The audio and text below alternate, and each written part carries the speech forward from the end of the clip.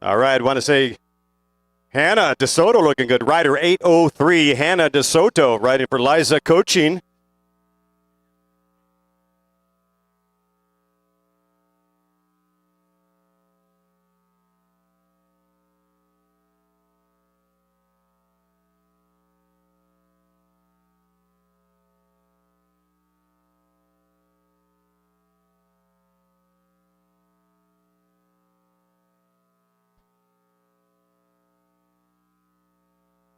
Peloton looking good. There's definitely some action at the front, but assertive chasing efforts, keeping it locked in together. Very technical, intriguing course.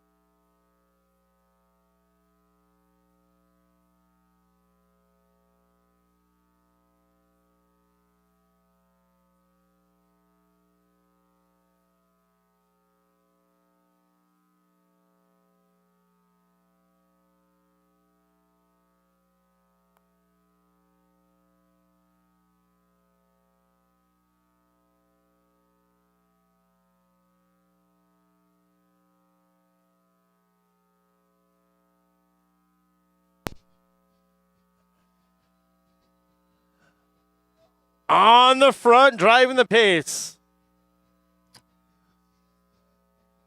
Number 805, that's going to be Bailey Hins. Go Fast, FCC on the front.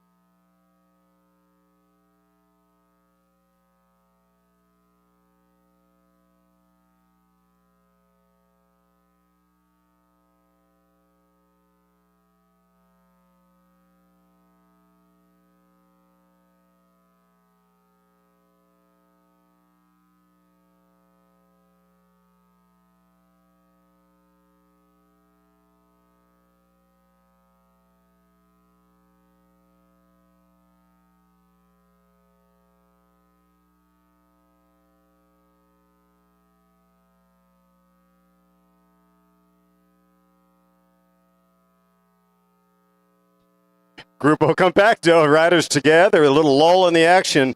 I've noticed, though, that when they come down through that hairpin, that is where the acceleration comes hot and heavy and fast.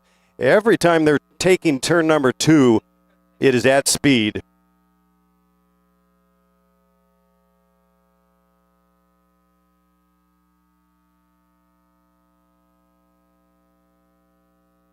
Looks like we're about 90-second laps. That's a pretty decent pace. Whereas, reduced field minute and a half, kilo course. That's what's so cool about a kilo course. They come fast and furious and frequent. You know what's really cool about this course, Dave?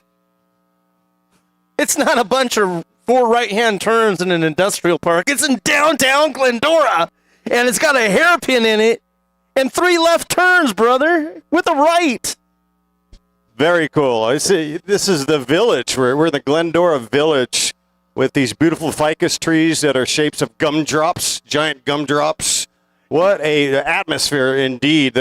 Nary an industrial park in sight right now. No, I mean, miles and miles away. You got to have some talent on the bike to be able to do a U-turn, though. Yeah, it looks pretty clean. I mean, there's probably some distraction on that hairpin because you're literally turning left on Route 66, a.k.a. Foothill Boulevard. I mean, that's pretty alarming for the motorists, probably more than the cyclists. We're kind of used to it being on the bike. You know, it's bike versus car. But I'm sure it's a little bit surprising. You're on 66 and you see a Peloton smashing through on a hairpin. Number 811 right there, Jasmine Anea from InCycle Mammy is on the front, looking over her shoulder, wondering if anyone's going to attack.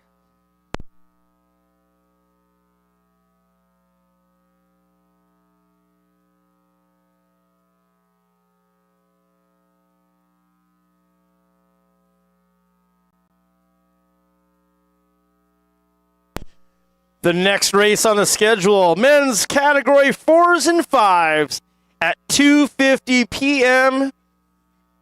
Another 40-minute race at 2:50 p.m., just about 19 minutes away.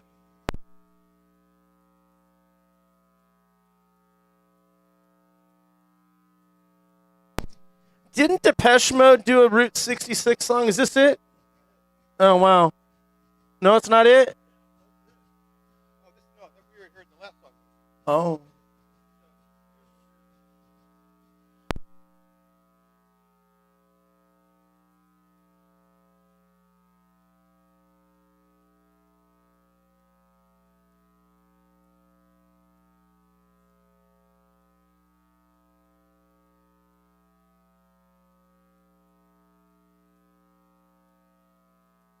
Oh, here's some action right here.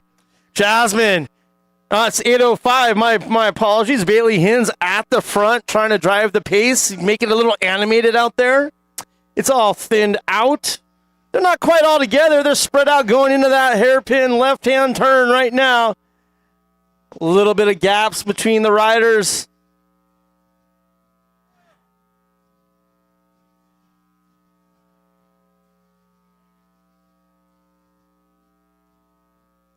Going into this right-hand turn. Hins still on the front, looking like creating a gap between the field, taking 2 riders with her. Good call, Hecky. I think that's a pivotal point in this bike race. 3 riders separating, so we have about 3 riders chasing 3. Bailey Hins crushing that corner, bursting on that right. Definitely, you're definitely seeing the faces of pain and pressure. Fractures in the front. We do imagine we'll see 3 riders probably coming through, 2 turns out. We shall see if there's an urgent selection on the back or if we have 3 at the front. Right, the urgency would be with those 3 riders in the back. 2 of them need to make a move to get up there. I do believe there's an InCycle Mommy's off the front and in that group. So she won't be chasing her teammate down, but it's up to the other 2 riders in 3rd and 4th to bridge that gap. And Bailey Hins having a conversation and meeting at the front. InCycles is not motivated, hoping to get a teammate to come across. InCycles at the front, waiting for 811 to come across. That's Jasmine Nahia. This is the moment where you've got to burst. You have to get up into that bridge and make it happen right now. Yes, this is the moment. Going in that left-hand hairpin turn, those 2 riders need to accelerate and close that gap right away into this right-hander. This is definitely a very pivotal part of the race. This is where the breakaway is going to happen right here. And I think it's all done, bro. Yeah, it stretched out. It looked like they had a moment where it was close, and then somebody hit the blinkers, the hazard lights. They threw up a parachute. They went from close to now Time advantage is a good maybe 10 seconds.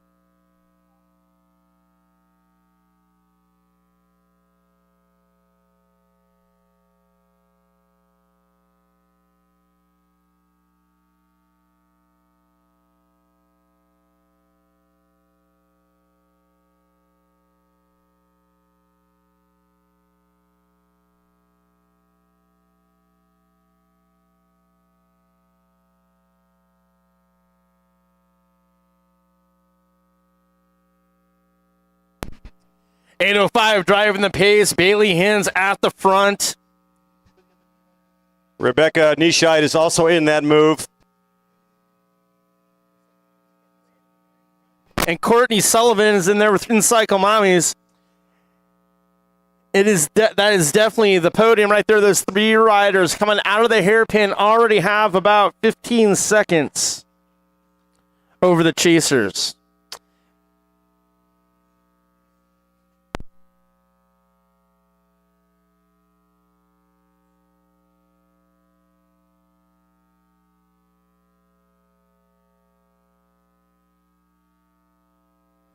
And look here, Courtney Sullivan coming over the top, and now the third rider tailing off. Bailey Hins quickly into that slipstream. Looks like Hins and Sullivan might be going alone. Those two riders, third rider coming off.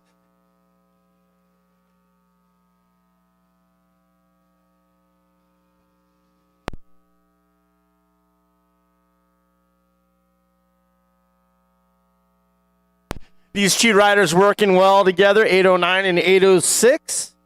Julie Sims and Melanie Liu. And indeed, on the backside there, they did stretch their gap over third place. This is Hins and Sullivan on the front. They have been able to gap the third place rider right here. This is number 808. That is going to be Rebecca Nishade from Team Endure Racing. She's got third if she can stay out there for the duration of the race, but she definitely wants to try to close that gap here on this lap.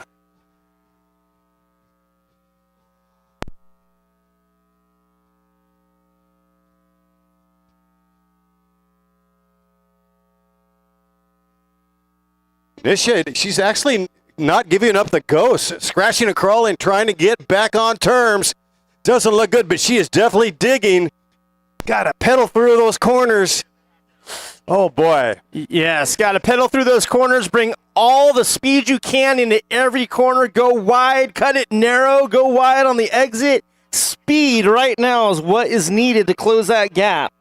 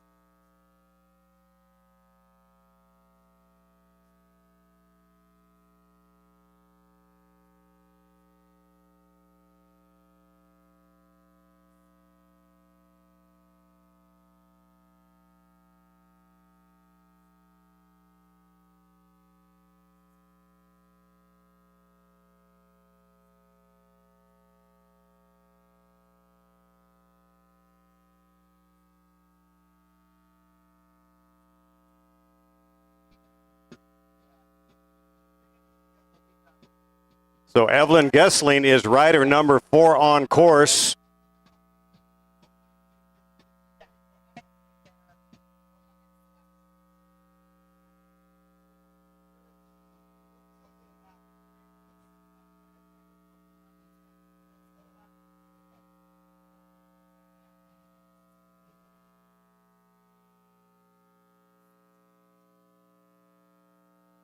So this is Gessling. That's rider 4 on the road right there. 4 and 5 on turn number 2. Trying to catch some of those riders a lap down. They're going to be lapped by these two riders eventually.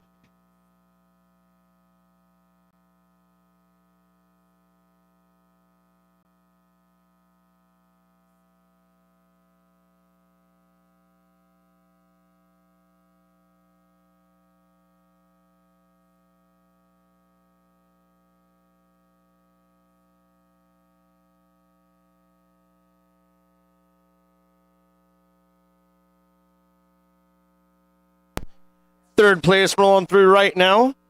808. Digging deep, Rebecca in the shade from Team Endure Racing.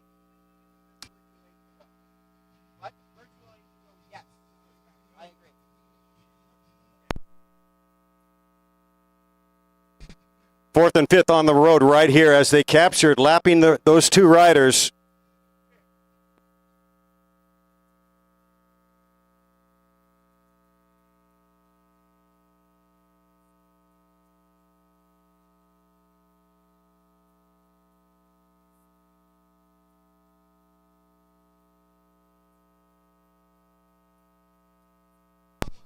So when our leaders roll through, they're going to see 7 laps to go, and we're going to ring the final preem bell as well.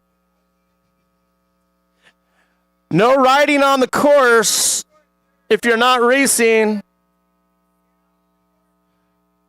Please remove yourself from the course if you're not in the race. All right. Love that, Rich. Thank you, sir. 7 laps to go to our leaders and our final preem lap. Preem lap. Pair of Specialized socks. Specialized socks to the winner of the next lap. Preem lap.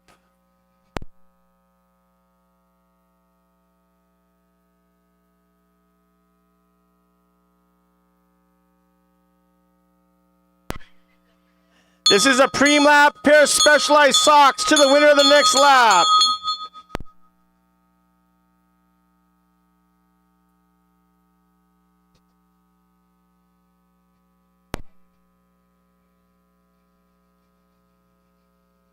Seven laps remaining, 7 to go. Ford, fourth and fifth on the road, coming through start finish. Courtney Sullivan on the front. Bailey Hins in second on her wheel.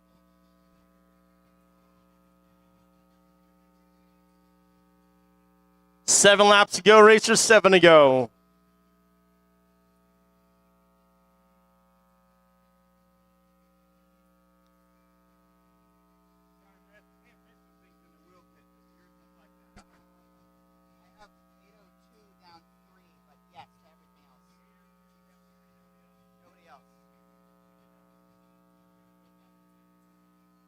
Riders are going to be rolling through this one. Oh, we're going to see 6 laps for everyone. 6 laps to go. 6 to go. And who wants the socks? Bailey Hins wants the socks, and Bailey might keep rolling. Courtney needs to get back on terms. Courtney Sullivan getting a call-up at the Costa Mesa Grand Prix. Sullivan having a tremendous year. But Bailey Hins coming to Glendora with a plan.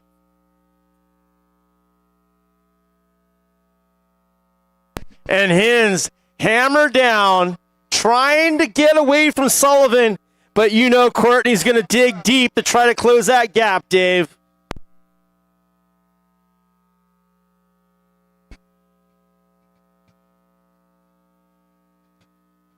Bailey Hins also, she is no stranger to competition in the heat. She resides in Las Vegas, Nevada. This will be a nice, cool, refreshing day in Henderson, Nevada. Don't forget Glendora Alliance Church. Free snow cones and water. Make your way on over here. Thank you to Glendora Alliance Church for your support of the Glendora Twilight. Hope you're here all day, everyone. Hins off the front, seeing 5 laps to go. Here's Sullivan digging deep, 5 to go to Courtney as well.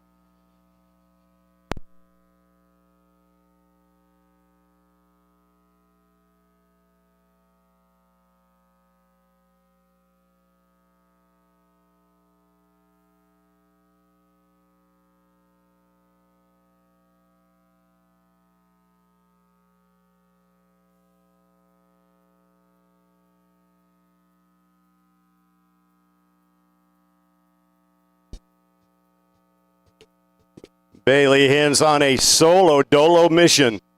5 to go, 808, 5 to go. Rebecca Nishidi in third place still, I believe.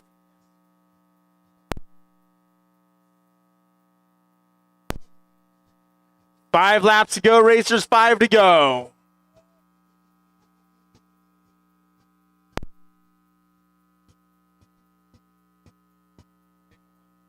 Looks like a mechanical 804, fourth on the road, Evelyn Gusling.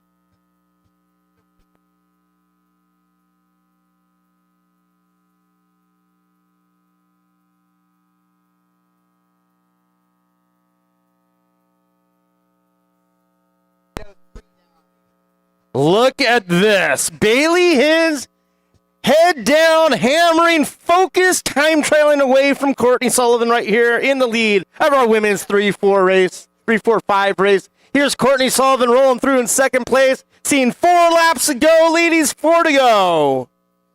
With 4 to go, it definitely looks like it's going to be 4 riders coming in, all solo. Hins with that aerodynamic position on the bike, just ticking away like a metronome.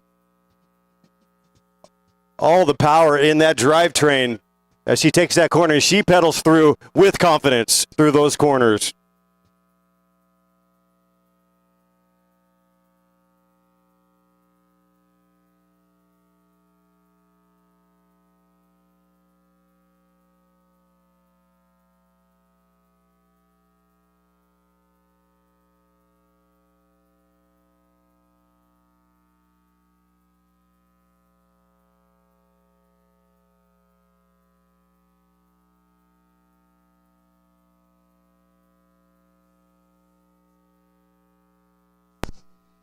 Four to go, racers, 4 to go.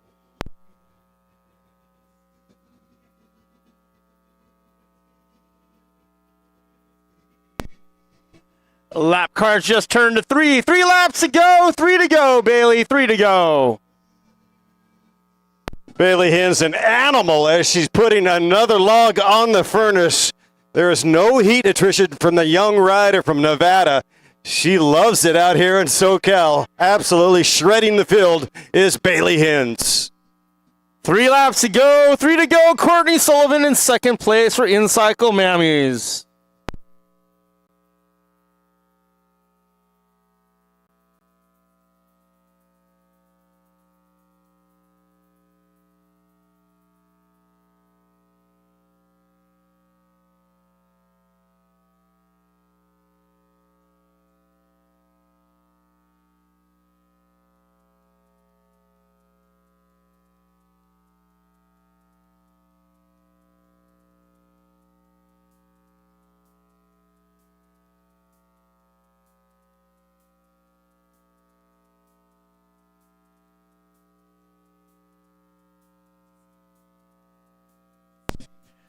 .808 rolling through, 3 to go. 808, 3 to go.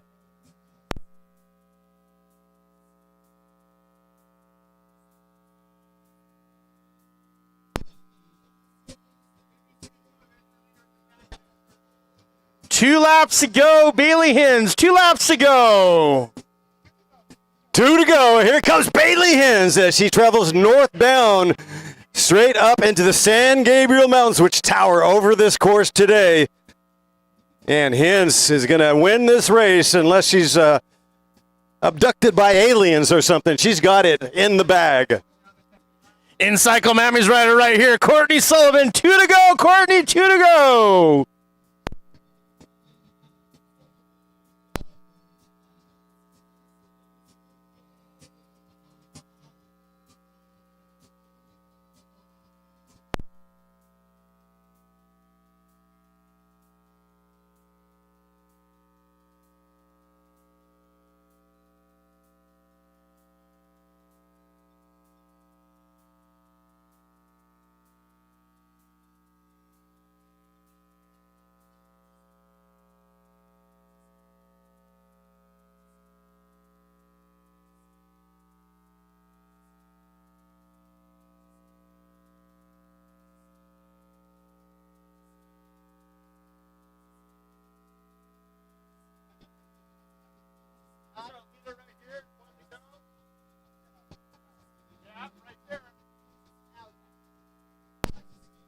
1 lap to go to Bailey Hins, our leader, riding for Go Fast. Bell lap, 1 to go, 1 to go.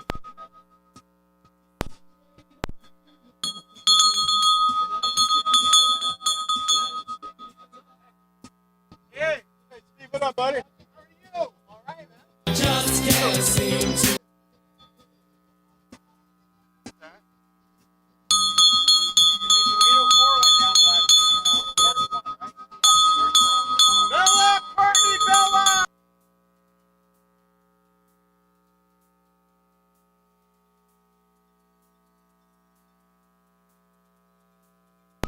All our riders will be finishing on this lap, the lead lap.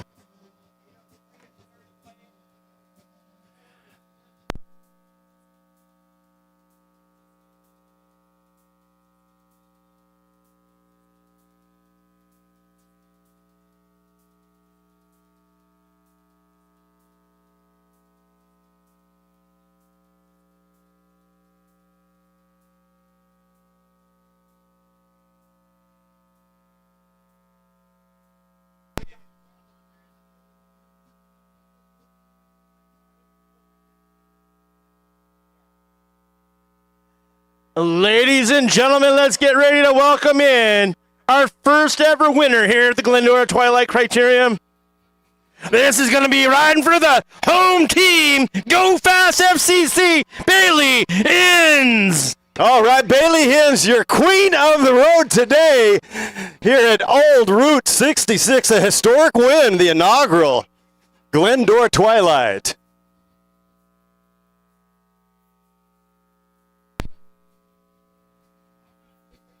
All right, coming home, job well done. Here's going to be our second place rider across the line right now, Courtney Sullivan with InCycle Mommies.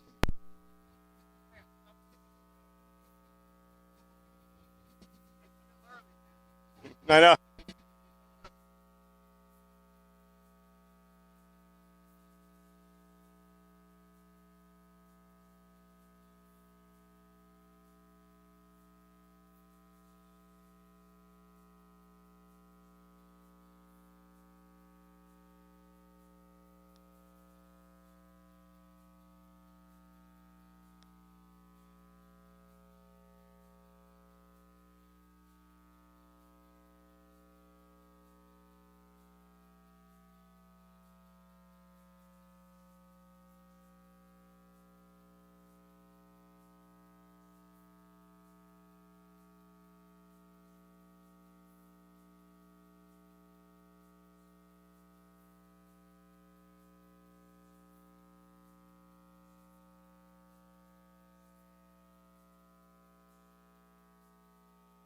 All right, ladies, bring it home.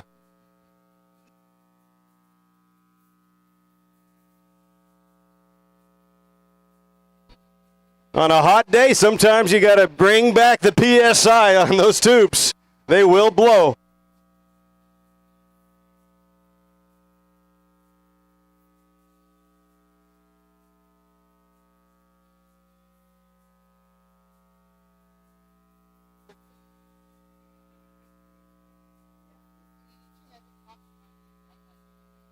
All right, 247 on the dial in the PM.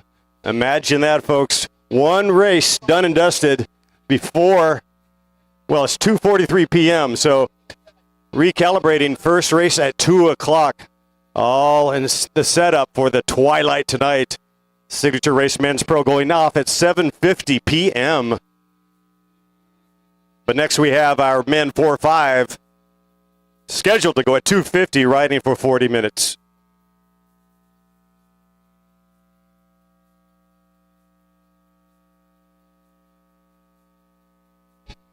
All right, Glendora, let's give it up for Bailey Hins once again in that flashy Jacaranda purple kit. She rides for Go Fast, the host team here. What a display athletic performance, riding all alone for about, what, I'd say the last third of that race all alone was Haley Binns. Takes a lot to drop Courtney Sullivan, too. Lots of power coming out of those legs. Congratulations to Bailey Hins. Go Fast FCC.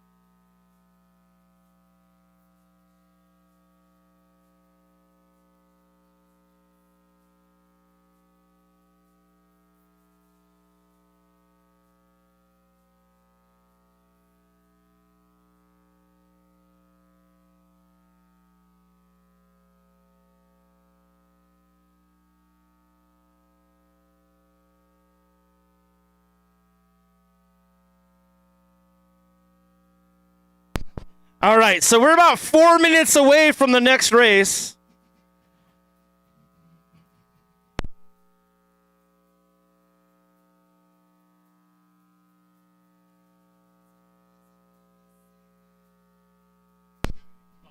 Let's call to the stage. Let's call to the line. Our men's category 4s and 5s. This is your call to staging. Make your way to the finish line. Start finish line right now. We are 4 minutes away, and if you know anything about me, I'm a stickler about starting races on time. So make your way to the start line, everyone.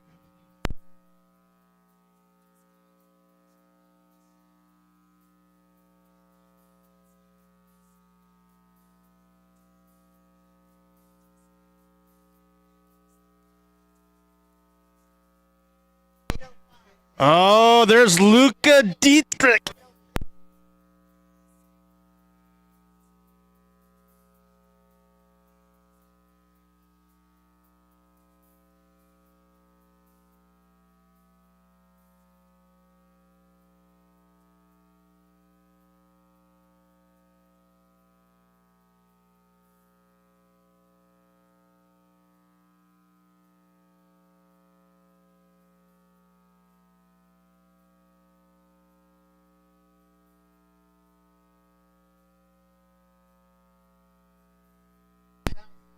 Let's get all our men's category 4s and 5s to the start line. Yes, just come straight to the start line, please. Don't go do a lap. Straight to the start line.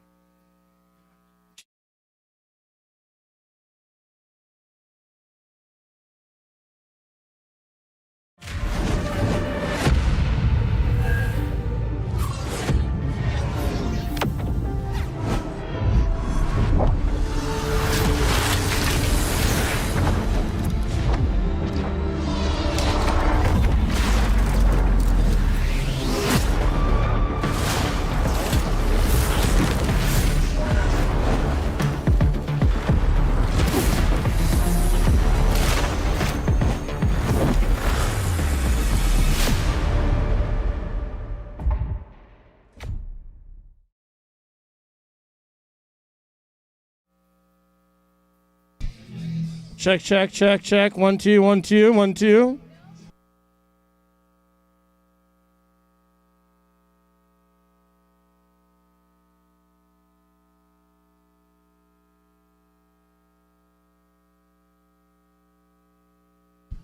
One minute and 15 seconds till race time. Last call to staging. Last call to staging for our cat. 4 or 5 men, make your way to the line now.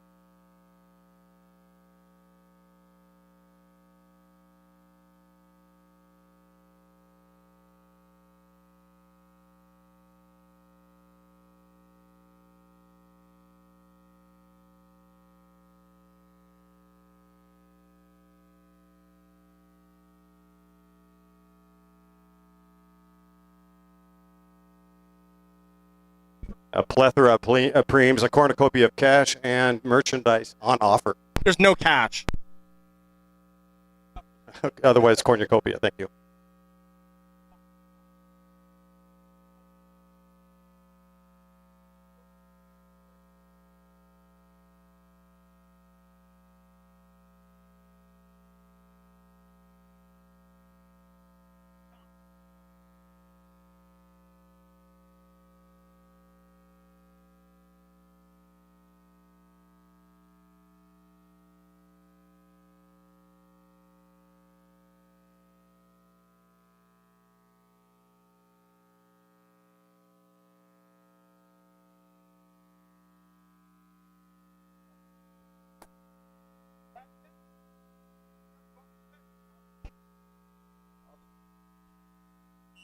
All right, man, 4-5, rock and roll for 40 minutes. Here we go, just south of Route 66. Get your kicks today. Good job, David W.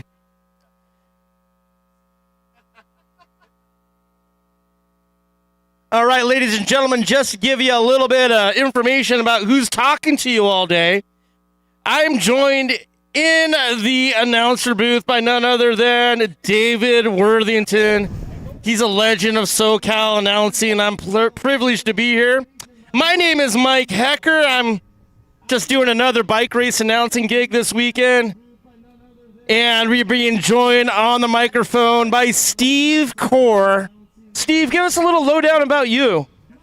What are you known for? I am known for not much. I'm known for... You're known for your last name being Core, and you compared yourself to an apple. I said it's... That's cool. Like apple so that people pronounce it right, but no one can ever spell it correctly, but that's okay. And we appreciate that, you know, having some... Because we're both visuals, me and Hecky over here. Yeah, I don't know. A former Pennsylvanian transplanted to SoCal. Part of the Go Fast family, taking a break from riding while I raise two little kids with my wonderful wife. It's nice that we're a little bit local for me today, sitting here in Glendora, live in Upland. Used to live in Covina, so beautiful Glendora. My training grounds for many years when I lived in Covina and Temple City. My favorite place to be on a bike is about a mile and a half northeast of us here, the beautiful Glendora Mountain Road. Oh, right on. 9 miles of just gorgeous, twisty mountain climbing at 5.5%. GMR, baby, GMR. GMR. GMR to GRR to Baldy Lodge for a couple beers and then cruise on home. That's my beautiful weekend. Well, you know, I was impressed because you came up and said, "Hey, hi, Hecky," and I'm like, "Who are you? We've met one time before, but you knew to call me by my nickname. Thank you so much, Steve. That's awesome." I've got the elephant memory.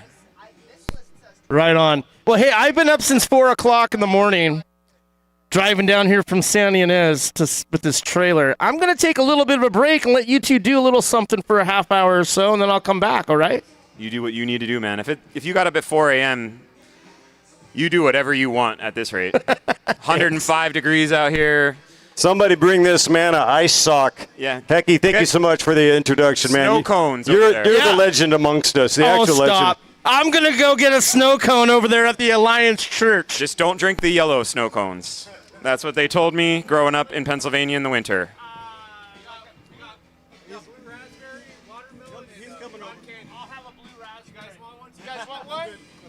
I'm okay for now, but I might hit you up later.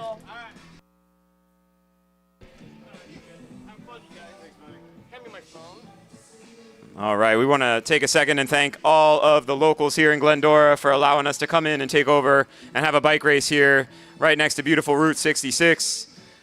We're always very privileged to have our opportunities to come in and show you what the bike race community is all about.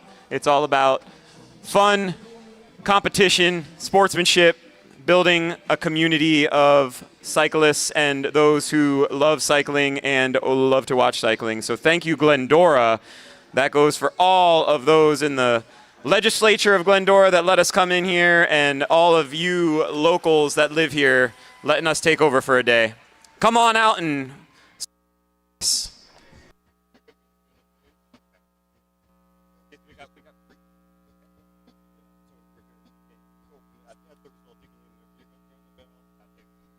Yeah, I hear you, Steve Core. We talk about playing in a sandbox. I think that's one of the cooler metaphors, so I can't take credit for it. I think it's a dad joke type thing, but playing in the sandbox, because cycling is a sport for all ages. We've got masters coming up. We've got juniors. We have the U23 under 23 classifications, and then we have, I think at Costa Mesa we had a 70-year young gentleman out there taking laps as well. We're in the sandbox, but I have never seen a race like this as far as a course since, I want to say, Dana Point Grand Prix. Manhattan Beach is great, but this is a little more creative. A lollipop-shaped puts it more on the Dana Point Grand Prix style in terms of the layout and the atmosphere here in Glendora Village. Yeah, it is a very unique course. A lot of times in the crit scene, we see a lot of the square, rectangular courses, a four-corner course, if you will. Here we've got not only we got a 180, we've got 3 real quick left-hand turns. Kind of looks like a giant P when you look at it from the sky. So yeah, a very unique course. It's going to be a combination of a peddlers and a bike handlers course, which it makes it quite interesting to see how everybody's going to handle this. And yeah, going back to cycling, yeah, not only for all ages, all skill levels, right? The beauty of this sport is that whether you're out there racing at the highest level or you're just out on a cruise, even on something like an e-bike, just taking in the sights, it's a beautiful way to spend some time. It's good for your body. It's good for your mind. It's good for your soul. It's a beautiful sport. Yeah, to visualize it at home, because we are going to be broadcasting on lacrits.com, directed and produced by Ray Mars. It is a letter P with it's an upside down letter P, and with the head of the P pointing to the left. Bike racers also use the term lollipop shaped. So it is, though it's not symmetric. When you're a cyclist, you think of a lollipop where you have a hairpin, and then you have a circuit connected to a hairpin, and that's exactly what we have here. An upside down flag would be another way of looking at it visually. I do think it's important, especially on broadcast, to explain shapes of courses. I'm always like, what are we looking at here, guys? If you're there, we get it, you get it, we don't get it. To explain that we're at a 1 kilometer course, for example. We're going to be repeating that all day long. A 1 kilometer course just south of the eastbound traffic of the historic Route 66. Yeah, and we already have an early move in this race, just a few laps in. One rider going off the front and then one chasing him. I think it's a South Bay Wheelman rider that is off the front, if I'm not mistaken. If I can see that number, I think it might be Raphael Montiel from South Bay Wheelman Chevron. He's got one on his case. I'm not 100% sure, but I think it may have been Ryan Carlsberg. I'll catch it when he comes through the line. And then we have a big group in the peloton, about 10 seconds behind them, following along. But yeah, it's about a 1K course. We've got all left-hand turns here, one of which is a 180 hairpin right up at the tip top of the course, right next to beautiful, historic Route 66. Take that 180, take a right-hand turn, 2 left-hand turns, and you come down this long 2-block stretch of road. And here come our 2 leaders to the line. And in fact, it is number 714 and number 710. That is Raphael Montiel and Ryan Carlsberg, respectively. And they've got about a 5 or 6 second lead here on the next bunch of guys. But in general, 2 off the front. Nice little solid peloton. There we got number 709, Josh Hamway, trying to get back on. And again, we have got a scorcher today. Real hot weather for a bike race. We are SoCal riders, but this is warm even for SoCal.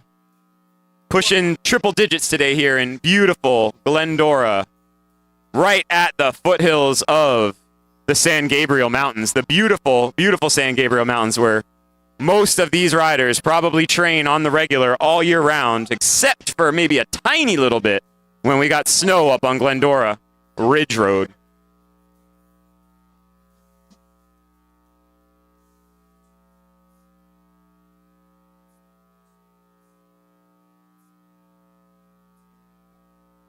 All right, and I think what we're going to do here is we're going to light things up for these two. I think we're going to go ahead and do a preem for these 2 guys off the front. Preem lap, gentlemen, preem lap. Freak shake recovery to the next rider across the line. That's a merchandise preem lap here. We are on a preem lap. Just to let the peloton know here, preem lap, gentlemen, a preem lap. Freak shake recovery, preem lap. For those of you here that are new to the cycling scene, a preem lap is where we give out either cash or some kind of merchandise prize. Kind of make it a one-lap thing where the first person across the line after they hear that bell gets to take home a prize no matter where they finish at the end of the race. So.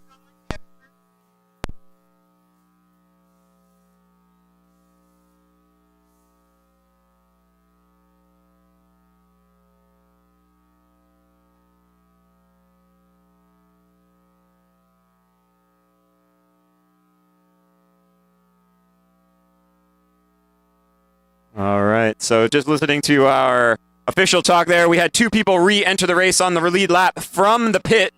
In a Criterium, you are given a free lap if you have some kind of mechanical happenstance on the course. Flat tire, loss of gear, drop a chain, something like that. You need some help. Here we go, the 2 leaders coming in on the preem lap. See if anybody really wants that freak shake energy. They look very content. That's going to be number 714, Rafael Montiel, taking that home. But they are now off the front. They've got themselves a solid 15, 20-second advantage here. And they are happy to work together to keep that advantage right now over this peloton. We'll try to get an exact number next time around, but about 20 seconds here, gentlemen, 20 seconds.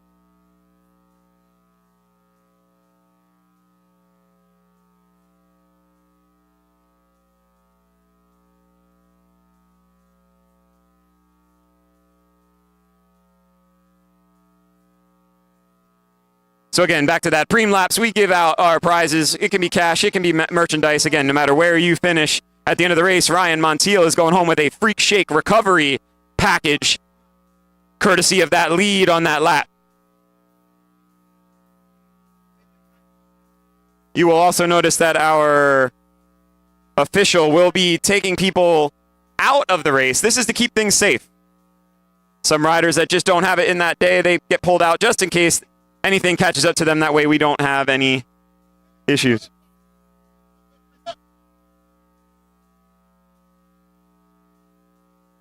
There we go. Here are our leaders again, this time number 710. That's Ryan Carlsberg. He is leading Rafael Montiel through the line. Let's see if we can get a time check here for these guys.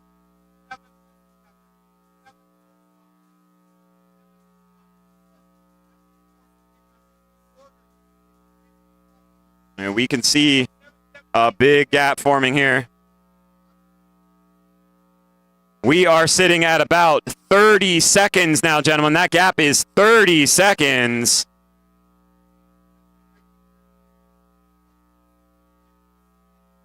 Yes. And anything that comes out of my mouth as the officials are talking here is certainly unofficial.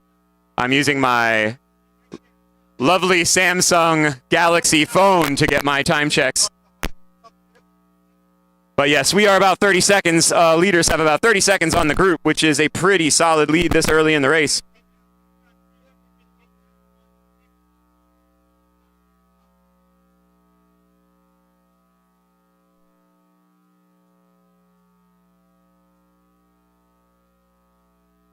We got Mr. Ray Mars getting everything set up here for the LA Crits live feed. LA Crits, directed and produced and given to you by Ray Mars. Here are our 2 leaders. Again, Ryan Carlsberg leading Rafael Montiel through. These 2 guys clearly working very well together. Try to keep a nice solid pace that they both can hold. Continue to drive that pace, and they drive that gap up to that group. We got a big group of about 12 to 15 that are in the main peloton, but they are losing about 5 to 10 seconds a lap here. Right now, I have got them at about 35 seconds if they come across the line here in the next few seconds. So yes, there is a big gap that is formed. It is 35 seconds. 35 seconds to the leaders. The leaders definitely pouring it on. Now, the weather certainly will be a factor in today's racing. Some folks love to race in the heat. I know when I raced, I loved it hot. It couldn't get hot enough for me. Some people hate it. Some people love racing in the cold. Yeah, I think perhaps today the officials will look the other way on hydration stations. I don't speak for them, but it's Chuck Pontius. We're in the 90s, and that's what they're allowing splash zones. We'll verify that, but certainly nutrition and hydration is key. It's paramount today to stay on those levels.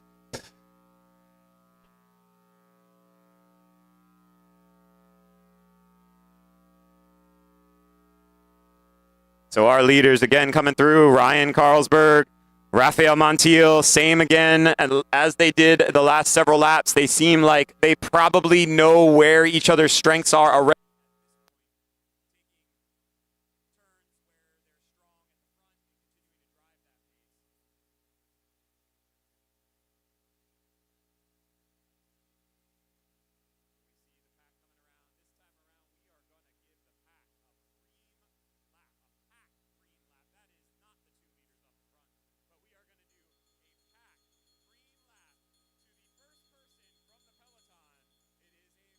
Ice Preem, a bottle cage Preem to the first person in the peloton next time around. The peloton.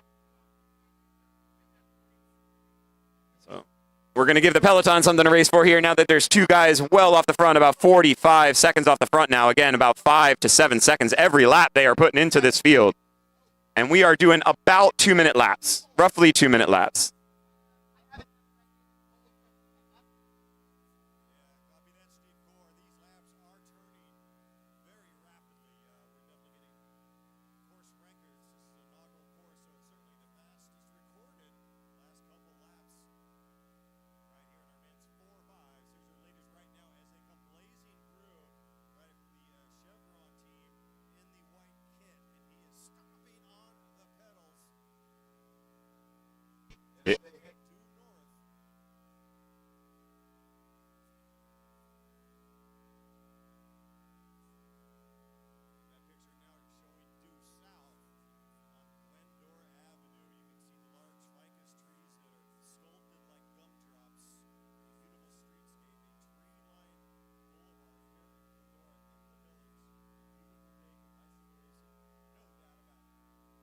And here comes our peloton. Here comes our peloton.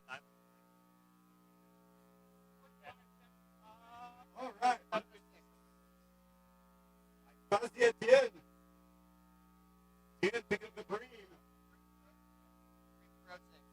Yeah.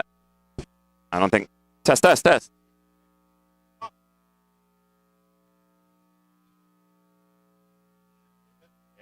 we have. I think we've lost the mic, sir. We've lost the mic. Here comes our leaders. Here comes our leaders. Here are our leaders. Our leaders right now, and they are looking very strong.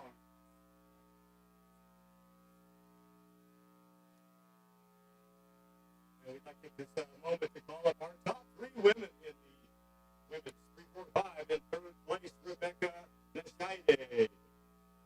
Ready for Team Indoor, taking second today. Ready for Incycle Mommies, Courtney Sullivan. And top step today, a heroic brave performance by Bailey Hens to podium plus.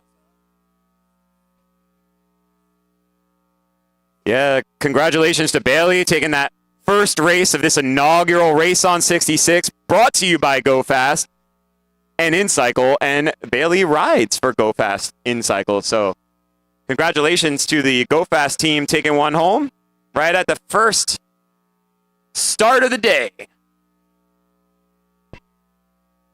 And we've got one more preem lap be coming up soon. We think we'll give it to the pack again, because it does look like this has become a 2-man race. I think the real goal for these two guys now is they may see the field ahead of them, and then they can either say, well, we can take it easy, or let's make a real statement and try and lap the field. Always a moment of pride, but let's see what these guys do again. Rafael Montiel stomping uphill with Ryan Carlsberg right on his wheel. These two guys have been working together well since about the gun. I think second lap, Raphael put in that big dig and Ryan came across to meet him. And it has been bye-bye Peloton ever since. These guys are ripping up this course, setting it on fire. What the sun has not done to this pavement, they are happy to do.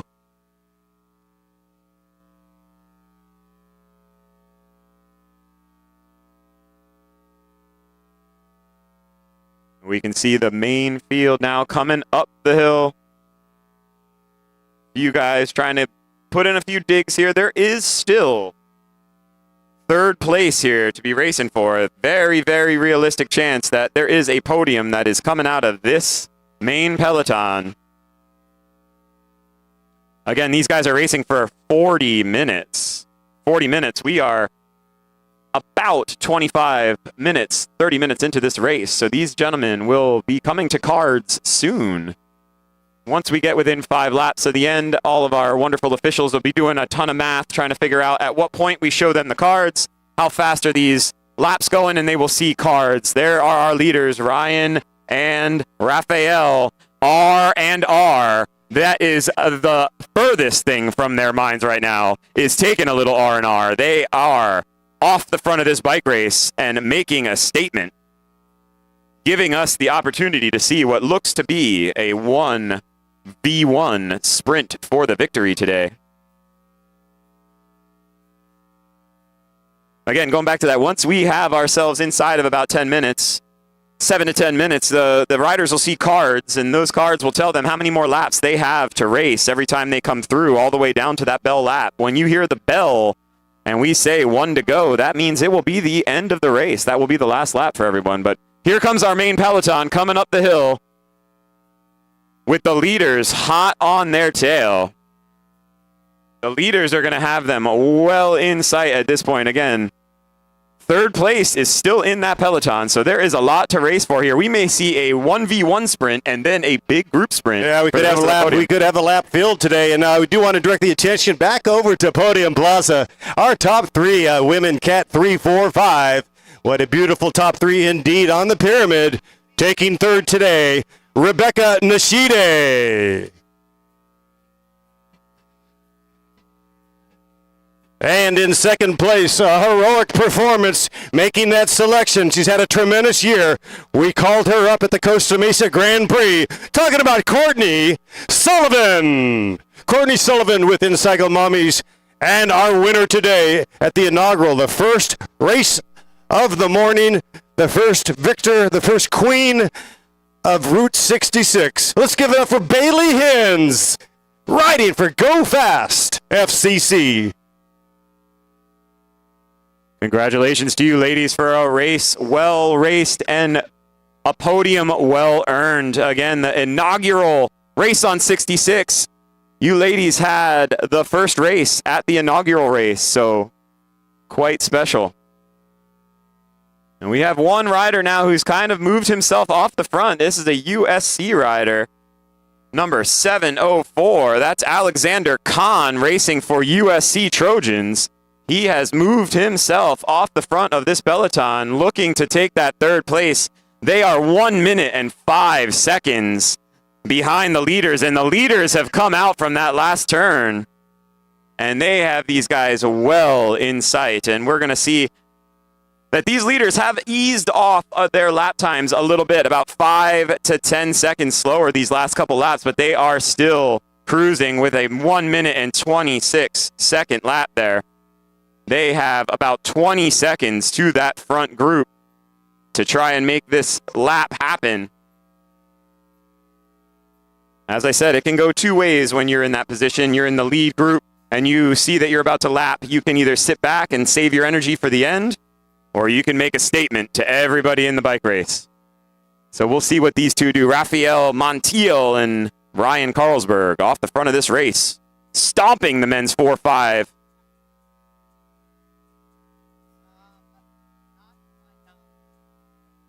Both riders looking very comfortable. Ryan Carlsberg taking some very wide approaches to his turns compared to Raphael Montiel. Yeah, it looked like Montiel was willing to go shoulder to shoulder on turn number 2, our only right-hander on the Lollipop course. I noticed that, Steve. Good eye there, observation. Typically, 2 riders would not be shoulder to shoulder on a corner in a 2-man break. Yeah, that can either be just no communication between the 2 riders, or they're not just not talking, saying, hey, I'll take the turn next. But yeah, you don't want to be taking any risks at this point when you are this far off the front of a bike race, guaranteed second. Absolutely have an opportunity to sprint for first. You don't want anything silly happening to you. Here we are, our leaders again. That's Rafael Montiel in the darker kit and Ryan Carlsberg in the white chevron kit. Carlsberg, as in Carlsberg. Okay, Carlsberg in the dark kit and Montiel in the white kit. Thank you, Steve. Yeah, that white kit is the South Bay Wheelman, the newer South Bay Wheelman kit. South Bay Wheelman, chevron, and Ryan Carlsberg on our start list. Unattached, my favorite team when I see someone riding for unattached. And Carlsberg, one of my favorite beers out of Copenhagen, Denmark. Yes, one of my favorite drinking beers on my European escapades. Nice, easy drinking lager. For all of you that are 21 years of age and older, a fresh Carlsberg. Not a sponsor of this race, but a tasty European beer. But yeah, Ryan Carlsberg. I saw Ryan right before the race. He's 18 years young, sitting behind our announcing booth here with his ice sock in the back of his neck, tons and tons of sunscreen on his face. He looked like he came to race today, and he was ready to get this underway, and he sure came out here and has put a stamp on this race. So, and I have word right now on intel that Ryan Carlsberg, the young 18-year-old kid, well, you talk about home cooking, he won the GMR time trial in his class earlier this year. So clearly Carlsberg can float like a butterfly and sting like a bee, a climber and a crit rider. Climb like a goat. Indeed. Wow. That's pretty impressive. That's a good combination. If you could climb and ride a crit, you've got real potential. He's an 18-year-old kid. Certainly got big, long, tiny little sticks, but he's getting away with those sticks today, no doubt about it. Yeah, and they are about 10 seconds away from catching the back of this peloton. And what an interesting group of 2 off the front. Rafael Montiel, he attacked quite early, lap 2. 44-year-old Rafael Montiel and young Ryan Carlsberg, young enough to be his son, almost grandson at this rate, comes across to join him. We'll see who's got what left at the end, but we are heading towards cards here shortly. As we are wrapping up our men's 4-5 race, our 2 leaders are catching the peloton. They are looking to pull off a lap field. We are going to give one more preem away. We're going to give it away to the group here. Last merchandise preem. Let's do a merchandise preem to the rider in the peloton. Next rider in the peloton, a specialized set of socks. Merchandise preem to the group here, just coming across the line. And there are our leaders, 5 seconds off the back of that group.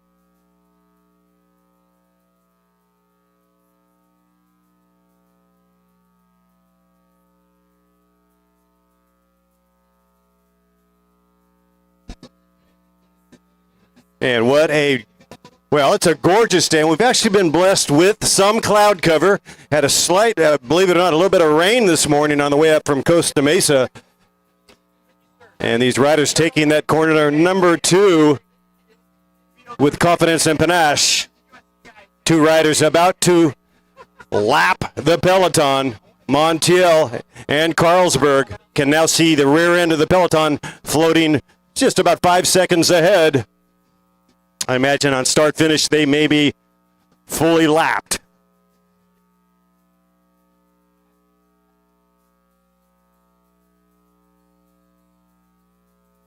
Turning around about a minute 25 lap here on a kilometer course.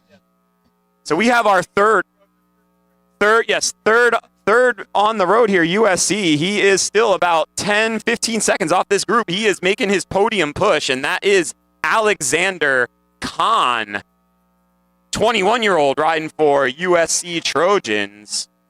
And check it out, a jailbreak right now. Fred, looks like Carlsberg is making a move over the top. Montiel's going to respond. I like the move by young Ryan Carlsberg. Came up to the pail over the top. He does have a gap right now, taking that hairpin, going wide, clean, and immaculate. And here comes Montiel in response. Yeah, what a smart play. You're coming up to lap the field. What better way to disguise that attack but just rifle right around the field, make Montiel have to go around the field as well. And it is obvious from the way Carlsberg just ripped that right-hand turn that he has a lot left in the tank. And he has said, thank you, Raphael, for pulling me around for the last 30 minutes, but I am going solo to the line for this victory. He is all in right now, Ryan Carlsberg. He is feeling it. He has looked easy peasy this whole entire race, and now it is his turn to go time trial mode and see if he can take this victory. This kid Carlsberg's got spunk, and I like spunk. We're going to be looking at 6 on the lap cards. But, yeah, what a beautiful surgery move, right? He came up to that pack and said, I am not going to take one scoop of air. And here he comes right now. That's our leader on the road, Carlsberg. And 704, third on the road, Alexander Kahn. Kahn in third. Second place is in the peloton, Montiel. Yeah, Montiel he has hit the wall. He is right here. He's coming in just behind the peloton. But he is, again, second on the road. He has an entire lap on that peloton. So he has almost an entire lap on the USC rider, Alexander Kahn, as well. So if he is comfortable and he knows he is not going to go get Carlsberg, he can kind of sit in the back of that peloton and ride himself to that second step. As Carlsberg, we see, is now riding away from Alexander Kahn. Even he is just got way more in the tank today than anyone else. And as I said, it could be Alexander Kahn could hold on to that wheel, but it's not going to matter much. Raphael Montiel, second place, sitting in the back of the peloton, actually off the back of the peloton here as he takes the right-hand turn. But Ryan Carlsberg is riding to victory here very comfortably, and he might just be a hot weather rider. Hot weather, no doubt. He's got that featherlight cadence, a very good climber, obviously winning GMR, Glendora Mountain Ridge time trial. And that's a monumental win on a monument of a climb in Southern California. Amgen Tour California raced up Glendora. You can almost see it from here. 5 laps remaining, 5 to go. That's first and third on the road, just coming through start-finish. It is a weird thing to see first and third riding together in a crit off the front of everyone else, but that is what we have here. For those of you just joining us, we have 5 to go in this race. This race started with Raphael Montiel, who is still second on the road, number 714, riding for the South Bay Wheelman Chevron team. So Montiel would have to be lapped by Kahn, if I'm doing my math right, for him to lose second to third. He's got to hang on. He should be all right. We are looking inside of 5 to go.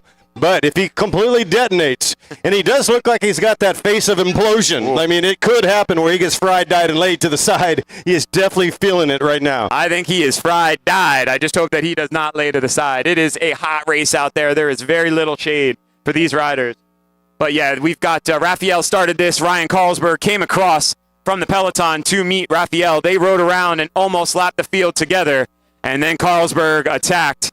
And Alexander Kahn, who is now on Carlsberg's wheel, third on the road. He rode out from the peloton about halfway through this race.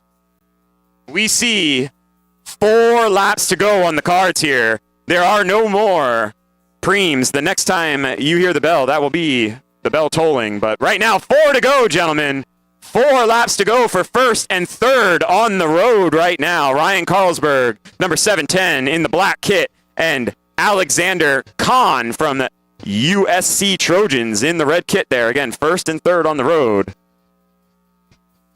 And Kahn, age 21, and the kid, Carlsberg, 18 years of age. The future looks very bright, so bright you got to wear sunshades. As it could have been worse. There was a heat advisory. We had just a fraction of a cloud cover still. This morning we had an actual gunmetal gray sky with cumulus clouds, a little bit of rain, believe it or not, as Montiel has got back on terms, but he needs to get in the draft as he floats like a satellite. If I'm Montiel at this point, I'm sitting on the back of that peloton doing no work. and I'm just going to ride it all the way back into the line and take my second place. But yeah, you said I woke up this morning startled, not from my 21-month-old crying in the monitor, but from a rumble of thunder that shook my house. And that was followed by about 5 minutes of just absolute downpour up in Upland. But now we have got the complete opposite. It is 100 degrees, beautiful sunny skies, a few puffy clouds up in the sky, but what a beautiful day. And this is going to turn into a beautiful night as we are here at the Glendora Twilight race of the weekend. 3 to go, gentlemen. Yeah, we've even got Mr. David Worthington's phone telling him, I am too hot to show you a screen. Put me in front of a fan or in an ice box, please. It is a hot one today.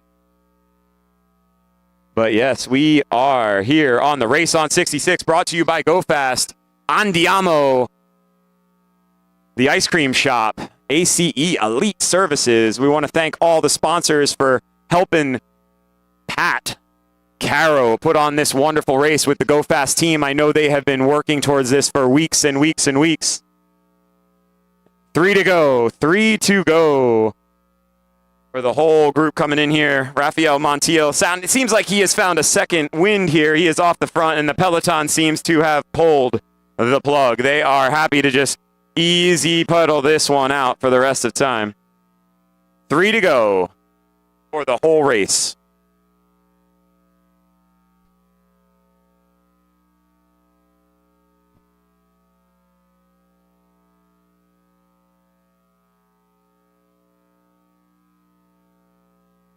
All right, we see our leader and our third place rider on the road.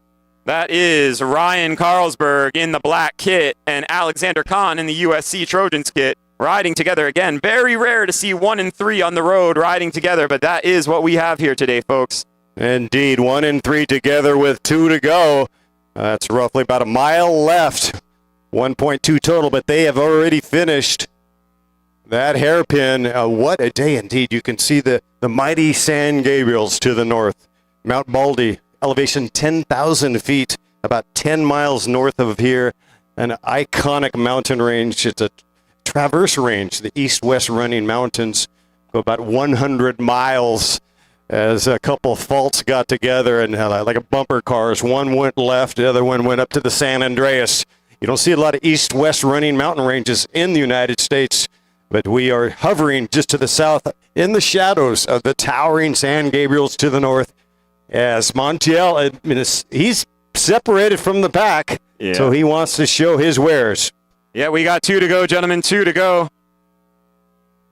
And the next time we see our leader come through, he is going to have 1 to go. These riders are going to hear the bell. Remember, the USC Trojan rider is lapped at this point, so Ryan Carlsberg is going to have a victory lap here. 1 to go, gentlemen. 1 lap to go. Ryan Carlsberg, take your victory lap. You have earned it, young man. That's pretty cool. I see Flying Ryan with a little bit of a cheeky smile on his face, knowing that he can ride in. Maybe he might even come off the back. The pro would actually let the third place guy go, right? Just so you can get the queue up, and we'll see if he sends it. Yeah, he definitely kind of looked up and gave us a kind of cheeky wry smile, knowing he's got this victory. He just has to stay upright for 5 turns, and he is good as gold medal for today. But we will see 1, 2, 3 now. Montiel is a little off the front of the group. He is going to ride in with 1 to go. Mr. Montiel getting things started. Now he's going to finish in second place if he keeps this upright. 1 to go. 1 to go for the South Bay Wheelman Chevron rider. And our Evoque rider who popped off the front. This is 4th on the road. 4th on the road for Raymond Rivera out of Evoque. And we have a Go Fast rider. 1 to go, leading the peloton. That's number 705. That is Saul Davila. And it looks like Alexander Kahn is going to do the right thing and float back and let your winner come in all alone, leaving nothing in doubt. Your young king of Route 66, Ryan Carlsberg, has struck gold today. Boy, has he ever struck gold today at the inaugural race on 66. Yeah, he was all smiles coming across that line. And now we are going to see the next rider across the line will most likely be Raphael Montiel. As long as he stays upright, he has got step number 2 in this race.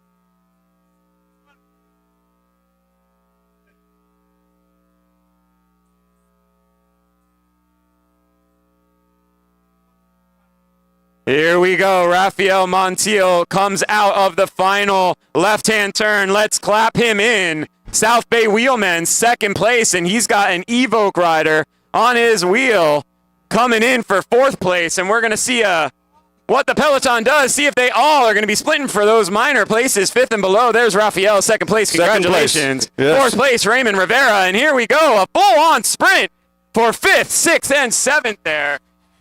Nice work, gentlemen. That was Thomas Patino in there in that sprint, along with, I believe, Walter Sereno. A couple other riders for those minor placings, but what a race by Ryan Carlsberg. Wow, 18-year-old comes out to Glendora, wins the GMR time trial earlier this season, and then says, hey, I'll come back and just show you guys that I can be a crit jockey too. So fantastic ride here in that men's 4-5. Congratulations, Ryan, Raphael, and Alexander Kahn taking 3rd place. I feel you. I think that young man, he might get a contract. If he can ride up the mountains like a goat and he can tick away in a crit and go solo, he's got something there. He's 18 years old, and he's an all-arounder. He's a Swiss Army knife kind of guy, so certainly, here he comes right now. This is your young king today, Ryan Flyin Carlsberg. Again, anything that comes out of my mouth is unofficial, but unofficially, we've got Ryan Carlsberg, Raphael Montiel, and Alexander Kahn going 1, 2, 3 here in our men's race. So Alexander Kahn taking a risk about halfway through the race, going off the front solo from the peloton, and making it stick, getting himself on the podium. So congratulations. That's a gutsy move on a course like this and heat like this. You got to really have that confidence to go solo. So congratulations to all 3 of those riders for hitting the podium. And up next, we have got what always turns out to be one of the more spicy rides of any Criterium, and that is your men's Masters 50 plus and 60 plus. There's a lot of pride and a lot of championships in that field. So stay tuned. I believe this is going to start in about 5 minutes.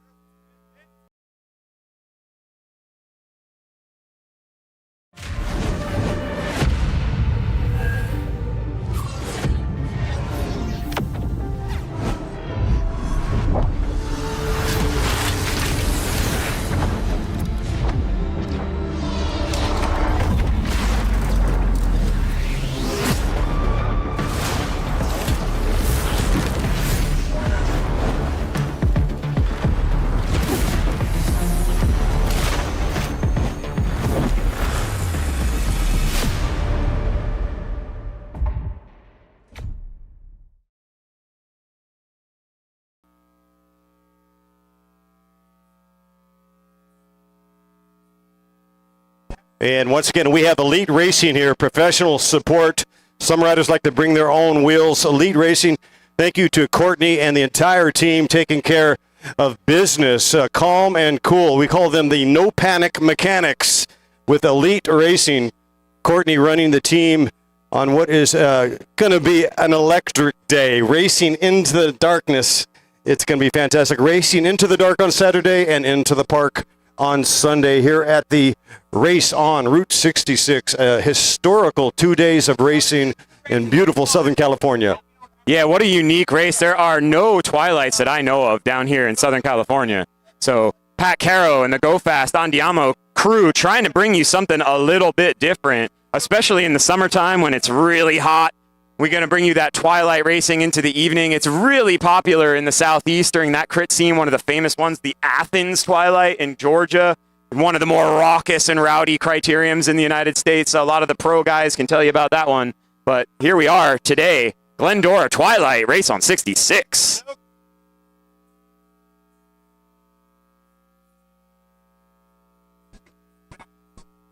You know, Cora, there was actually once an attempt to do a Twilight Criterium in Southern California.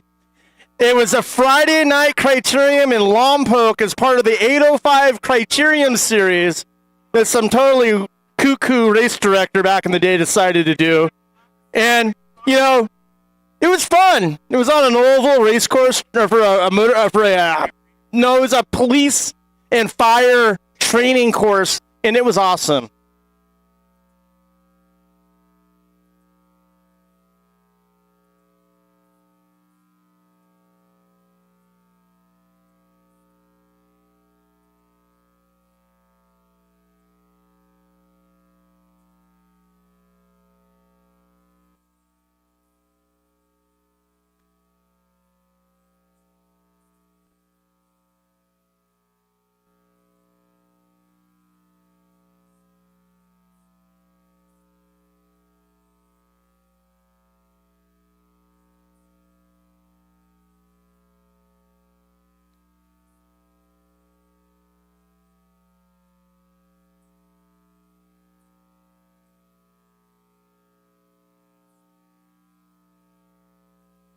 Check, check, 1 2 1 2. Yeah.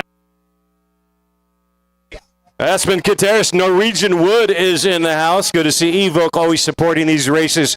Stage 2 cyclery in the house as well out of Murrieta, California.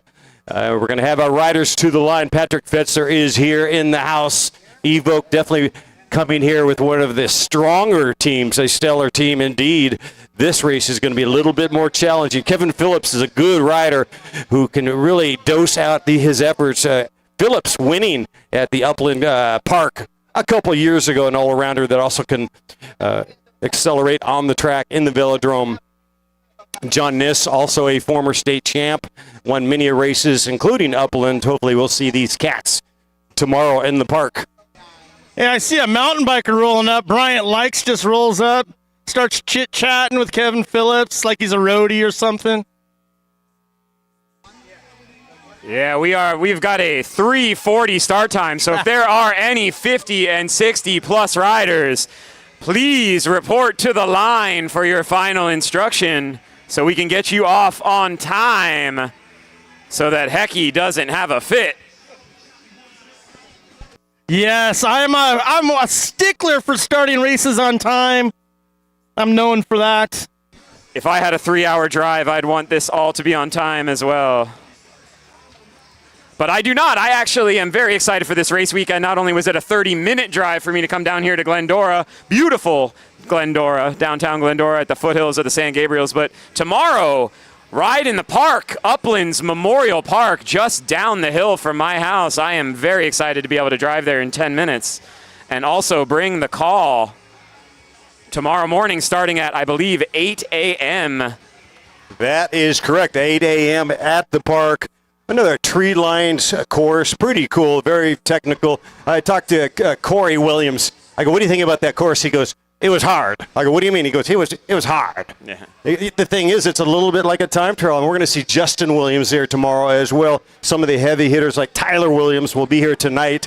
So that is going to be a very, very exciting race in the park tomorrow, but tonight as well. It's an electric day. This course is awesome. It is something. What a great sight to see here at the Glendora Village. Yeah, race on 66. We're going to turn it over to Mr. Steve, the head official for this race. Give it to him, Mr. Steve.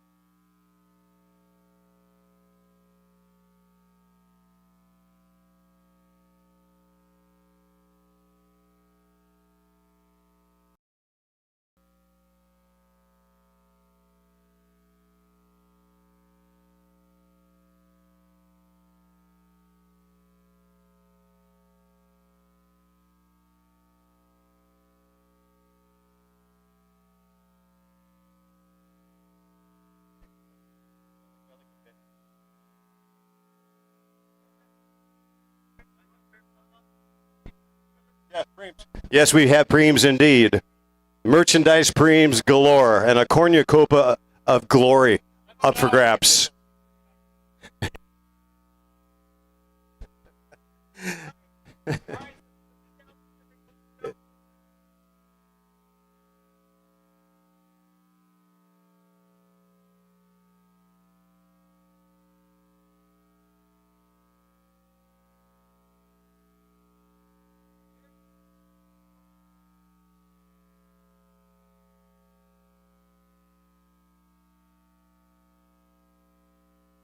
Golden Boys here? Right on. Haven't seen Hegstar in a bit. Cool.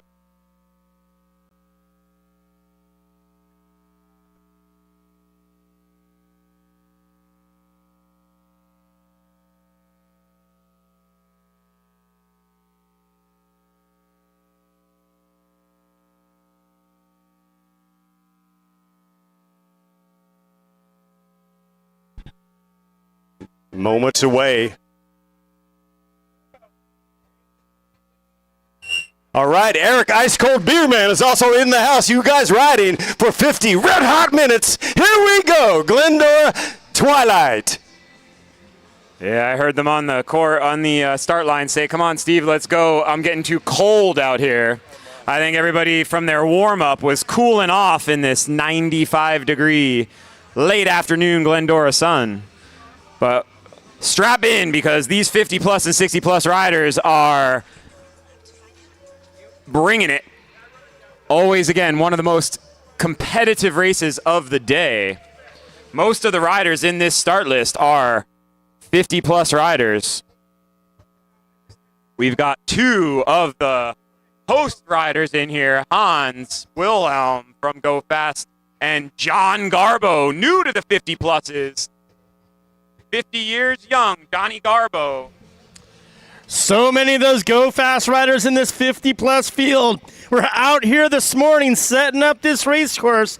You got to imagine they might have some dead legs, some tired upper bodies moving all this barricade. A lot of hard work putting on a bike race. No doubt about it.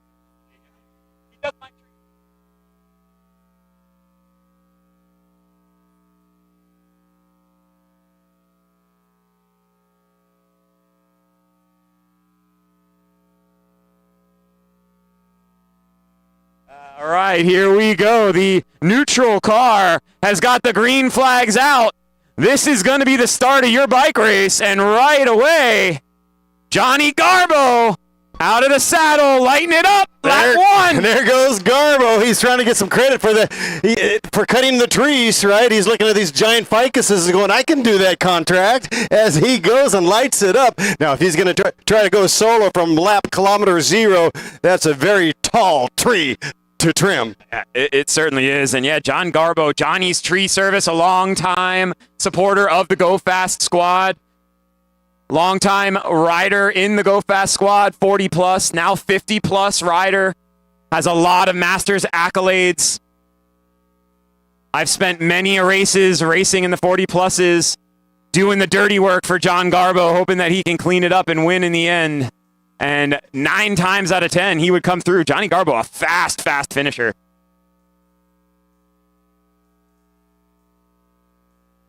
But yeah, we got a lot of other big names in this race. I got Bart Clifford is out there. Didn't even see him on the line yet. Bierman is here. Eric Bierman is here. Kevin Phillips is out there. Ruben Meza is on my start list, although I didn't see him at the line. Mike Spangler, a guy who's not afraid of a breakaway. Espen Cataris, we have got a stacked field here. Hard to call. Yeah, and Orange County's definitely representing with Eric Bierman. Bierman, another rider that can win in all directions, a bit of a Swiss Army knife himself. He can win on gravel. He can climb, an all-arounder, and he also has quite a few wins under his belt in these criteriums. Often can read a race like a book, can get away. Watch out for Bierman. He might be making a statement out of Orange County today, riding for Team 97.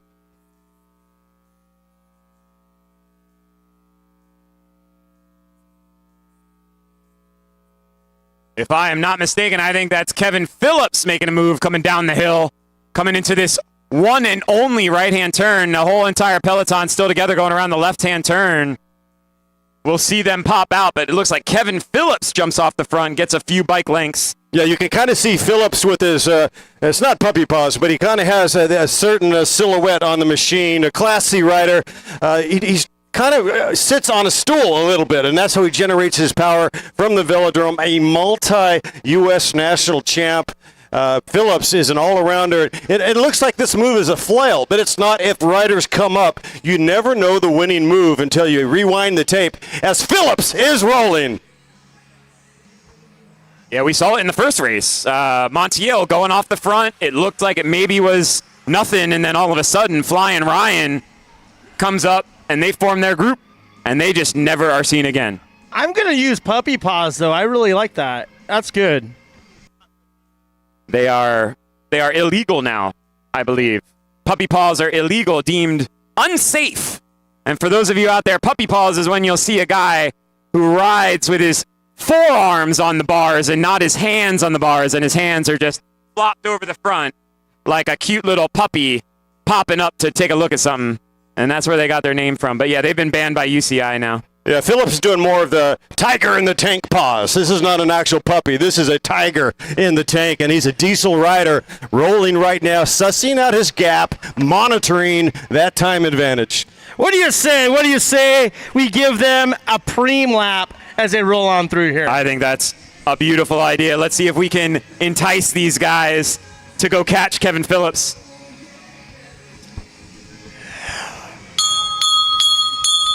Preem lap, preem lap, preem lap to the winner of the next lap. It's going to be a freak shake recovery. Preem lap, preem lap, preem lap to the winner of the next lap. This is a preem lap, freak shake recovery. And in position number 2 in the pack, Jorge Hernandez with Evoke. Garbo doing a lot of the lion's share right now at the front of the sharp peloton.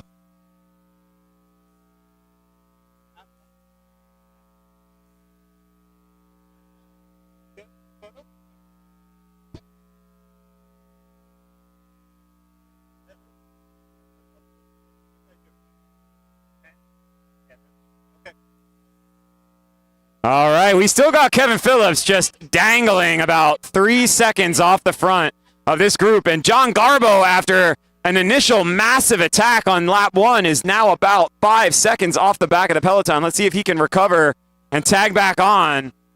I talked to Garbo before the race. He said he was doing the 50s and he was going to do the pro race. So at some point, when you got guys out here that are doing 2 races, you almost got to pick your poison. Well, we saw Garbo, Hecky, I started to cut you off. We saw him on a scissor fork lift this morning, cutting down the trees. So he might be out just for show, get a little bit of TV time. Here they come right now. This is our sprint for the freak recovery.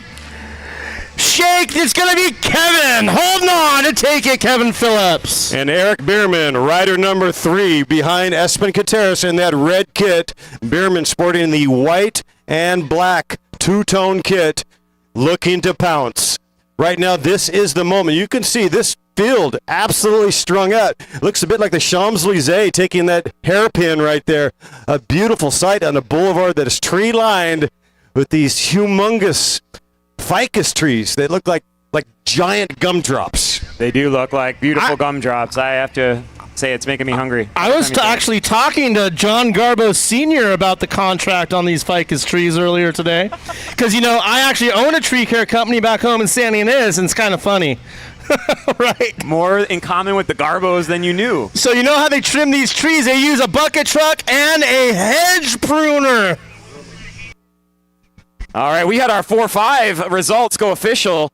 So I'm going to let Dave Worthington give it to you, and I'm going to try to find a way to get down here with this microphone, and I have got the winner sitting over my shoulder. See if we can have a couple questions and chat with him. All right, to the podium plaza, our men 4-5, top 3. You got another mic? Oh, okay. Is it live? Alexander Kahn taking 3rd. And in 2nd today in our men's 4-5, Rafael Montiel. And taking the win in glory and panache with bravado, Ryan Carlsberg. Kahn, Montiel, and Carlsberg.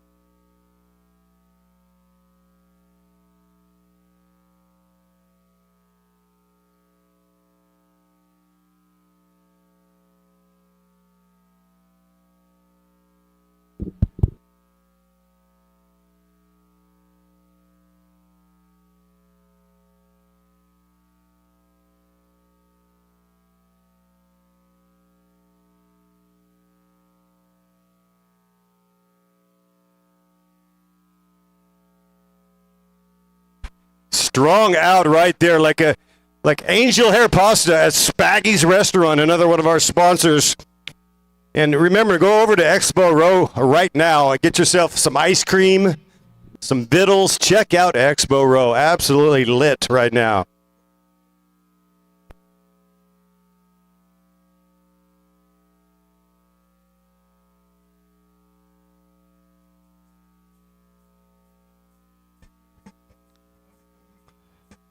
Big shout out to Bike Legal, specialized in cycle, Casco Pet, to Spaggy's, Smith, and SRAM, and to John Garbo on the scissor lift at 4 a.m. Job well done, Garbo.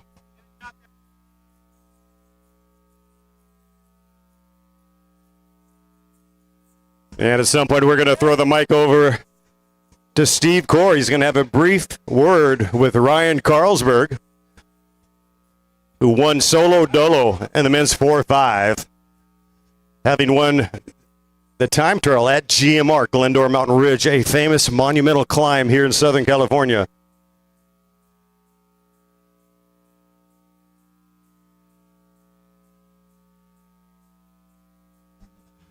GMR also famous for hosting the stage of the Amgen Tour of California. I believe that was Levi Liepenheimer and Chris Horner going 1-2 for Radio Shack back in the day.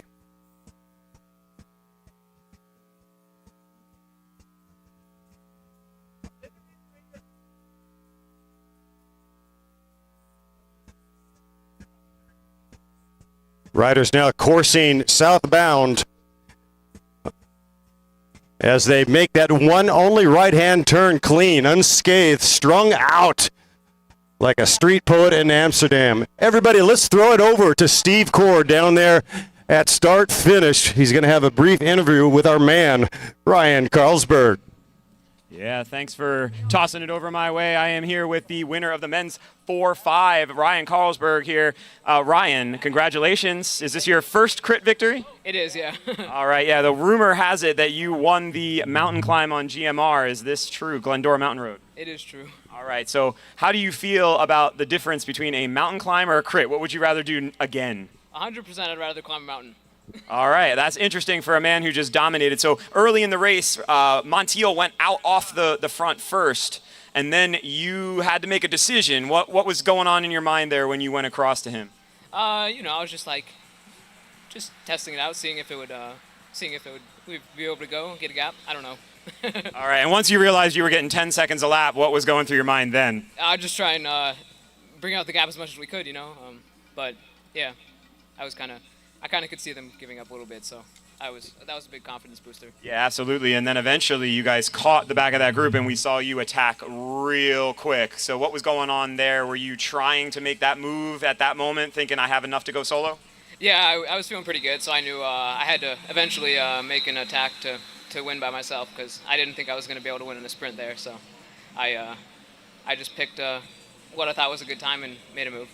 Yeah, excellent work there. And then we heard from our head ref, saxophone Steve, that he had to tell you, don't take those hands off the bars and do the victory salute. What were you thinking there at the beginning? I didn't want to get disqualified, so I kept my hands on the bars until did another lap, and then I posted up.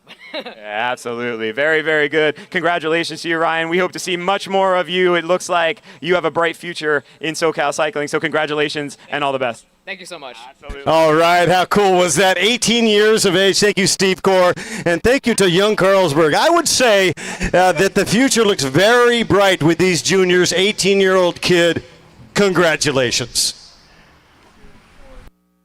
And there's Bierman now looking at a hit squad rider. Patrick Bose also in the move. Bose, another rider that has won a ton of races back in the day. A highly decorated peloton in the 50-plus and 60.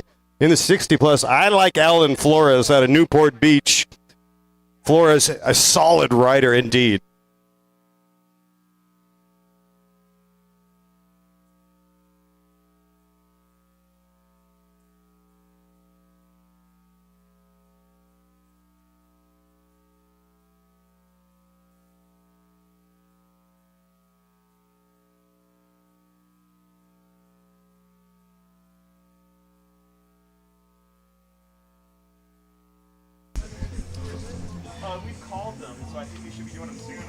We thank the Glendora Alliance Church for coming on out and supporting us.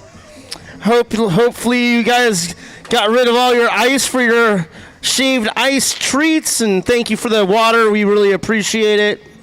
Hope to see you all out here later tonight for the main events. Our elite men and our elite women racing under the lights here in Glendora at Route 66. All right, and it looks like we've got our whole peloton still together here. I'm back in the booth here with Hecky and with Dave Worthington after a quick interview on LACrits.com, brought to you by Ray Mars. He's bringing you all the live SoCal Crit action around Southern California all spring, summer, and fall long. Congratulations again to Ryan Carlsberg. I think at 18 years of age, we're going to be seeing that guy a lot in the future. Oh, for sure. Ryan Carlsberg is definitely a young talent to watch. He's going to have to go to Arizona or somewhere to do a bunch of road races, though, huh? Yeah, we don't get too many of them out here. And he's also, I was thinking to myself, I'm down there, he's only got about 32 years to go until he can race in this race. Well, maybe at the 33rd annual race on 66. It's funny you say that because I'm sitting next to you, and I started racing when I was 12, and I'm 56. So, yeah, I've made that full circle racing as a junior. Every once in a while I put a number on and race in the 55-plus.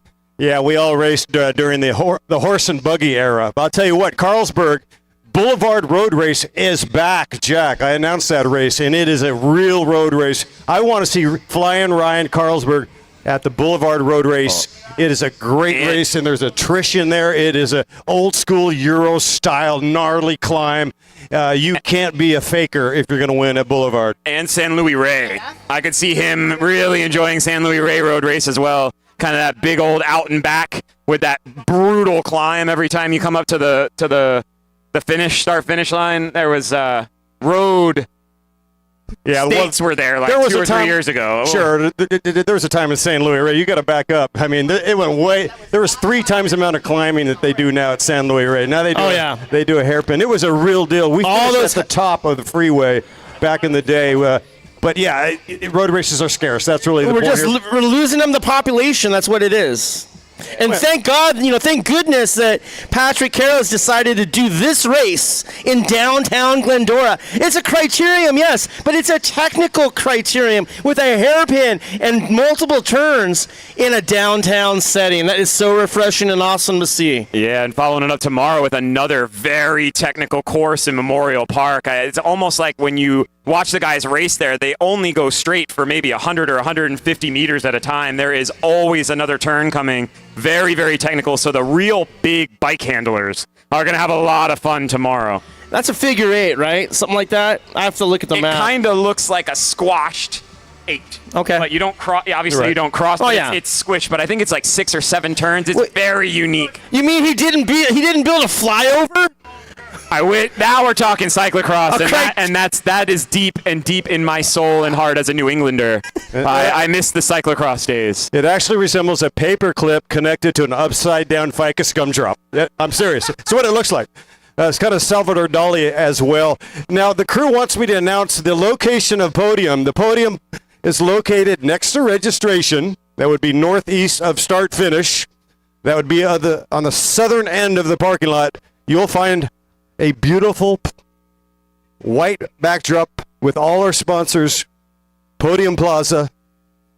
We're trying to rally our top three, Kahn, Montiel, and Carlsberg, to the podium. There they are now. Thank you.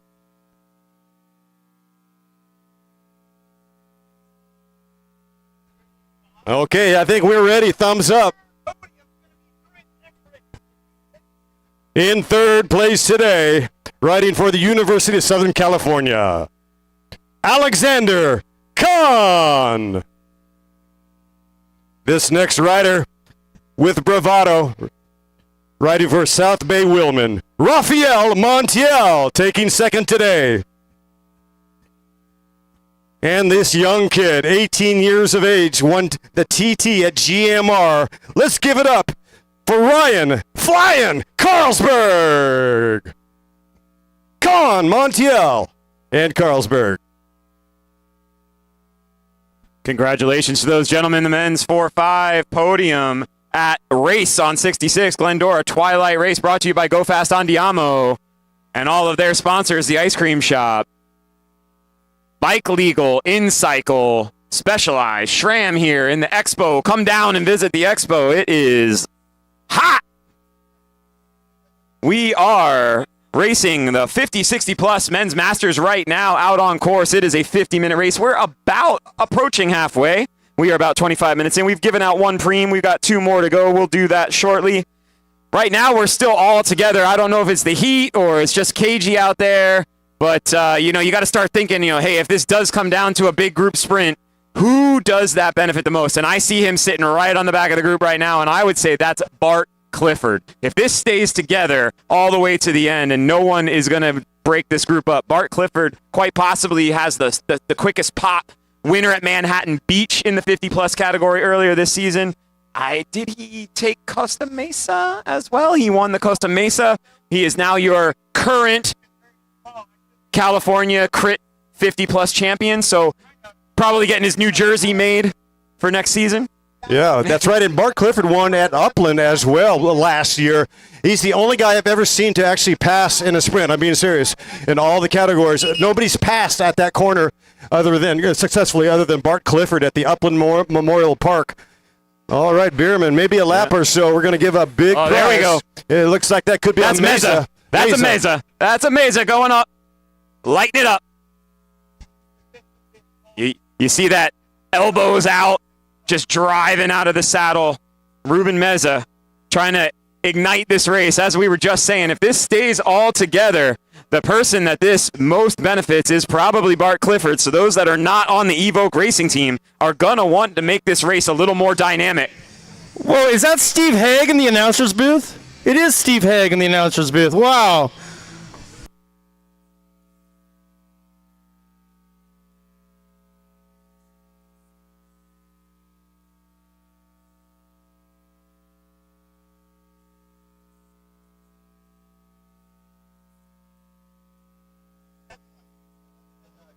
Oh, we had Ruben Meza give a dig going up the hill to the hairpin at fabulous Route 66.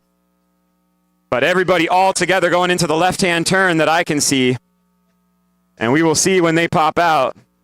Right now, we can see the wind is starting to play a factor here. We have pretty much a classic prevailing westerly, southwesterly wind here in Glendora. But that was a welcome win for all of us. Not so welcome for the racers, but welcome to all of us. Oh, we've got somebody who's taking a flight. That's a hit squad rider right there. That is Sean Norunzani.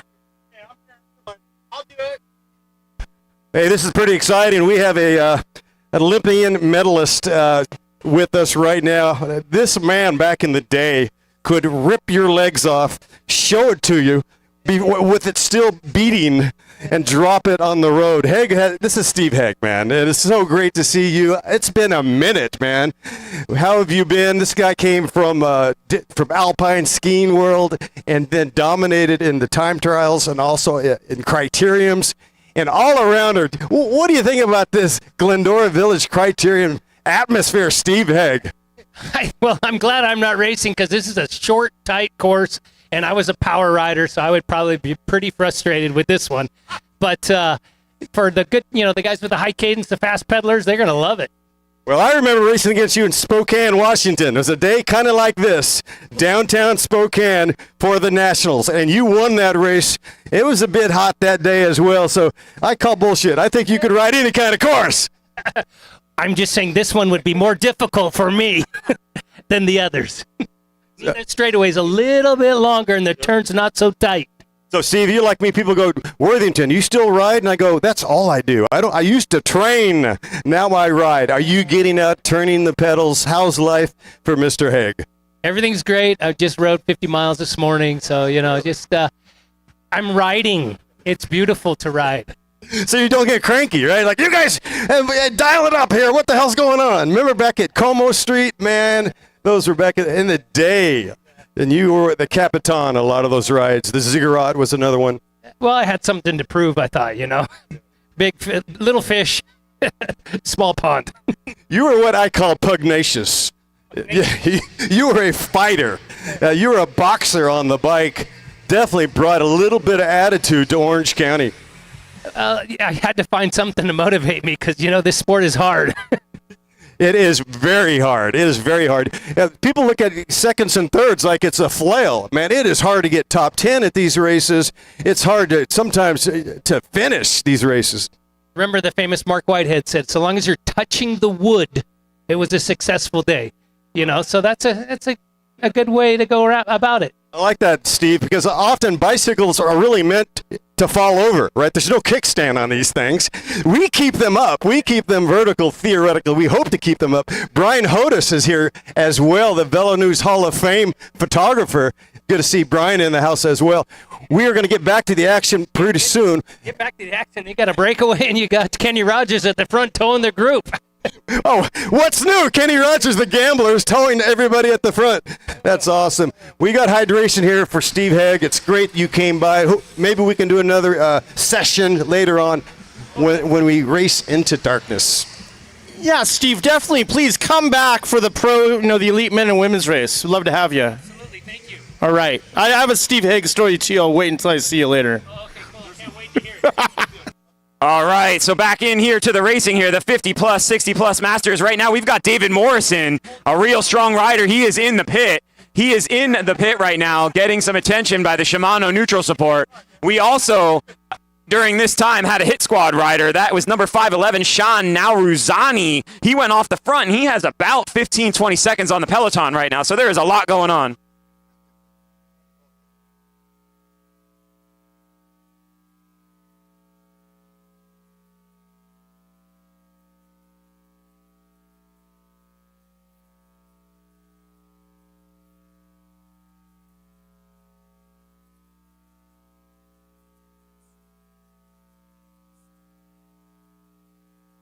Right now, ring it. $100 preem, cash preem, $100. $100 cash preem, announcer's preem. Who wants the biscuit? This is $100. 100 cash on the line. Go get it. $100 cash preem, courtesy of David Worthington, our announcer extraordinaire, Southern California legend, putting his money where his mouth is. $100 cash preem to this field of 50-plus and 60-plus Masters. And I'll tell you what, you offer $100, and look how fast they are working to bring Nauruzani back now. That's $100 cash for one of those 10 riders that are now distancing themselves from the rest of the field. I saw Espen Cataras in there. I did not see Bart Clifford in there. Manizao definitely lifted. You can see those wings start to catch some air there for sure when he heard about the 100. Eric Bierman caught out a fraction in my mind. If I'm Eric Bierman, I'm using this as a launching point. Maybe don't get and strike that 100, but come off of this preem. Bierman, a rider that wants to get away. He's looking for that door to open. It's only cracked right now. He will definitely hold it. 511, right? Yeah, Narazani. Sean Narazani, he's going to take the $100 cash preem. Good job. Keep going, Sean. You're $100 richer. Or is that it? The race is not over, Sean. The race is not over. Oh, he doesn't have to finish. He got the biscuit from Worthington. He's good to go. I'll tell you what, he came across the line. He almost posted up, let alone freewheel. He felt like he won the day with that 100 in his pocket. Yeah, my man had to lie down after that a little bit. He found a bush over there. He's hydrating. He's in the splash zone. Way to go, Sean. Job well done. Now Ruzani. That's all right. That's Bierman, position number 1 on that turn. I do not see Bart Clifford in that move. Am I like not seeing it? I'd be shocked. When they come through next time, we'll try to give you a sense of what part of this group is still together. We started this race with 25 riders at the line, and I am thinking we're hard-pressed to have 16 out there right now. So, yeah. Again, Sean Naruzani, he went out on the attack. He is rewarded by being about 10 seconds off the group when the $100 announcer preem is given by Mr. David Worthington. Now Ruzani, I think, back in the field now, and there is a lot of cat and mouse going on here. Preem lap to the winner of the next lap. This is going to be a pair of ASOS cycling bibs. To the winner of the next lap, this is a preem lap. Pair of ASOS cycling bibs to the winner of the next lap.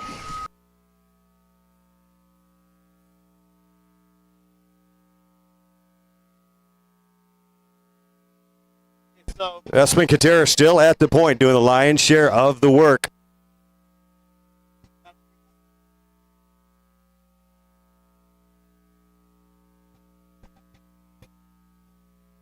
Because pain is temporary and the dream lasts forever. And with these tight corners, it does get extremely technical. You can see them carving us. Patrick Fetzer, a beautiful line by Fetzer out of Laguna Beach. Very good bike handler, smooth. Like Charmin there. And as cool as the other side of the pilo. Patrick Fetzer.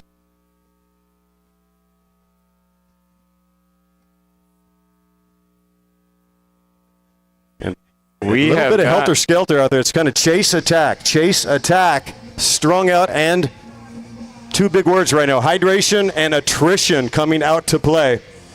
And here we go. Kenny Rogers off the front, sprinting for those ASOS bib shorts, but there's a rider coming around him. Nope. Yeah, drag race. Oh, that was That's close. Hans Wilhelm right there, getting that Wilhelm. from the Go Fast squad. I don't know what Espen's out there. Doesn't he own Fitter? He's trying to get himself some additional bibs, but that's Hans Wilhelm, Go Fast, Yeah. taking down the bibs. Yeah, that's the kind of swag you can't buy. You got to earn it. You got to do a bike throw. How about Hans Wilhelm? He's the cat on Instagram that's always wearing a cool hat, man. He's a cool dude. Looks like Keith Urban. He's my man. Wilhelm. I feel like I half live Hans's life through his Instagram stories. They are never ending, and they are always at the top of my feed. And I'll tell you what, Hans gets around, right? I wonder to myself often, how does this guy have this much time to do all the amazing things he does? One day he's in like Coachella, the next day he's at some waterfall somewhere, then he's at Disneyland. I mean, the guy is just, I don't think he sleeps. Honestly, I think he's like a 1 hour a day sleeper to get all this stuff in his life. Really good life choices. That's how he is going to all those places. He's doing something right, I'll tell you. Follow him on Instagram, Hans Wilhelm. I tell you what, he's motivating if nothing else. So you see a lot of his gym routine. It'll make you feel bad about yourself if you're not as fit. And definitely that's Victor Ayala now making a move out of Lagrange. Mexican rider Victor Ayala up the road. Espen Gutierrez doing a lot of work. That's Bierman, position number 2. Alan Flores, wheel number 3.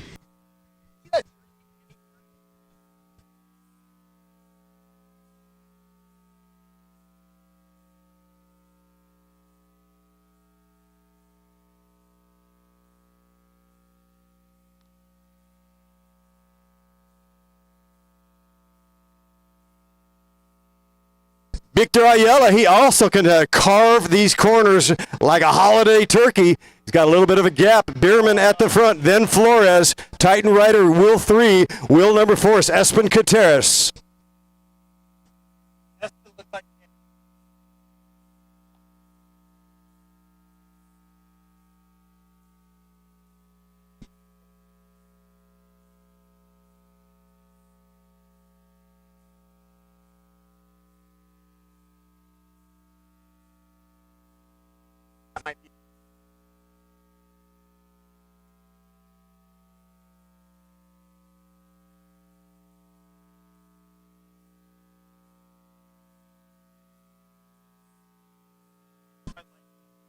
Victor Ayala going for the gold here. He's got about a 10-second lead, and a lot of the guys in the peloton just staring at each other. You gonna do it? You gonna do it? You gonna do it? And he's off the front, just pacing himself, adding time to his lead. But we still have some big hitters in there, right? I think you got the likes of Anthony Freeman, who's a fast finisher from Big Orange, is still in there. I think I saw David Morrison.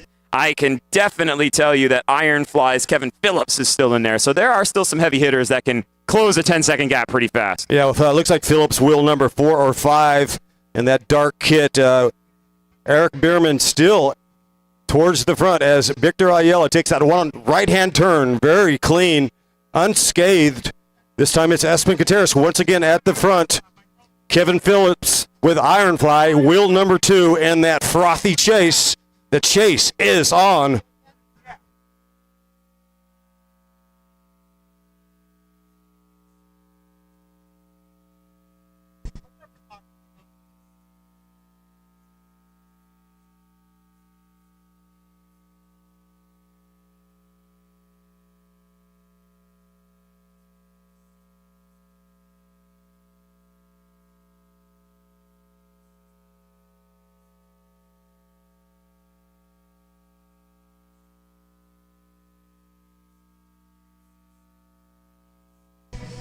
On a hot day like this, there's nothing better than a scoop of ice cream from the ice cream shop. They're right there in the expo. Make sure you go get your nice cone of ice cream from the folks at the ice cream shop. Lots of great vendors in the expo area, right, Steve? Yeah, we got Smith over there. We got SRAM. We've got Specialized.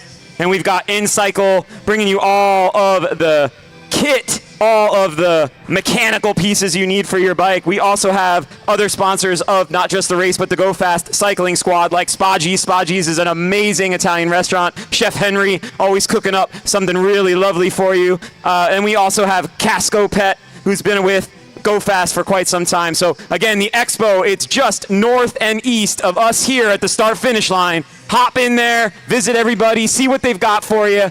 Lovely, lovely stuff. I was walking through. Sorry, Dave, I interrupted you. I was walking through the expo a few minutes ago, and the Specialized booth has this really beautiful S-Works tarmac there.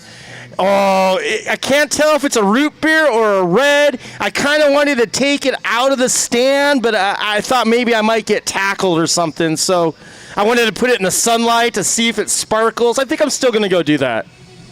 Those bikes ride. They just look like they want to go forward. They're like little jets, carbon fiber jets. As we get back to the action, it looks like Victor Ayala about to get vacuumed. But I gotta say, Victor Ayala, that was a heroic effort by Victor Ayala. And here comes your counterpunch right now. Patrick Moss now at the front with Wilhelm. Go Fast in the hip. And I'll tell you what, Bart Clifford has been dropped like a stone. Yeah, I'm pretty shocked to see Bart not in the race right now. I mean, he may be doing another race later. He might be saving himself.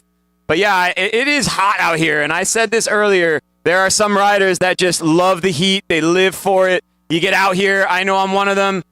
I get out. My body just feels better. It feels loose. I just love that sweat. As long as I've got enough hydration to keep me from bonking and getting crampy, I love the heat. I can't get hot enough. And then a lot of guys, they just do not like it. They want it to be cold, milky, no sun, and they just perform better that way. A lot of it is just down to what your DNA is and how you feel out on the bike. A lot of cycling is really just feel and your body itself. So yeah, some of the guys come out here, that heat, it's just too much. You know, it just zaps you and you don't have that same power. You don't have that same ability. Your heart feels like it's going to explode. So, you know, right now we've got a nice group of guys out there, about 15 survivors that are still all together, starting to hit out at each other. We're not on cards yet, but I think we're going to get there soon in this 50-minute men's 50, 60-plus Masters race. We still have one preem to give away. We'll be getting there soon, but we have about 10 minutes of racing to go here. 10 minutes of racing to go unofficially, and there goes number Alan 6 Flores. Alan Flores. Our Newport Beach rider, Alan Flores, now on the hunt. I think it does come down to the DNA, how you deal with the elements. A lot of these streets are tree-lined, but they are getting exposure for sure. I tell you what, up here in the commentary booth, we're kind of moving with the shade as it matriculates from the east to the west.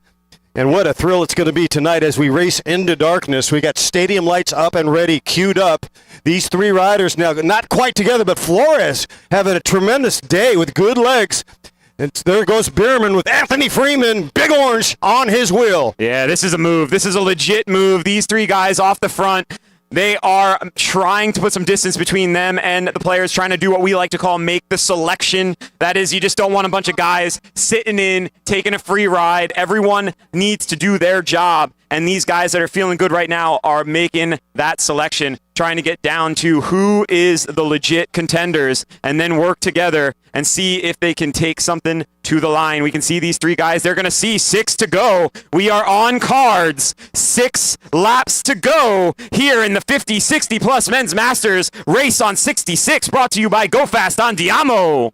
Indeed, these three riders trying to work together. Flores with the flick. That's Morrison. And in Morrison, wheel 2. Yeah, but Morrison looked like an unusual spot of bother. Unusual Morrison, he is a man-eater. That guy can eat concrete, and he is showing the faces of pain. It is red hot out there. Oh, yeah, the Morrison brothers, they are not afraid of a breakaway. They are not afraid of a move. They are not afraid of a podium. And right now, David Morrison, he was in the Shimano neutral support early in this race with a mechanical problem, and now this has gotten kind of blown up. Everybody is sitting up. You got Flores and you got Nist still driving on the front, but the whole peloton is caught back on. That's hit squad rider Pat Boss. Now he's going to suture and squeeze that back end together. They are basically Grupo Compacto, a reduced field, and that reduction is by one thing, the elements, the heat of the day, and not a lot of wind right now. We had it earlier. Wind is your friend at least 50% of the time.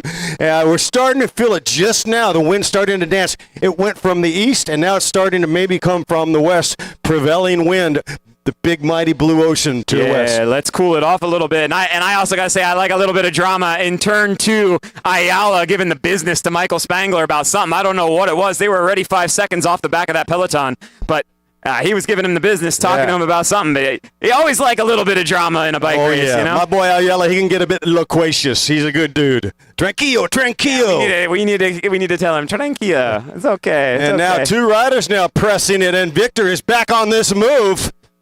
And Spangler. There it is, the drama unfolding. Yep.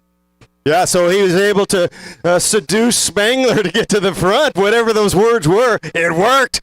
Sometimes it's all about command, right? You look at the dog, you say, spot, sit, spot, go. Sometimes it works. Yeah. We shall see if it goes anywhere. It has just been one chapter after another of excitement and a reshuffle. Here comes a reboot and a giant counterattack.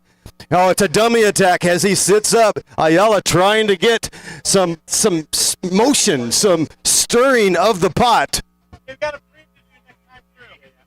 So we are going to have these guys come to the line next time. They're going to see 4 to go. And just to spoil it, we're going to say there's going to be a preem lap. Mr. Hecker is going to give out a final preem, and this one is a doozy from one of our sponsors here, Smith Optics. They're going to be racing to the line for a pair of Smith sunglasses, not a small prize to be taken away no matter what happens at the end of this race. So as they come around this final turn, little do they know that they're going to be racing for a few $100s of optics to take home. Take it away, Hecky.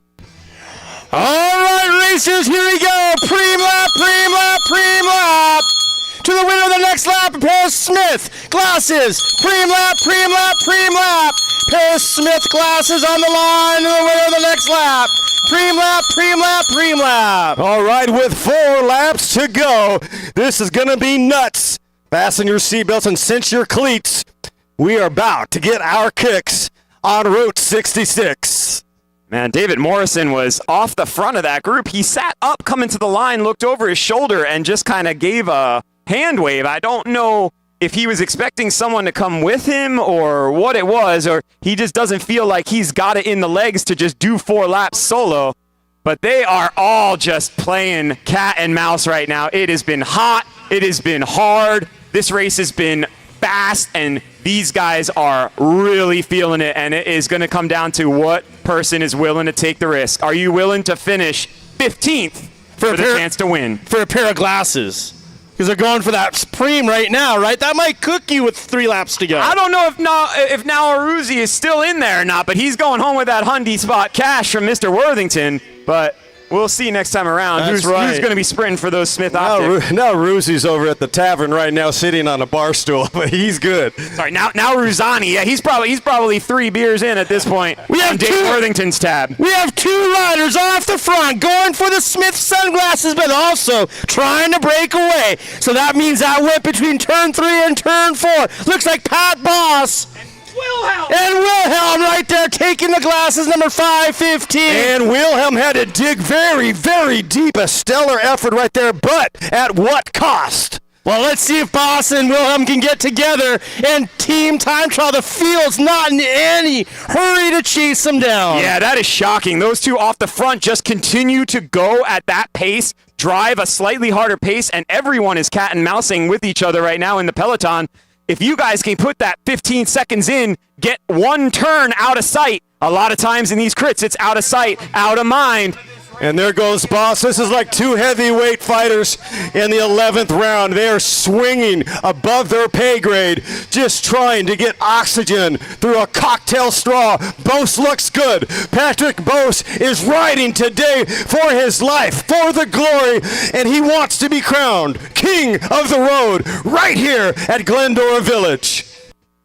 I've got him at 12 seconds going into that turn, into turn 3. 12-second lead for Patrick Boss. He is all by himself now. He is going to see 2 to go when he comes up. There's going to be a break at the end of this race. So about 10 minutes, you got to get some beers. No problem. Thank you, Steve. All right. Yeah, hang on to your hats. We understand there are some courses or some cars trying to get on course on the backstretch. We'll take care of that. No problem whatsoever. Here we go. Patrick Boss with 2 to go. With 2 laps to go. With 2 to go, buddy. Get it.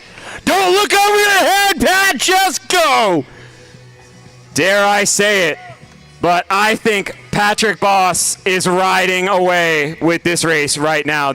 Everybody in the peloton is looking at each other. 2 to go, gentlemen. 2 to go. 15 seconds. Patrick Boss is he had it all at the end of this race, and it looks like he is letting it all out. And this is night for everyone else in the 50, 60 plus peloton. I'm sorry, but Patrick Boss is going to win this race. Oh, yeah, I was watching Patrick as he's riding this race. He didn't stick his nose in the front until it really, really mattered. And when it mattered, he had all the juice in the battery to just go, go, go, and go fast right now off the front of this 50, 60 plus race with a lap and a half to go. Now they're trying to go, but it's too little, too late. It is too late. I agree with that, Hecky. There is no way they're bringing him back. He is about 20 seconds, 23 seconds by my count right there at that corner. 1.5 laps to go. It is not happening. Patrick Boss, like you said, he kept his nose clean, kept his powder dry, and he brought it out when it mattered, and kaboom! Hit Squads ride into their victory today. This is going to be our bell lap. Sorry to step on you there, Steve. Bell lap to Patrick Boss.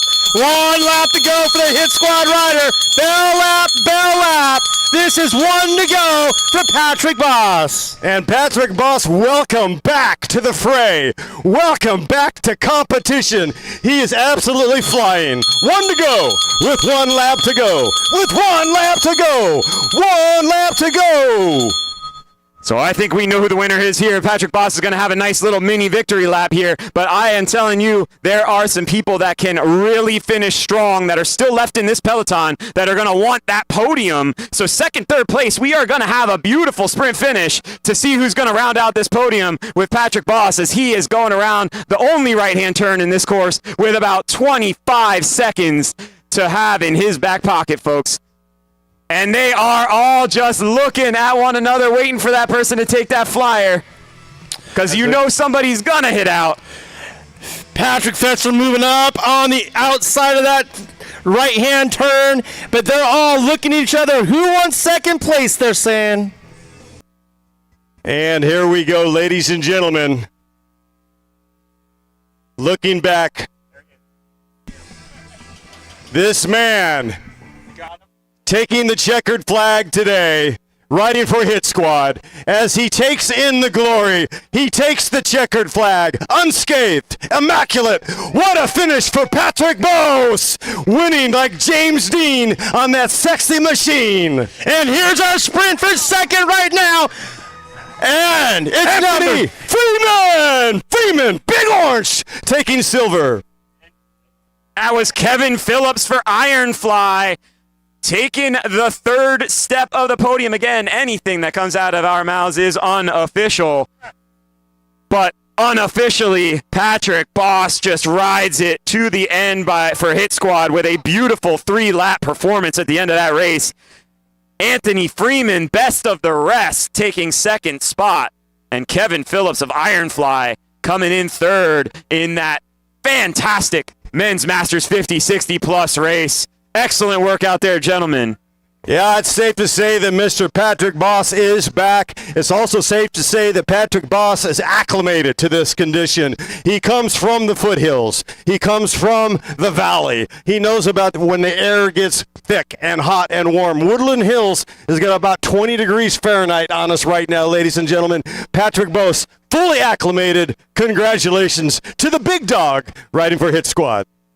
And it's the little things. You see our race promoter out there, Patrick Caro, trying to get these guys cold with the nice cold cloths. What a nice little touch. Everybody, make sure you're drinking your water. Stay hydrated out there today. It is a hot one, although the sun may give way. The wind might kick up. And the lights are going to come on as we go forward in the Glendora Twilight here at Race on 66. Our At the end of this race now, the course is closed for 10 minutes. No warm-ups. Course is closed. Please do not make us take your number down. All riders off of the course, please. There are vehicles that need to go out. All riders clear the course. The course is now closed.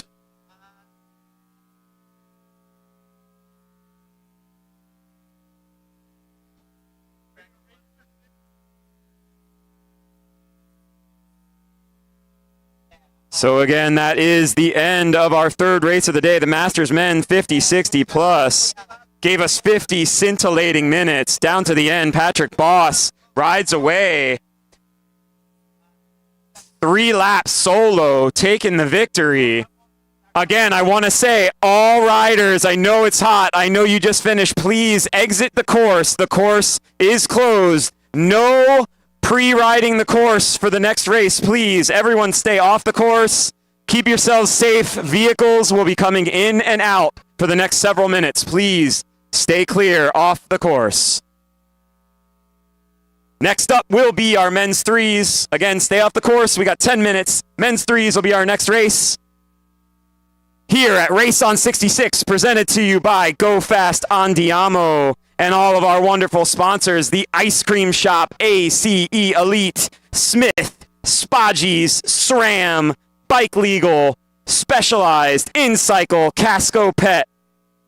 Go visit all of our sponsors and vendors in the expo area. It is just northeast of our announcing booth right here at the start finish line. Please stop in, see what they have on offer. We also want to take a second to say thank you again to all of you wonderful folks here in Glendora for coming out. If you live here in Glendora, thank you so much for letting us take over a piece of your town to have a bike race. We really appreciate it. Bike racing is a community, and we are happy to have you be a part of it, even if it's just for one day. So thank you so much to everyone that made this race happen. Thank you to our promoters. Thank you to Go Fast for being out here early in the morning, putting up fences, trimming trees, putting up barriers, everything that they needed to do to bring you a beautiful bike race in the dead of August heat. And thank you to all of you riders for coming out and supporting this race and being a part of it. We want to thank LA Crits, Ray Mars, bringing you the live shots on YouTube, lacrits.com.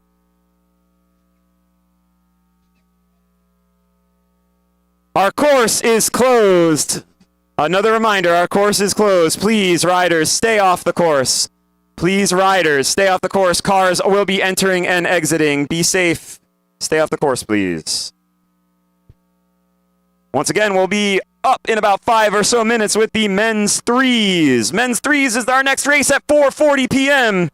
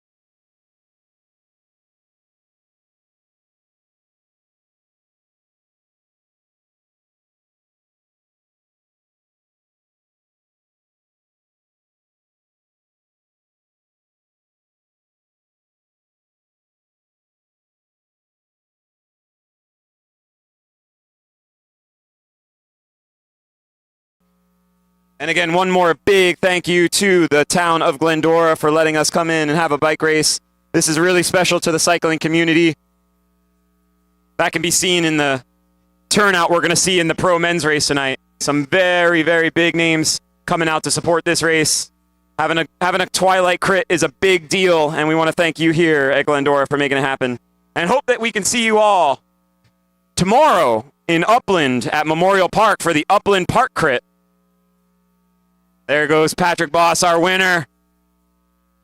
A class ride there at the end by Patrick Boss. We'll try to get a chat with him later when he gets called in here. We'll ask him a few questions about how that race went from his perspective inside the peloton. Again, the next race will be the men's category 3.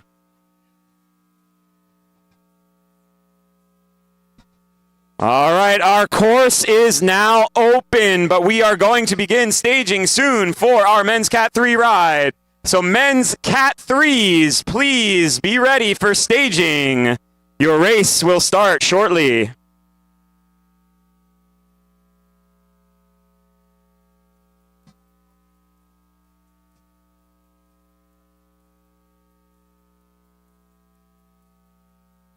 Again, we have got this race streaming live. I know we've got a lot of spectators here, but if you want to see every corner of the action, check out lacrits.com, brought to you by Ray Mars. He's got every inch of this course covered, and you can watch the live stream in real time. At some point, I don't know, there are a lot of trees on this course, but the LA Crits drone might head up into the sky and give us a bird's eye view of this race. Again, lacrits.com. You can check out today's race live. You can also go to the YouTube page for LA Crits and see all of the races, historical races that Ray Mars has been a part of bringing us here in Southern California. Again, this is the race on 66, your Glendora Twilight race. Our next ride will be the men's category 3. Race on 66 brought to you by Go Fast, Andiamo.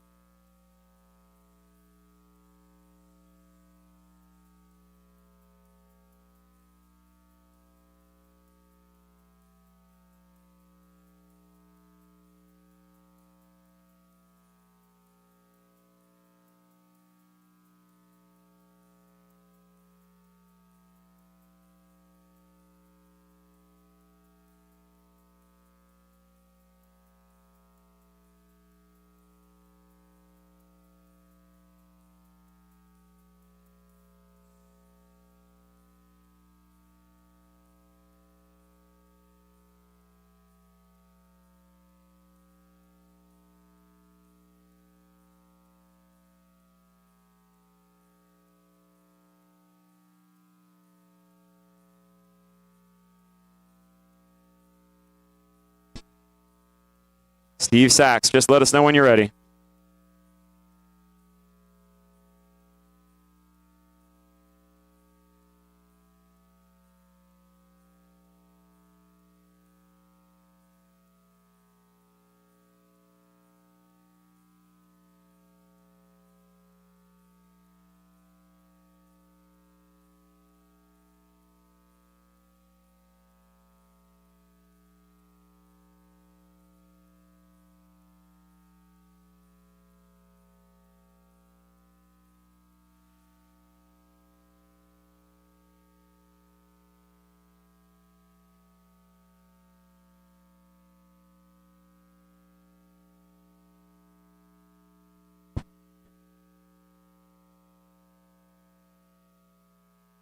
All right, it sounds like men's Cat 3 race is going to begin here. Gentlemen, please come up to the line for your final instructions from our head official, Steve Sachs.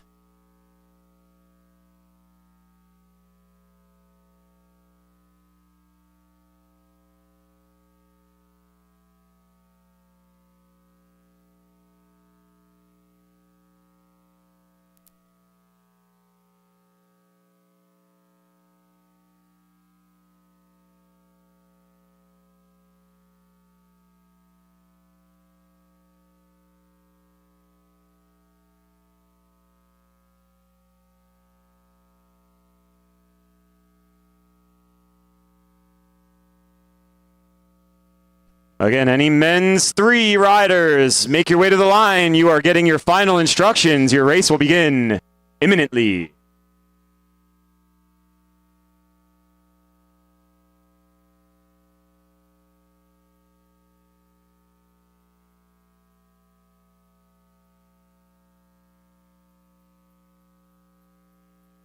You are correct, Mr. Steve. We have 3 preems as it stands right now. Freak Shake Hydration, Specialized Helmet, and a pair of Smith Optics. It does mean glasses.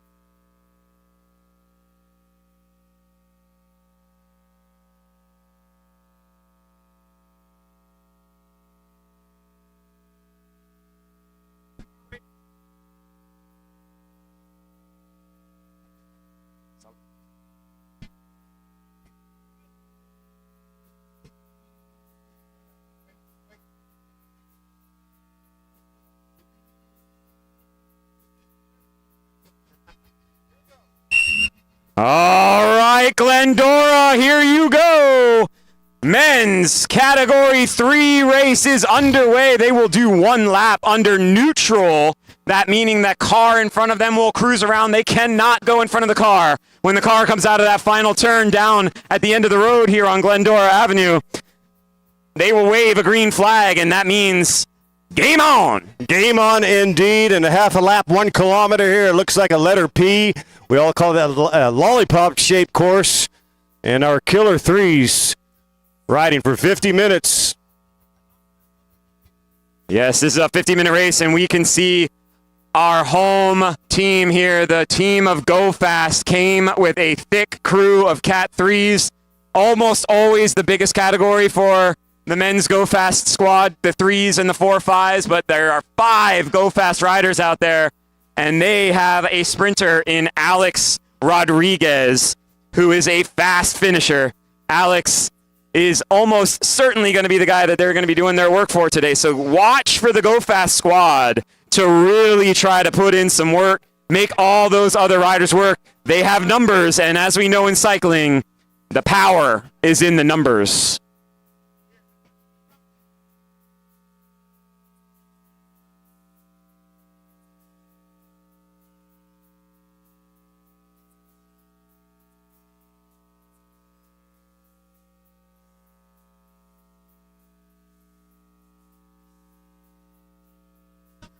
All right, you can see the green flag is out of the pacing car. This wonderful Scion, Seidner's Collision Centers. Race is on, gentlemen. I think they're feeling the heat already. We can see that there is nobody looking to be a hero in the first lap of this race. Again, the heat will be a factor. Wind is starting to kick up, although it is a nice cool breeze coming out of the south-southwest, off the ocean. It is more our prevailing wind here in the San Gabriel Valley. Earlier today with that easterly wind coming out of the desert, and for the last couple days, that's what's bringing us all this 100-degree dry heat. We got Fab leading out here in the peloton. For the Go Fast squad, that's Fabricio Curtis of the Go Fast squad sitting on the front doing the pacemaking right now. In your men's Cat 3, race on 66 presented to you by Go Fast Andiamo. We want to thank our sponsors, the Ice Cream Shop, putting up the grand prize for the women's pro race tonight. And our sponsor, Ace Elite Services, putting up the grand prize for the men's pro race today. Thank you to those sponsors for their big-time contribution to bringing in the big racers. We want to thank Old Stump Brewing for keeping us not hydrated with those adult provisions. Thank you, Old Stump, for making craft beer.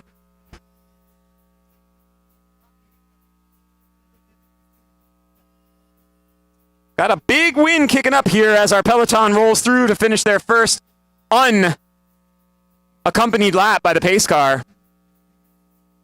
If we think about it for the way that this finish is coming to the finish line, folks, this is a big tailwind coming up this hill. That will be a very welcome sight for many of these riders. Some of the bigger power guys would probably prefer a little bit of a headwind, but with a tailwind, anything is possible for some of the non-pure sprinters. But you can already see Alex Rodriguez. I mentioned him earlier. Go fast. Alex Rodriguez. Keep an eye on him. Number 309. He's sitting about wheel 5. Exactly where you would expect him to sit. He's got one protecting him up front. That's Fabrizio Curtis. I think I also saw Johnny Snap come in there, taking a turn for the Go Fast squad. I think it's only a matter of time, looking at this list, knowing the Go Fast guys as well as I do, having trained with them for a few years before taking my break here. There are some power guys in there. Brian Mendoza, Fabrizio, he's a big power guy. They're going to start sending guys off the front, making the other teams work, trying to let Alex sit in and make a big finish here, trying to win this bike race for the Go Fast squad. It'd be their second victory of this race on 66, Glendora Twilight. In fact, that is John Snap right there on the front doing the pacemaking.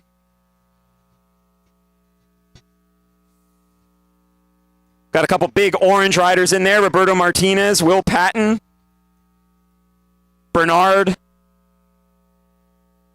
Changing up the music on me, sorry. Threw me off. Uclara. That's all right. So again, we got the numbers here. The Go Fast squad does have the biggest squad in this race. There goes Alex from the gun. This is a surprise move by Alex Rodriguez. Usually the finisher of the Go Fast squad. Maybe too much of a Sunday coffee ride pace for Alex.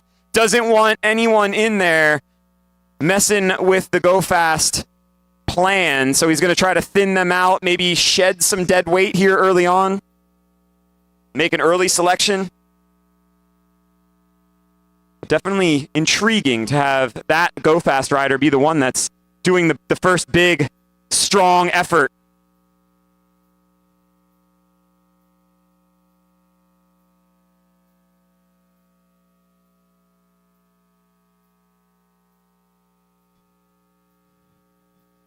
All right, and here we go. We have got another rider going to the front here. That is Team Endurance Racing, Seth Van Doren. He is taking up the pacemaking now.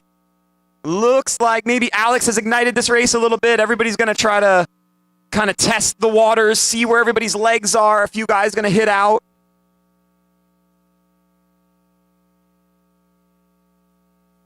You know, this course does have a little bit of everything. It's a very, very long, 2 full city block straight away to the start finish. You've got a hairpin turn, which can be a little tricky. You've got a right turn, followed by 3 quick left-hand turns to get you back onto that straightaway. So you got to have a little bit of bike handling. You got to have a little bit of power. You got to have a little bit of caginess, when to attack, where's the right place to attack.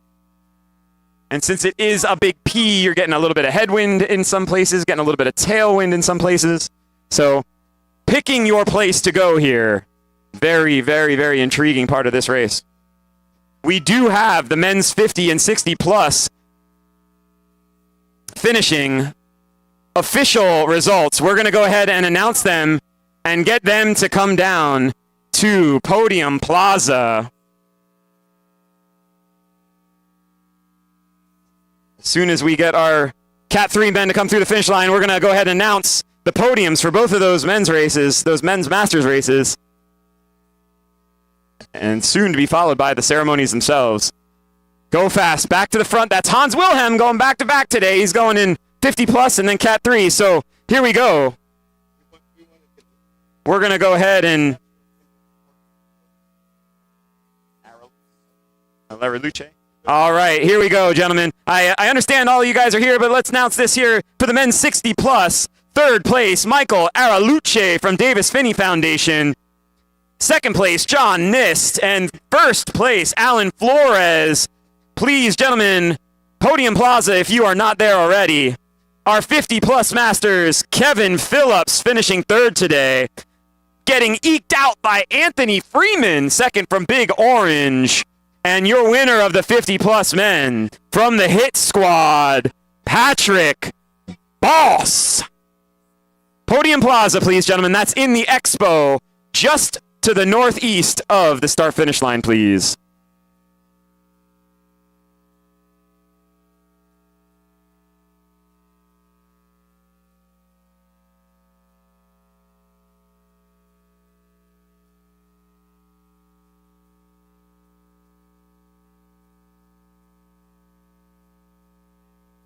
All right, let's get this going. We are going to do a preem lap.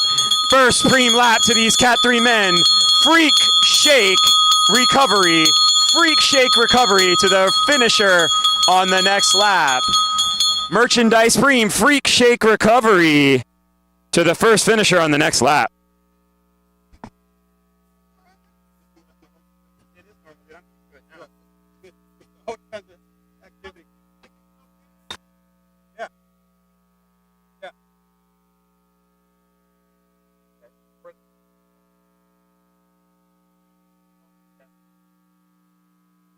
All right, we are on a preem lap.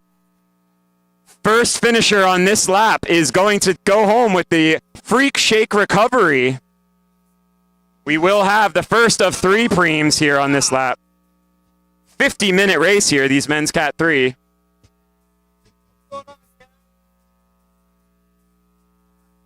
Check, check. Hey, Steve. That's cold. Hey, Hecky. Oh, that's an ice sock. Oh, that's so good. Cold. Woo. Now I know why they put the ice socks down their necks. Hey, so we're in the middle of a preem lap, right? What are we giving away? We are giving away the Freak Shake Hydration, my man. Oh, sweet, the first preem of the race. And they are sprinting. They are all over the field, all over the course here, sprinting for the Freak Shake Hydration. That's Fab taking it from the Go Fast squad. 302. Fabricio Curtis. Hey, I've been asked to announce that we have dancing in the expo area now with the DJ. We're going to be running a dancing contest.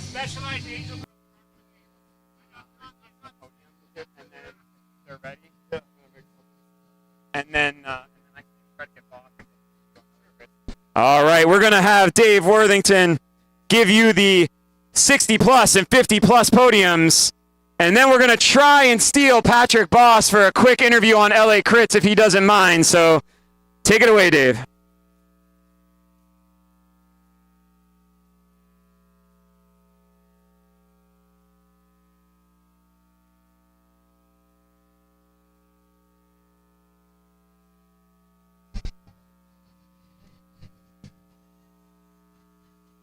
All right, there you have it. Kevin Phillips taking the bronze, riding for Ironfly. A scintillating sprint for second, Anthony Freeman, riding for Big Orange Cycling. And on the top step today, what a ride indeed, making this course turn into ribbons. Patrick Bose, riding for Hit Squad Racing. Ha!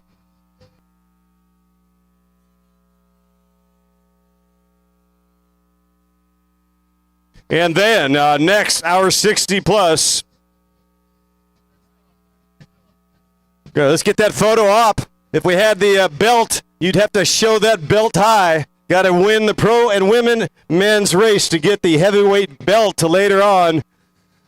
An homage to Ric Flair, to Muhammad Ali, to Rocky Balboa.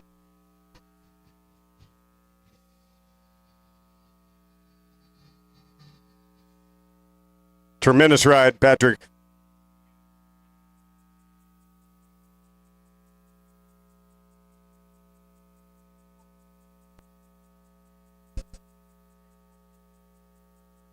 All right, 60 plus.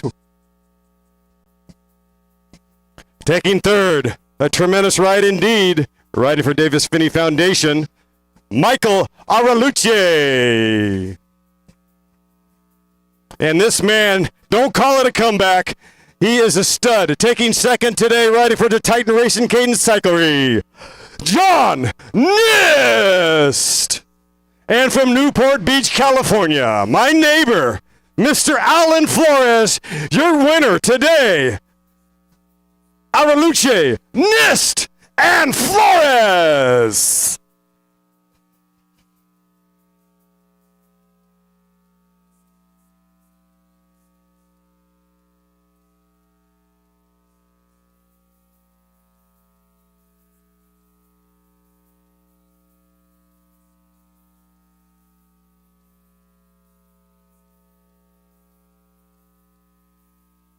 And don't forget to visit Expo Row.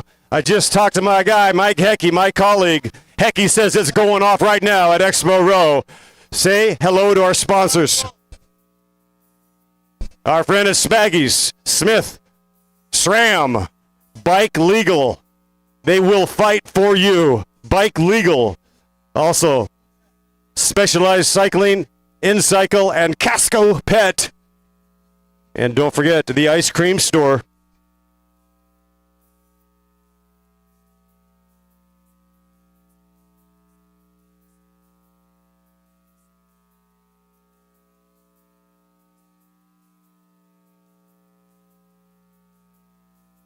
And we're going to throw the mic over to my man Steve Core.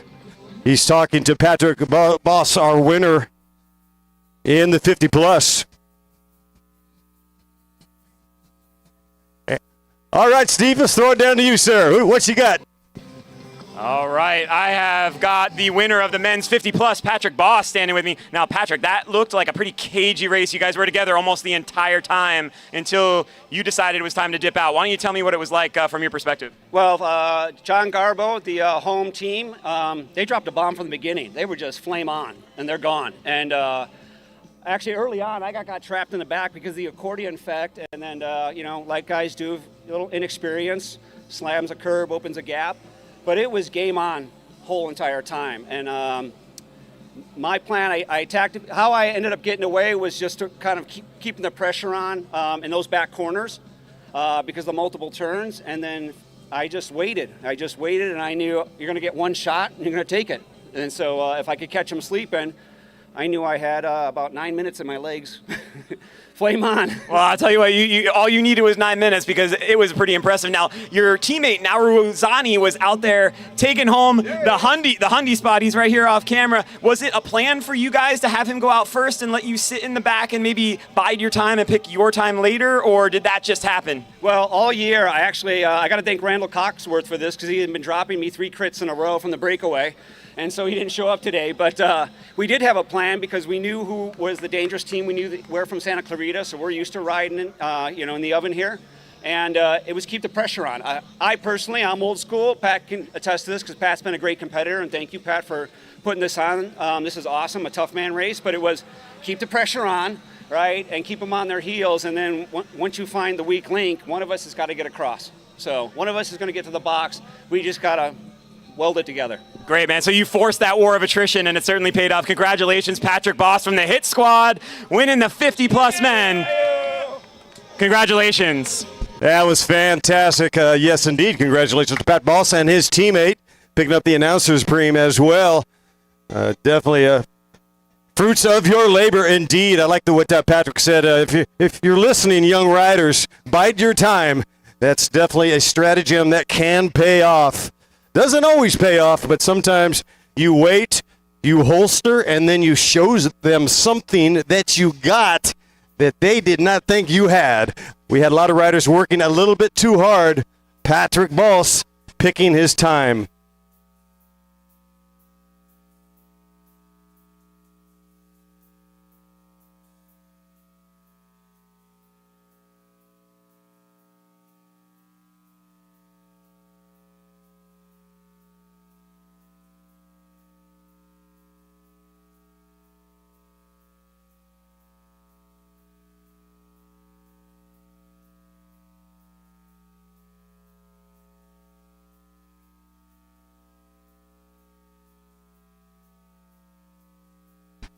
All right. It looks like since I stepped away, Mr. Hecker, this race is starting to open up. It looks like Go Fast off the front here. Fab keeping it going, putting on the pressure. And you've got a Lagrange rider, I think, and Alex Rodriguez, another Go Fast rider. So that's Fab Curtis That's off Fab the front. Curtis out there. You got another Go Slow rider and a Lagrange rider trying to bridge up. Yeah, that might be on my start sheet. I only see one Velo Lagrange, and that's Egan Little, and that's Alex Rodriguez, who I pointed out earlier. I think that's the Go Fast finisher. I think that's the guy they want at the end. So Yeah. if he can go across, and you got Fab and Alex with only one other rider, Well, they have got the advantage. just like your interview with Patrick Boswent. Are you guys ready down there? Well, just like your interview with Patrick Boswent, they're just going to make it a race of attrition, make it hard out there so they can get away. All right, we're going to throw it down for another quick interview here on LA Crits. Dave Worthington speaking to a U.S. Olympic legend in the house. Hey, this is pretty cool. We have a gold medalist, none other than Steve Hegg with us. Steve Hegg was an animal back in the day. When we were coming through the leagues, Cat 5s, Cat 4s, it was this guy. And he put on a model at the rides, and he was what we call pugnacious. Certainly a badass, and he came and brought the sport some attitude. Coming from Alpine, winning gold at LA 1984. Note to self, it's coming back, right? So I'm with Steve Hegg. Hegg, great to see you, my friend. How has life been, and what do you think about the Olympics coming back to town? I'm super stoked to see that. I can't wait. I'm wondering how it's going to turn out. Yeah, well, who knows how it's going to turn out. I think maybe there's some catching up that needs to be done. Are you going to be affiliated with the track, some of the events there at all? I'm hoping to, yes. Yeah, well, they would be very lucky to have an old fighter like Steve Hegg back in the house. Tell me about racing, what you have seen over the years, the change from gravel, road racing, criteriums, all these different specialties. You were a time trialist, but you also can motor these types of races. I think the equipment has changed a lot in the last 10 years. And then the gravel racing's really taken off. A lot of people have really embraced that, which is great. It's another form of cycling, and that's what we like. We like, gritty racing. Well, it's a gateway. That's why I try not to bust people's balls because they're going to e-bikes. Hey, here's what I say. It better be pedal assist. If it's not pedal assist, we're breaking up. Well, I've seen a few that don't even have a chain. The throttle, that doesn't work, man. That's not a bicycle. That's not cycling. So tell me, looking back, we don't do nostalgia. We really don't. I have a microphone, so I'm going to put you on the spot. Some of those memories, let's say the monumental win, whether it was big or small in somebody else's eyes, what was it for you when you knew that, man, it might not even been a win. Maybe it was second to Greg LeMond, at DuPont. Just that time when you look back and you go, I was pretty good. Well, I beat Greg LeMond in the final time trial. You did indeed. At the Tour de Pot. So, yeah, that was a good day. So I cherish that one. Like we said earlier, getting on the podium, in the Lance Armstrong era was pretty awesome because that guy was a fierce competitor, hard to beat, and just to be even close to him was a job well done. I don't know. I feel like there was a lot of personality back then, and we're starting. Lucas Burgoyne now. He's bringing this energy. He's reaching out. He's a young cowboy from Austin, Texas. That's great. I think that's part of the sport. We need that attitude. You had some attitude. Are you aware of how much attitude you had back in the day, or is it just every day? I learned it from John McEnroe. You heard it here, McEnroe. It was clearly on the line. There's chalk flew everywhere. Exactly. I didn't cross the center line. I was never over the center line, but maybe for 2 or 3 seconds. It's just a suggestion, all right? Yeah, as we disembark, some final words. We've talked about the Olympics. We've talked about the changing of the guard. We talked about back in the day. We talked about gravel. What is so important about the bicycle? Just the bike, the invention of the bicycle. Forget about racing, putting a bib number on. The bicycle itself. What does it mean? Like Bill Walton says, it's his temple. Well, it's my freedom, and it's my natural Prozac, and without it, I'd probably be crazy. And everybody that rides a pedal bike experience is that from the first time that your dad takes his hands off of your back until you're my age, I catch myself going down the hill and I'm pretending I'm on a motorcycle and I'm over 60 and I laugh. I'm going, God, I hope the neighbors aren't listening.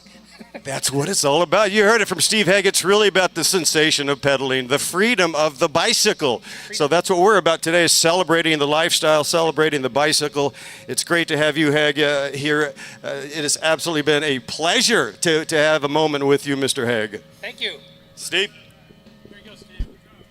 Wow, what an awesome interview. Thanks, Dave. Thanks, Steve, for stopping in, taking the time, talking to us. We got a guy, as this race has been unfolding during that chat we've been having, we've got Fab Curtis still off the front, getting hunted down now by a couple riders that are coming across that gap. We've got guys in the pit coming back out of the pit, taking their free lap. It has gone chaotic here.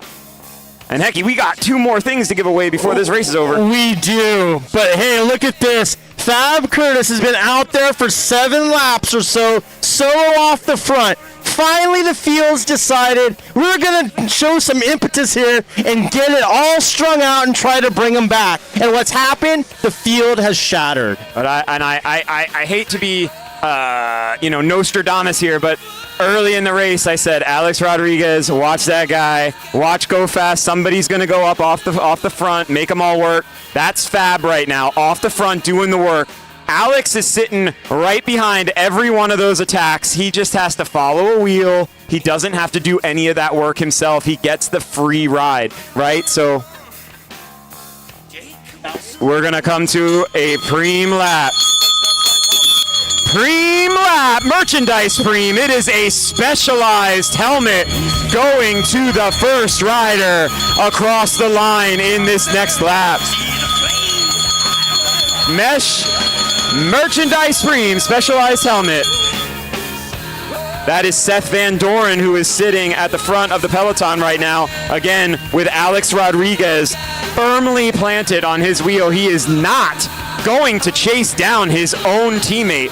Fab is going to sit out there for as long as he can, or until one of those other riders brings him back, at which point Go Fast has 4 other riders that they can send immediately after that. So Alex is sitting pretty right there, P2 in the peloton, following Van Doren's wheel. He's got the big orange rider sitting on his wheel. I think that's Will Patton in P3.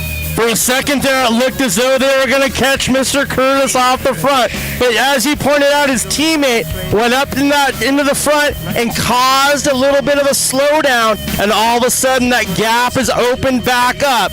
I'm going to say it was right around 7 or 8 seconds. Let's see where it's at now. Here comes Fab Curtis. He is going to take the Specialized helmet, winning that preem, and the gap has gotten bigger, Steve. It sure has, and yeah, like you said, Hecky, what happens is when you go to the front and you're trying to chase down a rider, you put in your big effort. Usually those efforts are something on the order of 20 to 30 seconds. Then you flip your elbow and you look over your shoulder waiting for the next guy to come in and take his turn, and you turn around and you see not 1, but 2 Go Fast riders sitting there on your wheel, and I can tell you right now, they ain't coming through. They're going to laugh at your elbow, and you're going to have to continue to do all the work, or hope that someone else comes up and does the work with you. So right now, Fab is sitting in a great place. He's got left in the tank. He can just keep emptying it, keep his pace. TT, it's an ITT for Fab right now, and he knows best case scenario, he takes the victory. Worst case scenario, he's got 4 teammates sitting behind him, and they've done no work to close down this race at all. As you can see, Alex Rodriguez, P2, looks like he's being protected on his back wheel there by Brian Mendoza. That's Brian Mendoza, number 307, sitting on his wheel, making sure nobody's doing anything funny, keeping Alex nice and safe. Great tactics being played out here by the Cat 3 men at the Go Fast squad. Who's the coach at Go Fast? Is it Patrick Caro? I think it's a gentleman by the name of Patrick Caro. He's got all his riders riding really smart. Good job, Patrick. Yeah, I'll tell you, as a part of that squad for so long, if there's one thing that Pat drills into us every ride, every group text message, every day, it's we ride together, we race together, we are a team. It's more like a family at Go Fast than it is a race team. So it is all about making sure that camaraderie's there, looking out for one another, doing the hard work for each other, and paying each other back in kind. So Lagrange's Egan Little has now made his way back up to the front. It's going to be interesting to see what Egan does. He is the only Velo Lagrange rider in there, but with 4 Go Fast riders in there trying to slow down the chase, now look at it. He's gone to the front. He's joining in action with this other rider from Big Orange. I think that Big Orange rider is Roberto Martinez right there, and he and Will Patton are kind of a 1-2 hit in the Cat 3 Big Orange squad. And you can see now the pace in the peloton has definitely picked up since taking that hairpin. They are looking to close this down, and it will be really interesting, Hecky. I think Fab is going to get caught. He is a strong rider, but I don't think he's going wire to wire here. And when he gets caught, this race is going to get really interesting. Well, he's going to have his other 3 Go Fast teammates all ready to go. If Fab gets caught, but I think you're right. It looks as though he's being brought back right now. I'm looking over our official Kevin Schulter at his stopwatch. We're about to hit 30 minutes into this 50-minute race. That means 20 minutes ago, Fab Curtis still off the front for Go Fast. Yeah, he has done something on the order of 12, 13 laps off the front here. And again, Alex Rodriguez, very smart, P3, never has to take a turn. His face never touches the wind. He's always in somebody's draft. It saves those extra few watts for minute 50 when you hit the line at the end. So what I just noticed right there is they were rolling through. Number 304, Tim Gutierrez gave the good old elbow. Hey, pull through. And who's there to pull through right away? Egan Little with Lagrange, and the gap has gotten yet smaller. Yeah, it's about 10 seconds now as we see our Team Endurance Racing, Seth Van Doren. He has been all over the front of this race, but again, Alex Rodriguez stays there in P2, making sure that every time that first person rolls off the front, someone has to do a little bit extra work to get to the front to keep trying to bring Fab back, and he doesn't have to do a lick of work with his teammate up the road. He's just basically watching the front of that field, trying to throw a little monkey wrench into the chase here and there. But as you suggested, this is a ploy. Yeah, Fab is doing his part for the team right here. Fab knows, this was his job. They could have talked about it in the tent before they came out. Hey, Fab, you're going to go out on lap 2, lap 3, whatever it is, and you're just going to grind it out, ITT, until they catch you. This is your job today to make the rest of that group work. And work they do. I mean, we heard Patrick Boss say it. Now Brian Mendoza is sitting in the P2 spot, making sure that Go Fast is right there, not making it easy on that group. But yeah, Patrick Boss saying, keep it on. Keep the throttle on. In the heat, the biggest thing is to battle that attrition. And if you just keep it a little harder than everybody else wants to go, you're going to cause that attrition. And then you're the one, as he said, I'm used to training in this up in Santa Clarita. This is nothing to me. And he made his move, and then that was it. We never saw Patrick Boss again. There we have Tim Gutierrez with Hit Squad at the front again, with Egan Little right on his wheel. They are definitely trying to get this group to work, but now you have 2 Go Fast riders in 4th and 5th position, and you still have that 1 Go Fast rider who's just been planted at the back the entire race. Yeah, I'll tell you, Pat has these guys drilled. He drills into them how to race as a team. He drills in the team tactics, and even as early as Cat 5, if you ride for the Go Fast squad, this is the exact type of race that you're taught to race. Ride together, ride smart, ride for each other, and you can see it. Fab is here, he's out front, and you never know what can stick. He may just be maybe jumping on a sword here for the rest of his team, but he is making the other guys work. I mean, look at the guys, their heads are down. They are really working hard. But now, look at this. That is a Big Orange rider trying to bridge up number 313. Yeah, that's Uklerai. Bernard Uklerai for Big Orange trying to make a move. Let's see if he's able to bring Fab Curtis back at all. Fab's out of the hairpin, and there is the Big Orange rider in second, and I still don't see the field.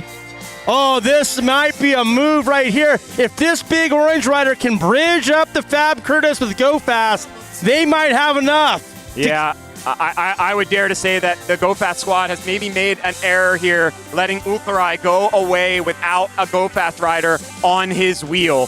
Uklarai looks very, very strong going across that gap. He did it in the matter of about 2 turns. And I think when we see them come out from the final turn here, as you can watch them on the LA Crits cam, Uklarai is only about 2 or 3 seconds off of Fab's wheel right here. And the Go Fast squad did not follow that move by the big orange rider. And if he is as strong as he's looking right now, there is only 15 minutes left in this bike race, and it could be going up the road. So what I notice now is I see a little bit more power to the pedals on Fab Curtis. He looked over his shoulder, he saw the big orange rider bridging up to him, and now they are together and they're going to commit. But now what? That's the question. You made the gap. Now what? Do you have any more to continue driving it? Because this whole peloton now is a little bit more interested. 2 ahead is way worse than just 1 ahead if they have anything left in the tank. And I saw Uklarai, when he came up, he started freewheeling on the back of Fab's wheel. A lot of times when you see someone who's really strong, who's made that move, they don't waste any time. They just attack over the top and then go on their own. But we'll see.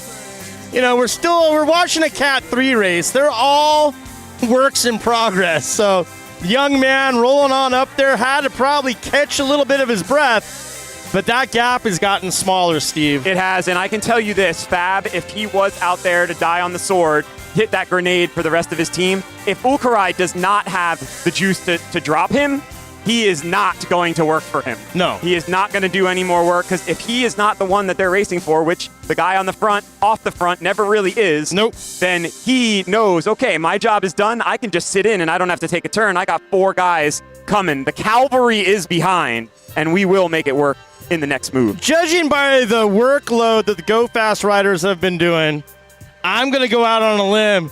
It's going to be John Snap that they're going to be leading out. He's been sitting there and sitting there and sitting there. I mean, he's got a great name for cycling, doesn't he? John Snap. He's still sitting there, right in a group. So we got Johnny Snap still in there. You got Alex Rodriguez is still sitting there. Fab, they are almost all together now. And they are all together.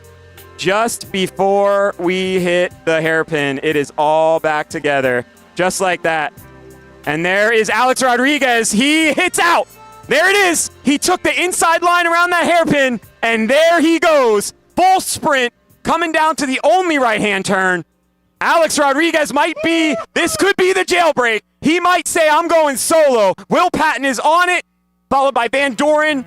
But just like that, Alex Rodriguez put 6 seconds into that peloton, and he must be feeling strong. He has got to be fresh. He has not tasted the front of this bike race yet. So he's got 15 minutes to individual time trial his way to victory. Let's see if they let him go. So it's all up to Will Patton right now. Right now, between turn 3 and turn 4, he has to be putting everything he can into those pedals to bridge up. But look at this. Is that Fab Kurt? No, this is still, what's this gentleman's name? I'm sorry. This is Alex Rodriguez. Alex. He has made the jailbreak at the hairpin the last time around, and he has put 10 seconds into this peloton just like that. Just like that, and you can see the pain all over his face. He is going to start drooling if he keeps putting out these watts. I love it. This man is 9 on his top tube. A-Rod is definitely hit out of the park. The purple people eater. Look at A-Rod go. And now Fab Curtis. Look where Fab Curtis is now. He is sitting P2 in that peloton, making it so that it is disruptive to go get his teammate that he was just out off the front for. What a great piece of tactical riding by this team. They have played it to perfection. He is absolutely carving up the corners. Now, he's actually taking turn 1, and he is coasting, but he's bringing a lot of speed into turn number 2, and here comes the chase through 2, the only right-hand turn on this course. The peloton definitely hungry, frothy, not giving up the ghost. And you have got 3 Go Fast riders still in that peloton that are going to add 0 to this chase. Alex Rodriguez picked his spot.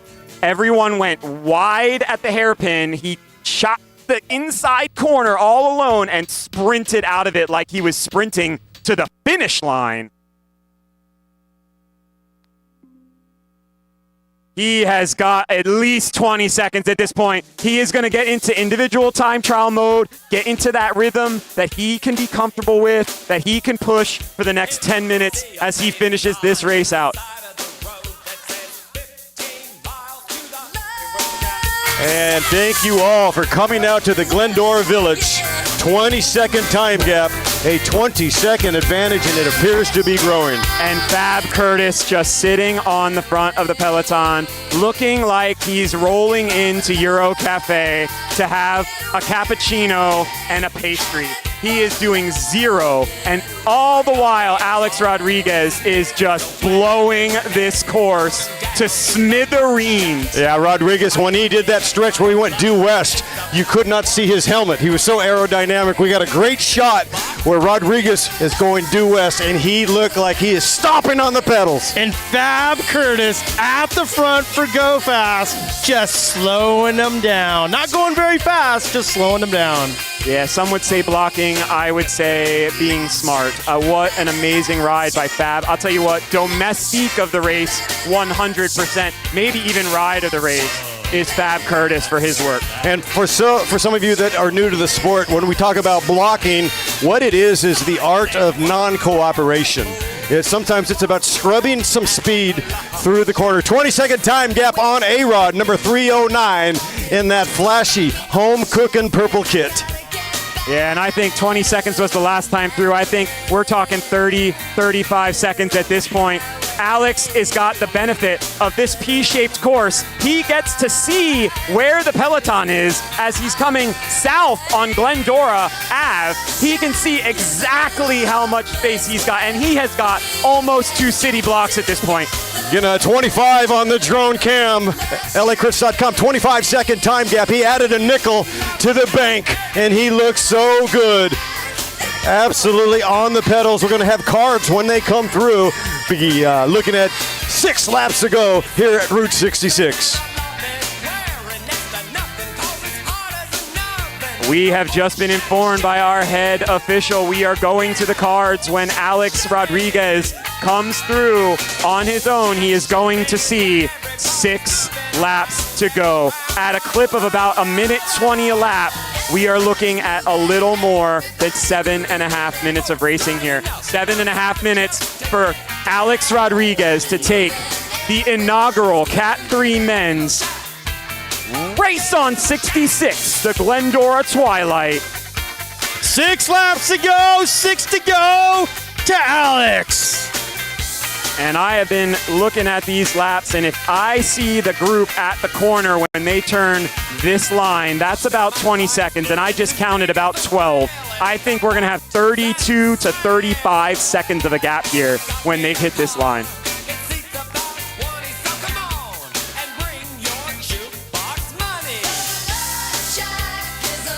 Rodriguez definitely with the plan. We talked about Patrick Bose biding his time.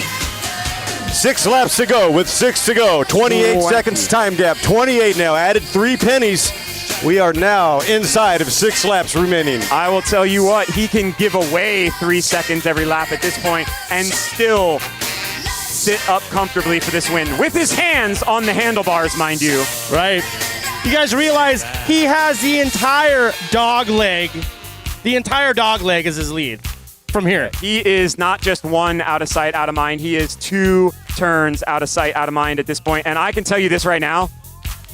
Van Doren from Endurance Racing on the front of that peloton, they are not chasing. The peloton has given up this chase, and they are saving themselves for the final sprint to see who's going to be second and third.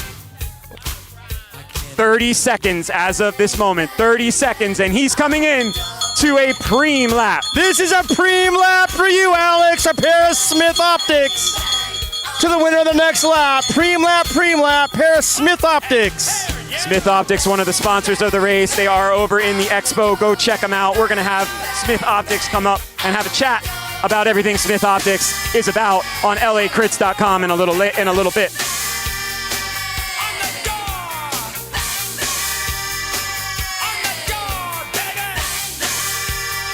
This peloton, Alex Rodriguez is about to take the right-hand turn. He is about to take the right-hand turn, and he can see the peloton chasing, or the lack of chasing as it might be at this point.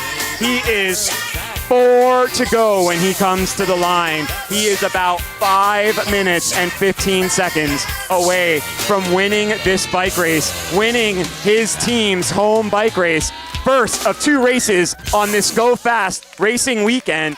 First race today, race on 66, our Glendora, downtown Glendora Twilight.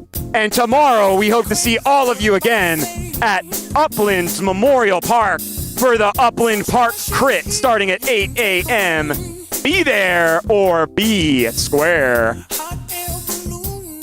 All right, how about this? Adams Motorsport is here. They've got some really cool motor cars, those little carts, and go say hello to Mr. Adams and say hello to Alex Rodriguez with 4 laps to go. And he takes the Smith sunglasses. Adams Motorsport Park, Troy Adams coaching is here at Expo Row. Man is a legend in motorsports in Riverside, California.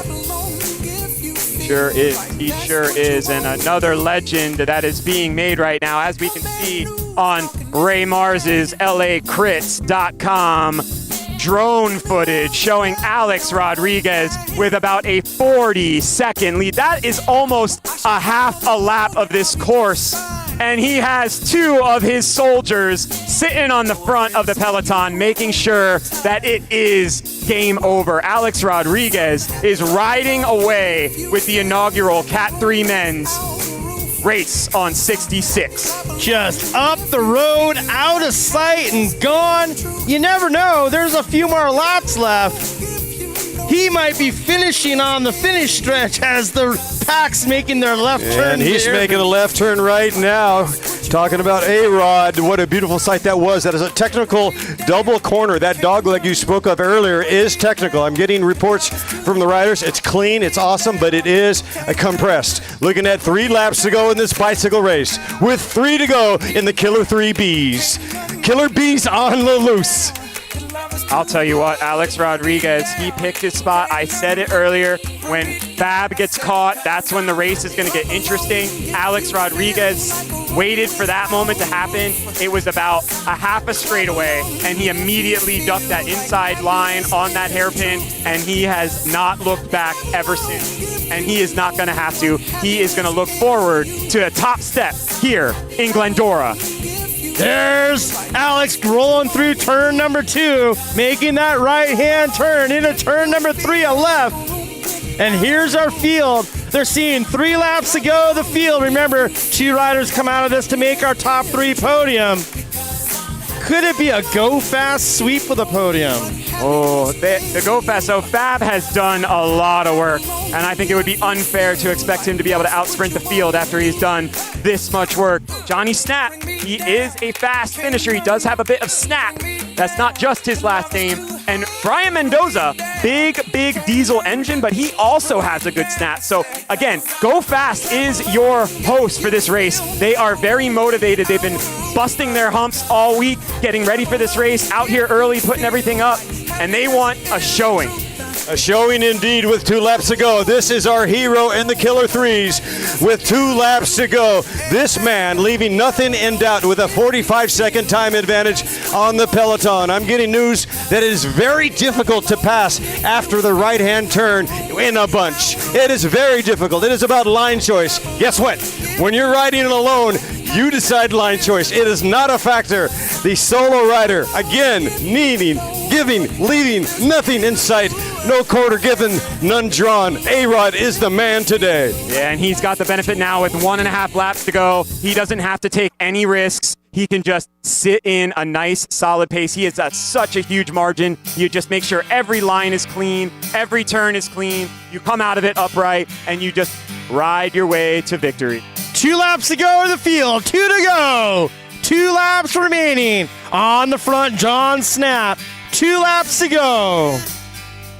I wouldn't be surprised to see someone in this peloton try to take a flyer, try to cement themselves on the podium. I don't think it will be a Go Fast rider, but we have to think about some of those guys that worked really hard today that maybe want to get something out of this race, like Tim Gutierrez, Egan Little, Roberto Martinez, Will Patton, all these riders, Seth Van Doren, they're going to want to try to get something out of this after all that work that they did. Attention, Alex Rodriguez. This is your bell lap. 1 lap to go for your Category 3 glory at your hometown race. Please be sure to keep your hands on the bars at the finish.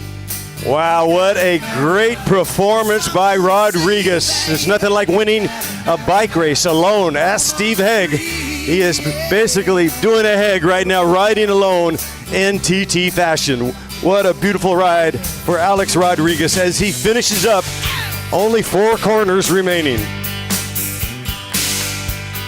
Now we still have a field sprint for positions 2 and 3 here. So while Alex has made his showing and made himself known, we are still going to be looking at who is going to take those other 2 podium spots here.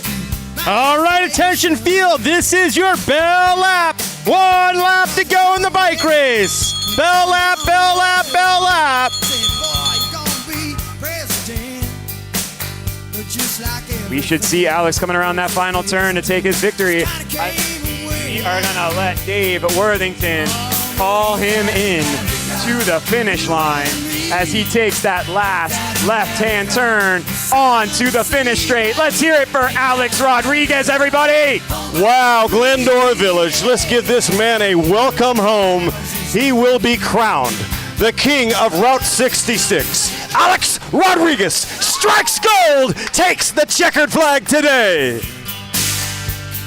And you can see how much that meant to him. Big yell coming out of Alex Rodriguez. That one meant something, and it meant a little something extra, seeing all those purple Go Fast Andiamo flags flying right there on that finish straight. And most importantly, Steve, Alex had both hands on the bars as he came across the line. And we wanted to make sure that no one gets disqualified after a performance like that. Now let's see what this finish is going to be like. All right, here they come, final corner. This is going to be unscathed. We've got a rider on the right side. Could be a hit squad rider. This is going to be down to the nitty-gritty. Hit squad rider does it indeed. Job well done, Tim Gutierrez. And Egan Little looks like he took 3rd place. So you had the 2 riders up there that were chasing all day long, doing most of the work, finishing 2nd and 3rd. Yeah, absolutely, Hecky. Like I said, they did a lot of work. They wanted to get something out of this race. It's not a win, but it is a podium, and that is a very fair result for Tim Gutierrez and Egan Little after all the work they did trying to chase down Fab Curtis. Cause a simple man, baby, pays the thrills, the bills that care. Egan Little, good job, brother. You too. Tim Gutierrez, good job.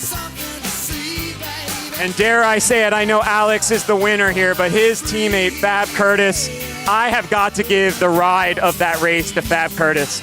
Spent 25 minutes on his own, off the front, doing all that work, letting Alex sit in. And then when Alex attacked, Fab sat in P2 of the peloton for about 3 laps and gave him that 30-second gap, helped him get that 30-second gap. Hey, I've got to do a little bit of house cleaning here. Next up to the race, gonna be our Masters 40 plus. 1, 2, 3, and count 4. Make your way to the start line. There is no time for you to do a lap of the course. Just go straight to the line and turn around.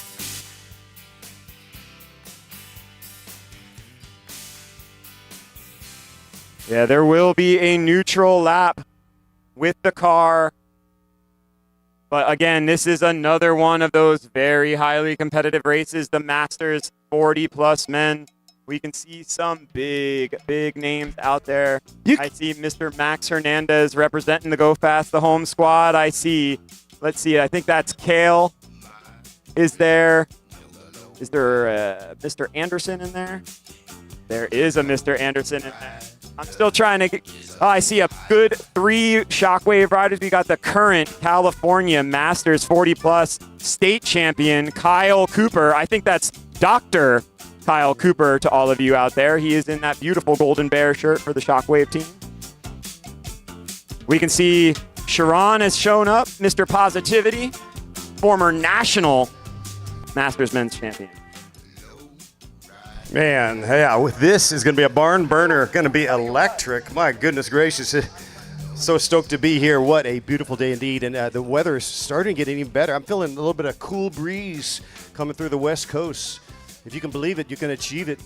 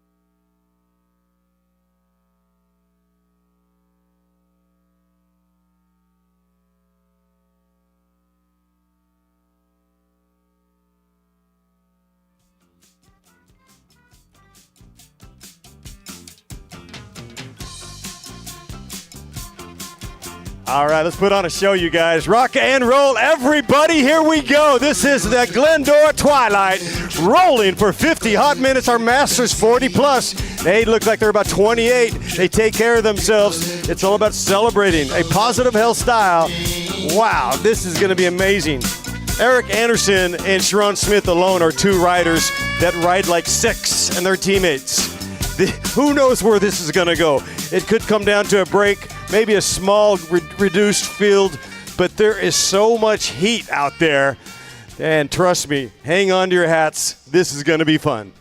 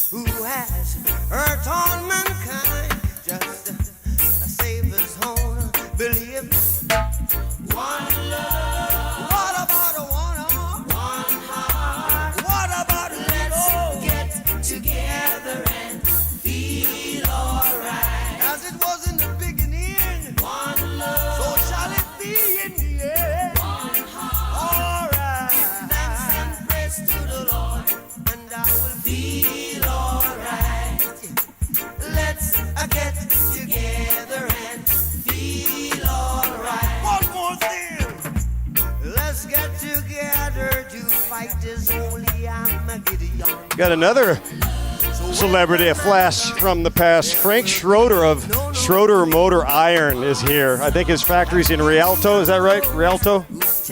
Oh, Fontana, Fontucky, same thing. Great to see Mr. Schroeder here. That is so awesome.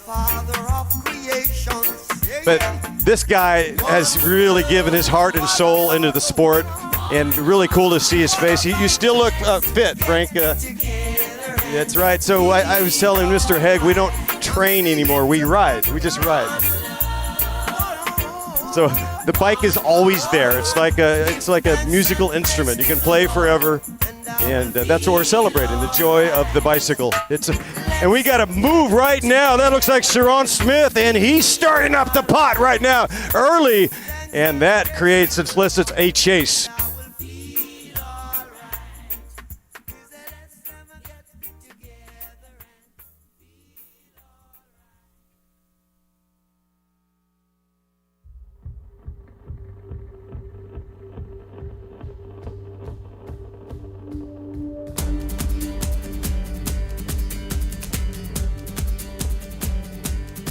Can you feel it?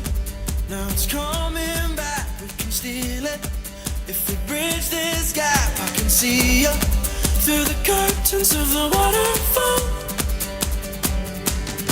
When I lost it, yeah, you held my hand, but I tossed it. Didn't understand you were waiting as I dove into the waterfall. So say Geronimo. Say Geronimo, say Geronimo, say Geronimo, say Geronimo, say Geronimo, say Geronimo. Oh, it has gotten animated at the front. All strung out right here in Glendora, being led by 419. Bombs away, bombs away. Can you feel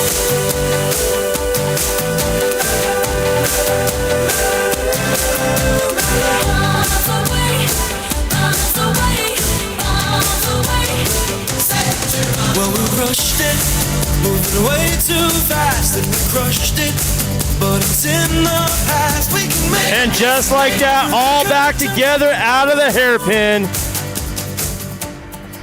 so say Geronimo, say Geronimo, say Geronimo, say Geronimo, say Geronimo, say Geronimo, say Geronimo. Can you feel?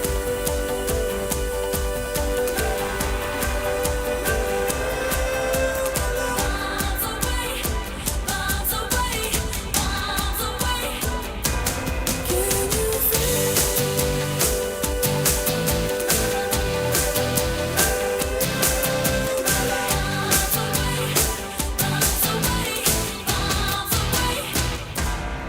Well, I'm just a boy with a broken toy, all lost and coy. So it's here. And here we go, out the front of the race right now. That's going to be number 403. That's Kyle Cooper. Kyle Cooper coming off a really good performance at Costa Mesa Grand Prix. Watch out for Cooper. He's got a teammate here. Teammates plural. Shockwave loaded right now. Cooper, this is the type of race where Mr. Kyle Cooper can really come to the fore. He likes a hard man ride, and he is tailor built for this type of course today. And here you can see turn number one, Eric Anderson's taking it through, and you got Hernandez and Cooper. What a trio that is. That is mighty dangerous, ladies and gentlemen. Sharon going first, hitting them low. Eric Anderson coming back, thwack, hitting them high.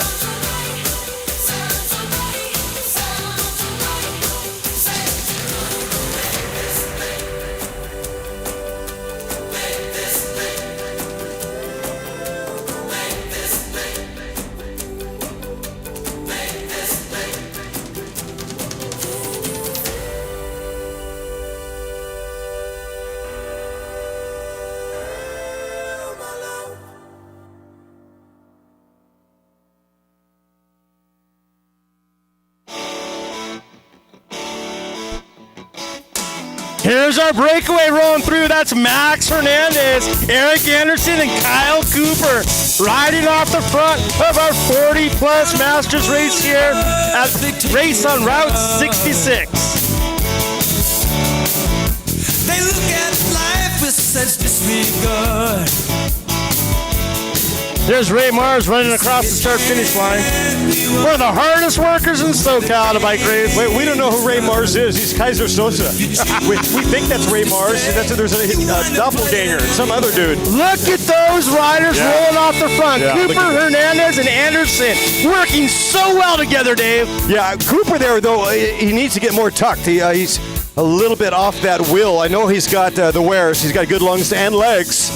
Like to see him a little bit in that slipstream, excuse me. Eric Anderson is one beast of a rider. He's having one heck of a year. He can ride like hell leather, and he is going right now, and he's stronger and tougher than a Naugahyde steak. And there's Max Hernandez taking that corner clean. This is a preem lap.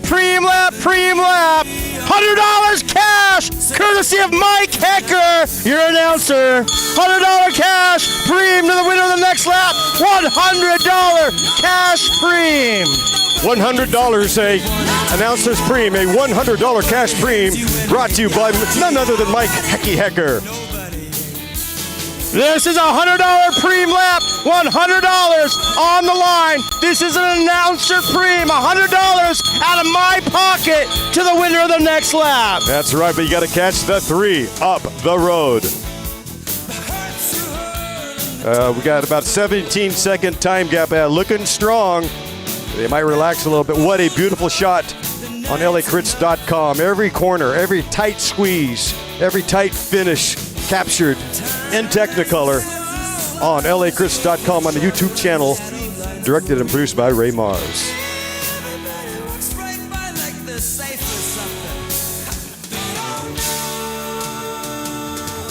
And certainly the shape of the peloton looks like it's going through a cheese grater right now, and it is starting to melt. And it's gone down to 12 seconds. That $100 proved to be a little bit of a carrot, but not enough. Here's our 3 riders off the front. Anderson, Hernandez, and Cooper. Who's going to take the $100? You think they're just going to split Looks it 3 like ways? Anderson's going to roll across the line unless he's challenged by Kyle Cooper. Looks like Cooper's coming across. Cooper takes it with a throw. Kyle Cooper brought the heat. I think that Anderson was a little bit flummoxed by that. I think we need to wait for the camera on that one. That was tight. And Kyle Cooper picks up the full biscuit. Thank you, non gratis. Appreciate Mike Hecky putting down a full biscuit. And if you want the biscuit, you've got to risk it. And what a difference, the 40 plus versus the other groups, right? We got a big group of 3 go off the front here, and they are getting pulled back because the peloton has that impetus and that skill set, that experience. You know, Dave, I think I kind of owe Kyle Cooper that $100. Oh, I like that.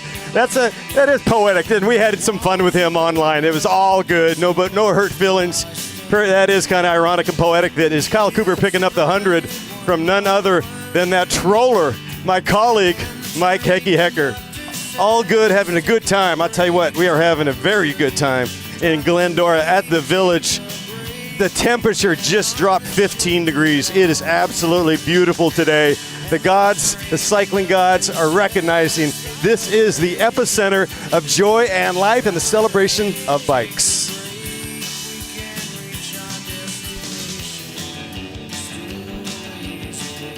All right, increase about 25 seconds on that time gap. They have what looks to be a full stretch.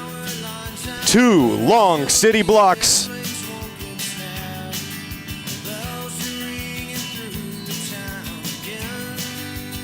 And welcome indeed, presented by N-Cycle, presented by Go Fast. 25-second time advantage. You've got Hernandez in there. You've got Shockwave Cooper in there. And you have Max Hernandez, Eric Anderson, our 3rd rider in red. All 3 of those riders are no strangers to the top step. This I guarantee. And man, the sun sets at 7:28 here. It feels like it's going down like a rock, getting much, much cooler. So much goodwill here at the Expo. So much goodwill and unity. We might have to open a Unitarian church.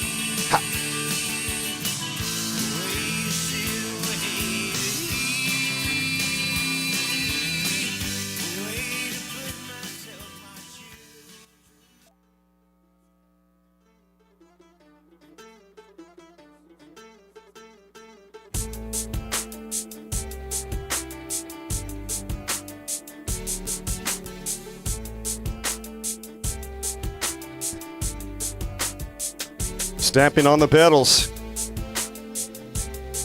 These 3 riders, all with kind of diesel fuel riders, big turbo style riders. riders that can sprint. Certainly Eric Anderson can come out of a bunch, as well as Hernandez, and perhaps third would be Cooper in that selection of sprint fast switch talent. But all three of them, big engines, and certainly showing today that they have the getaway sticks.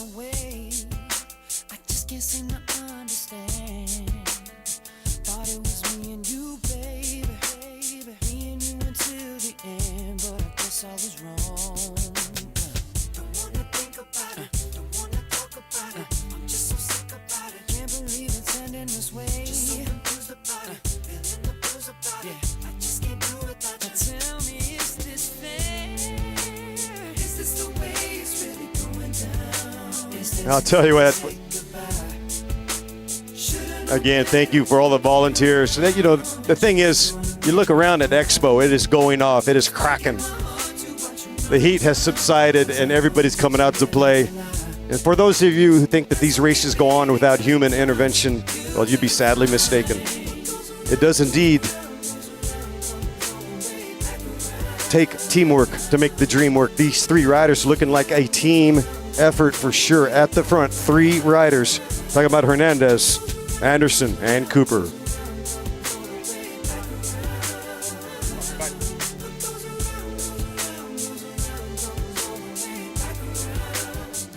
And again, we talk about volunteers and sponsors. It's so great to have, for example, Melissa Haley is here with Smith Optics. She is tremendous. Here comes the peloton as they come scorching through. They can see the three riders taking that right at around about the same time, synchronized with the peloton coming through start finish. But again, the sponsors have been so awesome, and Melissa Haley has been somebody that has given back to the sport, heart and soul with sweat equity. We're going to have a brief chat with Steve and Melissa with Smith Optics in moments.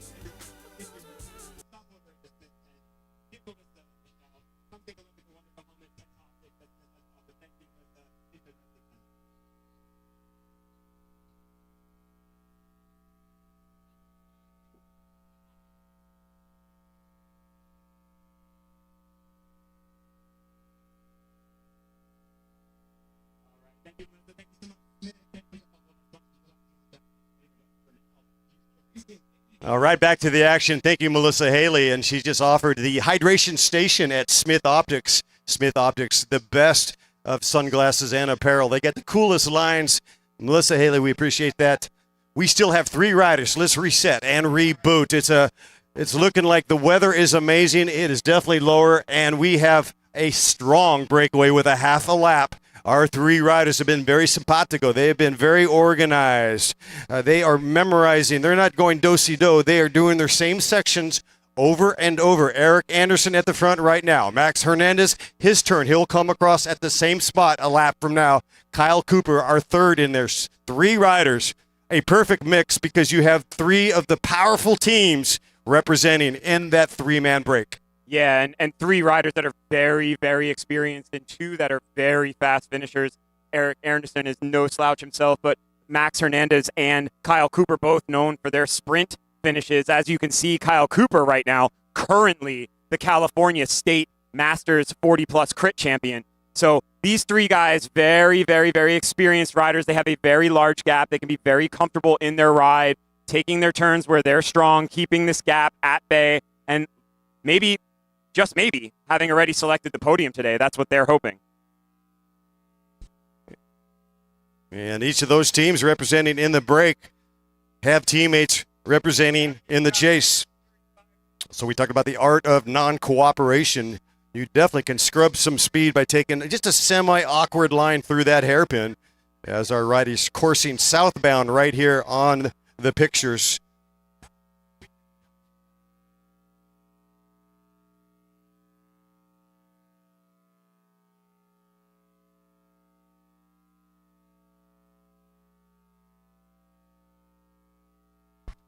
Cooper, Anderson, and Hernandez working together like a well-oiled.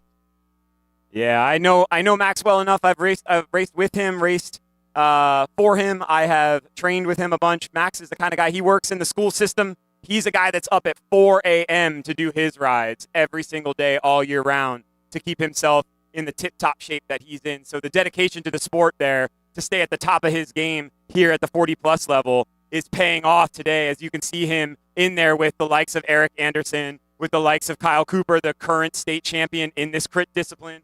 We can see here that the peloton still looking pretty comfortable, not a lot in there to really drive to try to bring this back. So we may be seeing yet another breakaway. We have not had a group sprint finish for any of these races yet here at the Race on 66, your Glendora Twilight.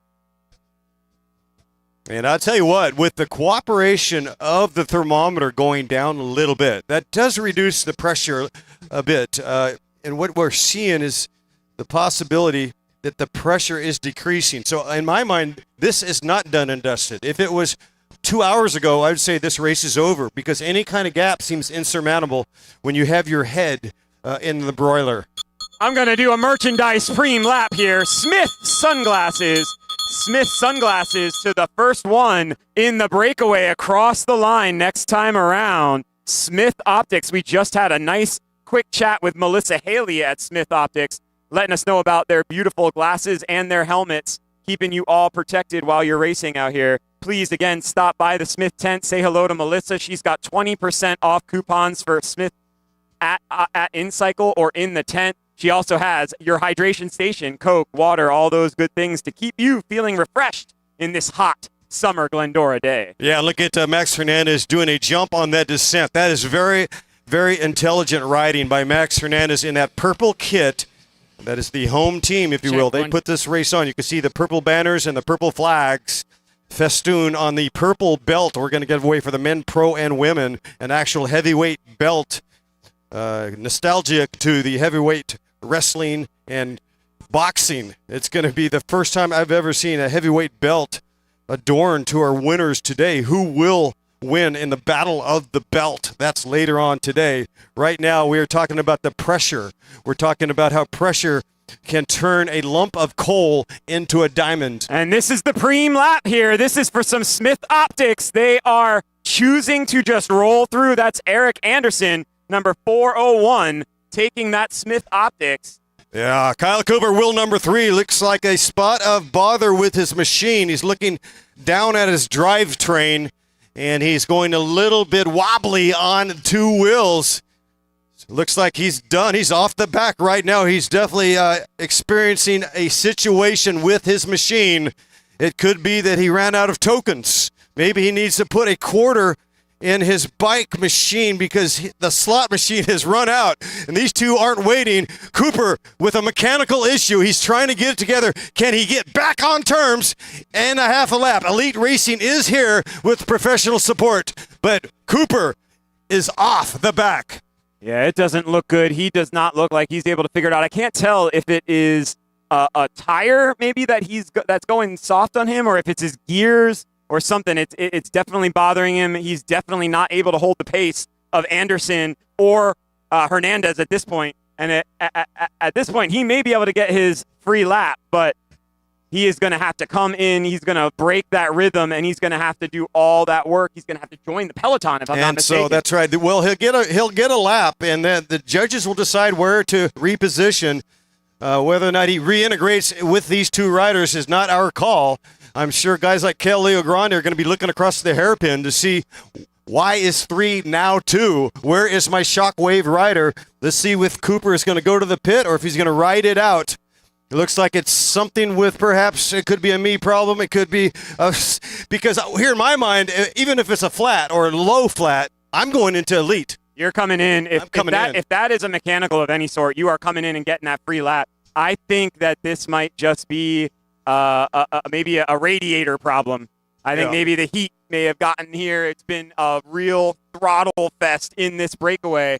I'm not sure. I don't want to speak for Kyle. He is a class racer, but if you had anything mechanical that you thought was fixable, you'd be in at Elite. And Leo Grande now measuring that effort by his teammate who's clearly got an issue. And I did note early on when things were running smooth, he was tailing off a little bit. He wasn't tucked. Lack of confidence or just maybe not having a solid day. Yeah, it might just be, again, the heat. Maybe he didn't get his hydration right earlier today. Hydration doesn't start at the whistle. It starts the night before or the day before when you're going to be racing in these hot conditions. But I got to say this, Eric Anderson is a class rider. But I would say at this point, with Eric Anderson and Max Hernandez, given their riding styles, Eric Anderson is more of a big diesel with a bit of a hit at the end. Max is all high end at the end. That is Max's thing. And I would say right now, if it stays away, I would think that Go Fast has got the advantage here to take their third victory. Oh, man. I mean, if they could get the trifecta, I didn't have that on my bingo card because these guys have been working all weekend long, 8 days a week to get this thing going down. And it's the entire team are volunteering. You check a box as to what you do, and then you get free entries. Like it's a beautiful thing.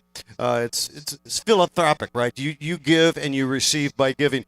I don't know, Max, we've seen him pull out some big wins as Leo Grande now and Sharon Smith are now coming to the fore.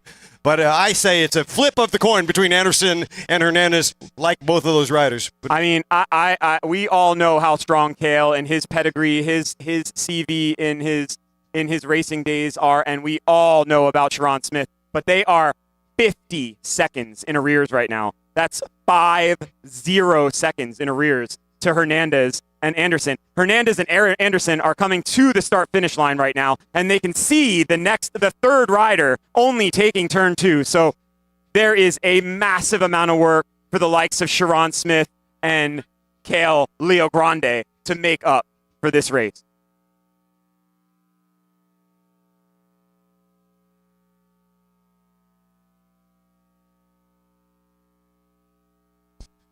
$50 seconds is beyond real. 20 seconds is the threshold of what I think to be a serious threat. Now you double that and add a dime. I mean, 50 seconds.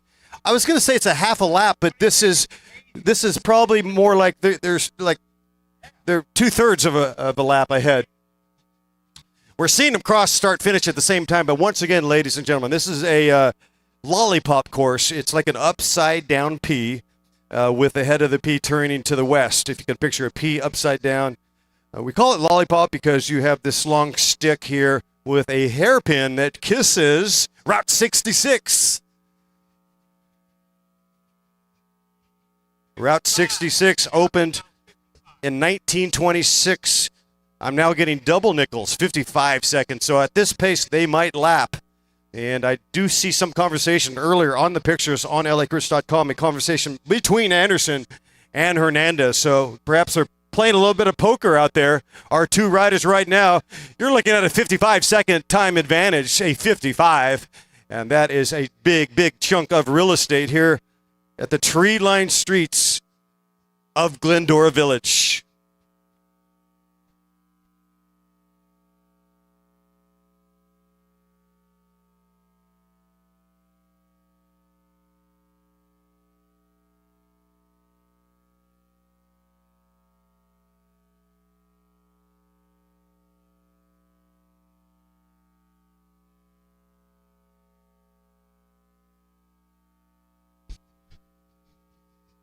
And once again, we do appreciate our sponsors so very much. One of the sponsors that has been doing yeoman work for a very long time, as we see Cooper definitely having an issue.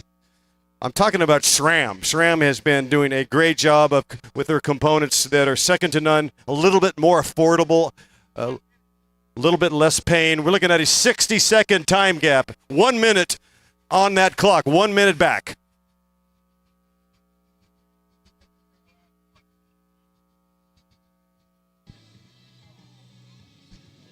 Okay, we're going to throw it down to one of our sponsors. Steve Core, who do you have with you? I believe you have Hector Salcedo with SRAM. It's all you, baby. I do have Hector Salcedo with SRAM. Okay, I've got Hector Salcedo with SRAM. What brought you guys out to support? We'll come back to Hector in a moment. Yeah, so we're out here to support. Okay, we can't hear you.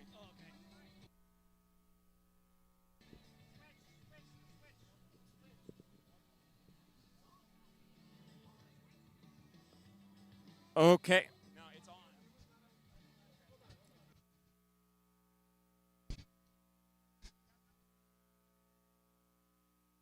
And if you think you got top three in Arquette threes, please report to the podium. Podium is located next to registration. It's a beautiful white podium banner, northeast of start finish.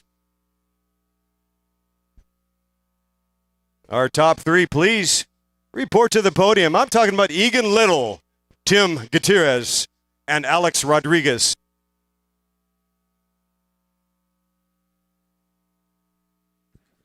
All right. Yeah, after some technical difficulties, we are back in the game here. I am with Hector Salcedo at SRAM. So, Hector, what brought you out to support the race on 66 tonight? Yeah, so we're out here trying to support our local shops, in-cycle specialized dealers here in the Southern California region, and of course the Go Fast Andiamo team.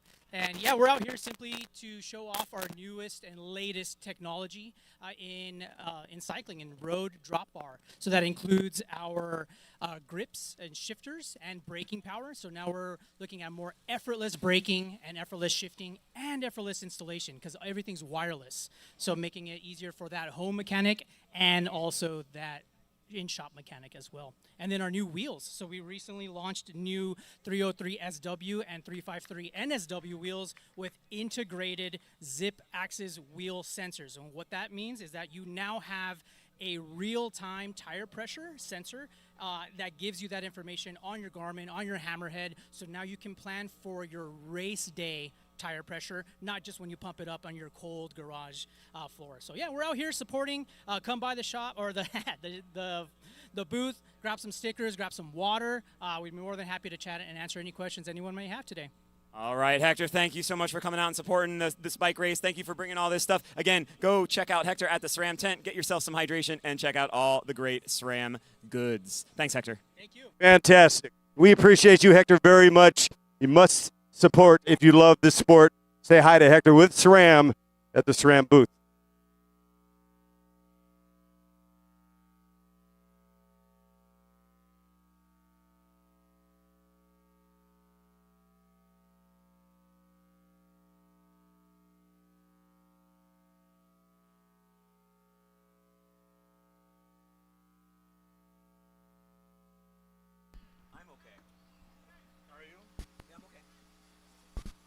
Category threes to the podium. We've got them collected right now. In third place, a heck of a ride. Riding for Velo Lagrange, Egan Little.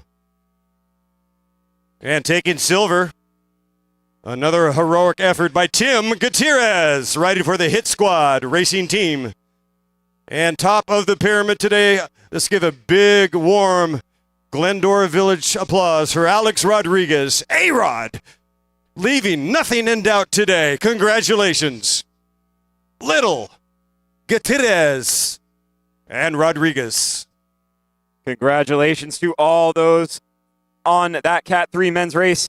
Great race. Great finish. We'll try to grab Alex Rodriguez in a little bit for a quick chat, see how he saw the race.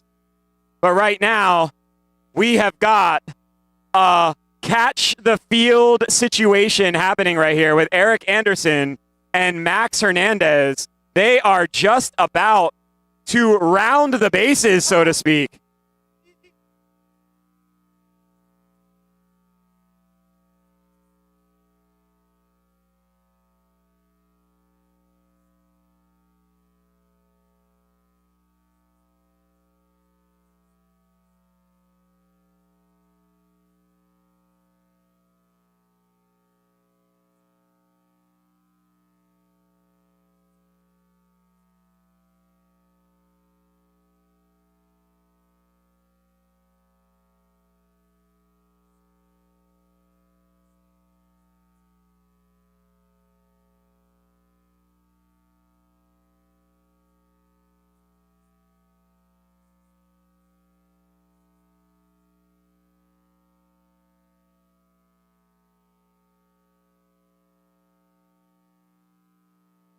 All right, we have got Max Hernandez and Eric Anderson off the front of this bike race, but it's going to look like they're off the back of this bike race. The next time they come through, they are putting in a performance, everyone. Preem lap. Silica Cycling, stand up pump. This is a preem lap.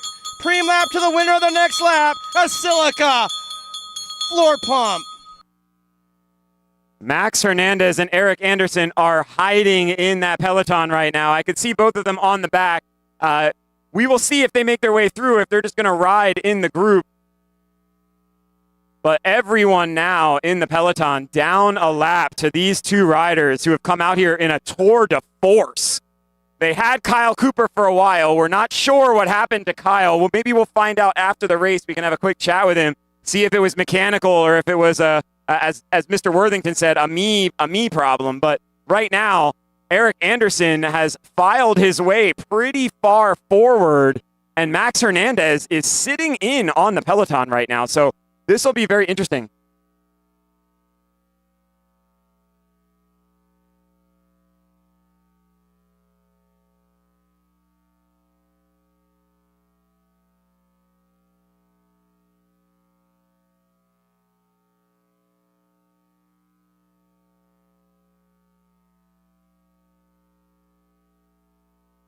All right, we have some sprinting for this floor pump, and it looks like he's going to sit up. That is a Shockwave rider right there.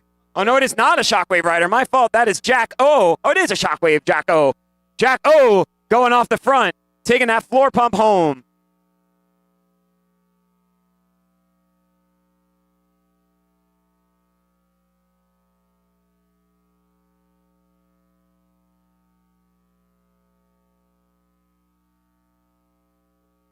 All right, Anderson and Hernandez again, folks. I see Jack O still off the front after sprinting there for that preem, but Eric Anderson and Max Hernandez are 1-2 on the road right now.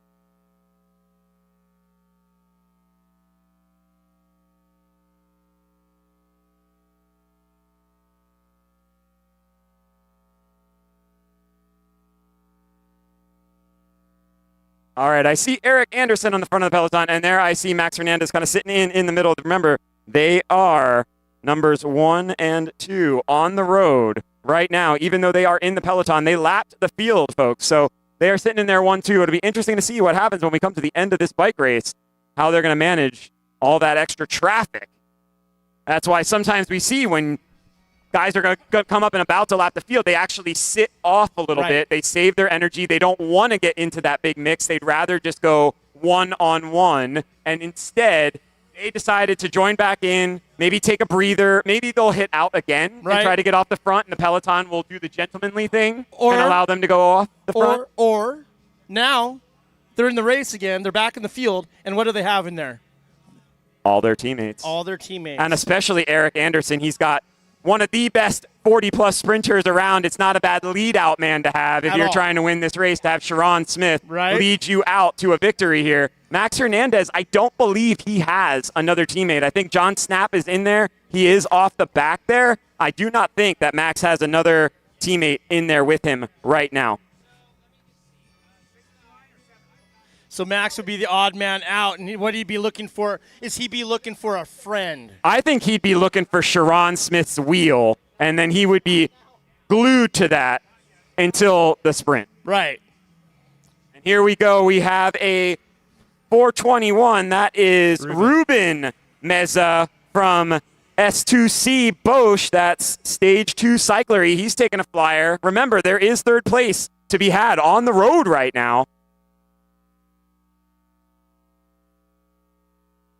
We are getting down to the business end of this 40-plus men's Masters race here at the Race on 66, your Glendora Twilight race of the weekend, brought to you by Go Fast Andiamo.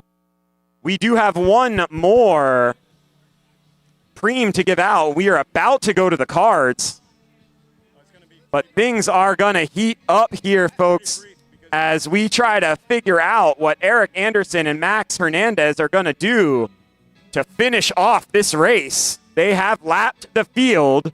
Do not be surprised if Sharon Smith becomes the best lead-out man in Southern California for his teammate Eric Anderson. Oh, for sure. Sharon's just like, yeah, let's go, EA. We're going to win this race. All right, and as that unfolds, we are going to throw this down to the LA Crits mic, where Mr. Dave Worthington is about to talk with Shauna Elias, City Council for Glendora.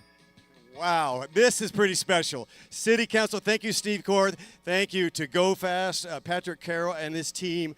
This is an incredible display. I am with City Council member right now, Shauna Elias. Shauna, look around. Is this not wild? I mean, you're used to seeing cars on these streets, right? And now there's no cars, bicycles in their pajamas going about 35 miles an hour. What does this feel like to see your town, beautiful city, transformed? I love it. I'm so glad you guys are here. It's a great event, and I love seeing our community out here cheering the riders on. So we really appreciate you being here. You know what? We hope that we can come back next year and build it even better and stronger. We're looking at the Olympics are coming up, so we're going to have a lot of international riders. LA 28, we'd like to get a piece of that. You guys have been amazing. There are so many hurdles, so many meetings that had to go down. Tell me how arduous it can be to actually put on a race like this. Well, you're going to have to tell me. You did all the work. You know, hopefully the city was facilitating to have you here. I know we were all really excited about it. So it's a lot of work, but definitely worth it, and we want you back next year. Oh, you heard it here. I think a verbal contract is 7/8. No, actually, no, it's 9/8 according to the. It's binding according to Steve and Hecky there at the booth. And just any final words about how beautiful this is, really? Because you know what, Sean L.I., City Council member, it's really about the celebration, not really even about racing bicycles, but about healthy lifestyle, about philanthropic endeavors by philanthropists, getting things done as a community. Nobody's making a ton of money. These promoters are working 8 days a week. It's really about the celebration and the unity in the cycling community. Yeah, you know, and community. I mean, you can look around and you see members of the Glendora community out here and surrounding areas too. And like you said, you know, it's about healthy lifestyle and things that we can do to get the community outside in the sunshine. Maybe not so hot as it was today, but anything we can do to get outside is great. Shauna Elias, City Council member, thank you very much. We will see you, we hope, next year on the Flippy Dippy. She said yes. That's a thumbs up, Glendora Village. Back to you, Steve. She said yes. She said yes. So, Shauna Elias, thank you to you and all the other city council members here in Glendora. And we want to thank the entire community of Glendora. That's right. Everyone that can hear us on these mics, thank you for letting us come to your town, put on a bike race, and allow the cycling community to invade, so to speak, for a half a day. We really appreciate it. It has been wonderful, a wonderful backdrop. Can't paint it any better than downtown Glendora for a Twilight crit. All righty, this rider's going to see 5 laps to go. Back to the racing action. 5 laps to go for this rider right here from Go Fast. There's our field. They're seeing 4 laps to go, Steve. I tell you what. You know what? Ringy, ringy, ringy, dingy. Yeah, we're going to ring the bell.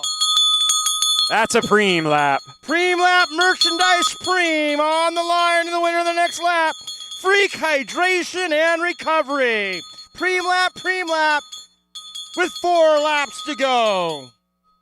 All right. Again, just for anyone here that is joining us late, Eric Anderson, Max Hernandez, and Kyle Cooper formed a 3-man break very early in this race. Shortly after that, Kyle Cooper seemed to have some issues with the bike or the body and fell off that break. But Max Hernandez and Eric Anderson continued their rampage off the front. They have since caught the peloton, are all safely in this peloton, and we have 3 more to go when they come around the next time. So we've got numbers 1 and 2 in the peloton and 3rd place up for grabs in a group sprint at the end of this bike race.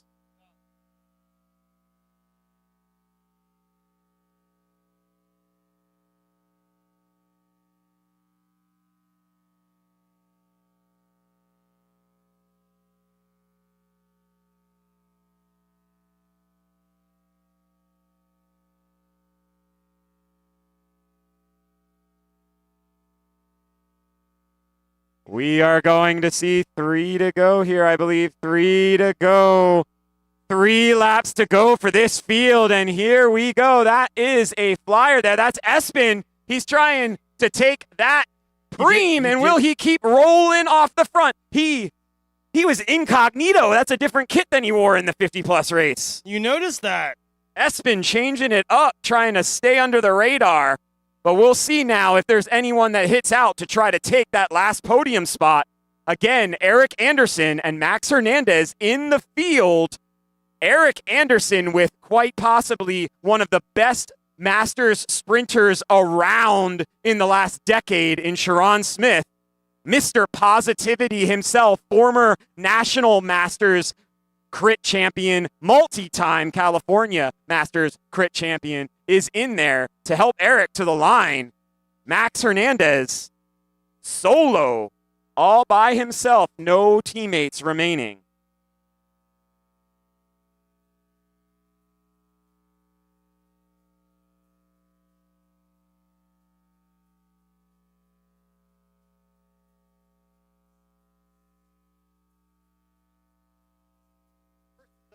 That is a rider off the front. I don't know. I think it's Espen. It looks a little like Espen, but no, it is not.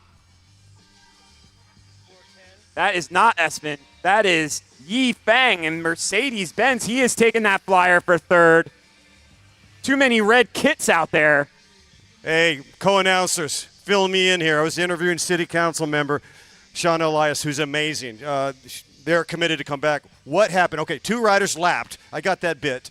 Who has the advantage, in your opinion, between Hernandez and Anderson in terms of teammates? It's Eric Anderson. It's Eric Anderson. It's not even a question. He's got Sharon Smith to lead him out. Usually, I think it's Eric doing the leading out for Sharon. Now he can return the favor here. But we see now that Eric Anderson and Max Hernandez, where are they? Front of the peloton. Yep. I think Max Hernandez knows better. I don't think he wants any part of Sharon trying to lead out Eric. Not at all. Wow, that's interesting. And Kyle Cooper not having a great day. He's on the caboose right now, so he's not really going to be at the 4. He made $100. He made $100. What are you talking about? He made $100 hecky dollars. Cash is real. That's a hecky lot of money. Cash is real. Oh! HE double toothpicks. What the Hey, hell? when you have a second kid, the dad jokes just flow out of you uncontrollably. Meanwhile, number 410, Yi Feng, still bell lap, bell lap, 1 lap to go. Feng still off the front, bell lap, 1 to go. Eric Anderson at the front of the group driving this. Again, he and Max Hernandez, 1-2 on the road despite being in the peloton. I hate to say it, but Max looked cooked in the middle of that peloton. Yeah, Leo Grande, wheel number 2. Anderson stomping on the pedals at the point. Sharon Smith, rider number 3 right now. This is the final lap inside the final kilometer of the first inaugural race here at Glendora. And we can see Max Hernandez second in the last spot there. Max is going to get second. He is all right with that. He's conceding second place. That's right. So right now it's going to be all about the front. Anderson's going to take the win. What about second? Well, I'm sorry. What about third and fourth? Yeah, what about third and then the minor places? We have some big ones. I'm going to just call it right now.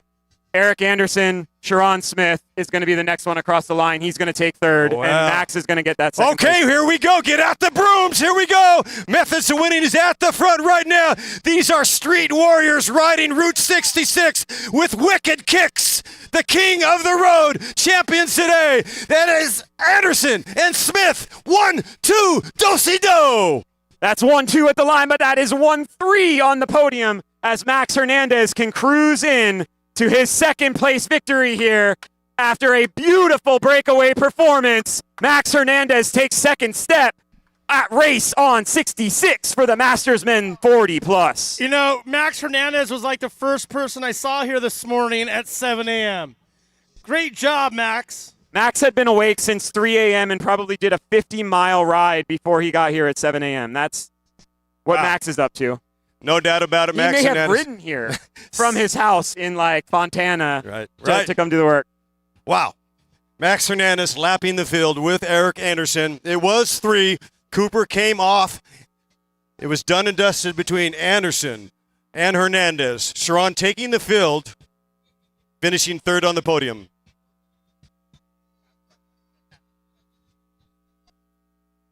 All right, folks, that wraps up the Masters racing for the day. Our next race is your Pro 1, 2, 3 women. They are going to start at 6:40. That's about 10 minutes from now. Our Masters racing is now over, and we are headed to the pro races. Pro women will be up first.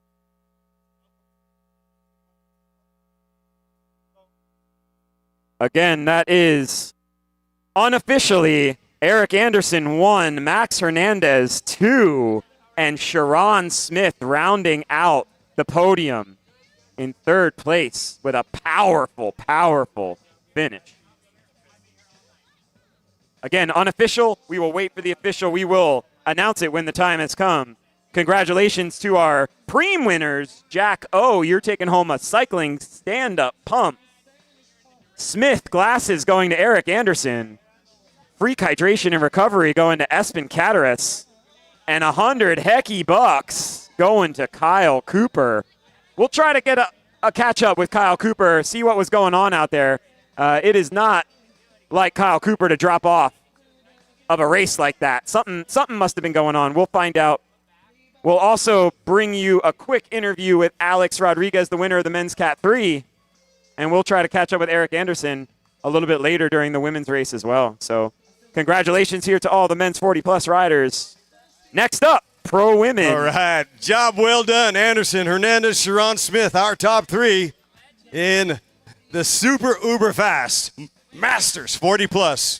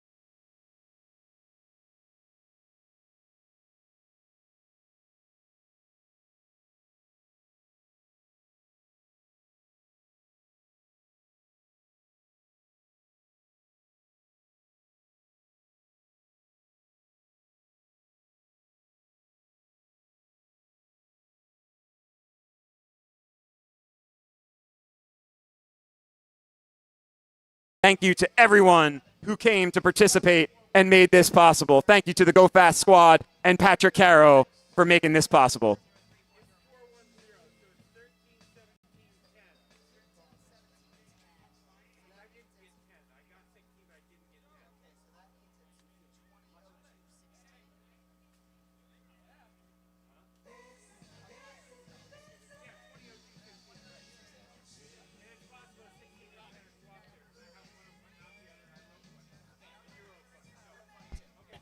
And right now we've got 6:35 p.m. Sun goes down at 7:28. At least that's the sunset. And then the gloaming. We've arrived into that golden hour time, and it is absolutely cool. 6:40 is the scheduled time for our next Women Pro 123, a signature event.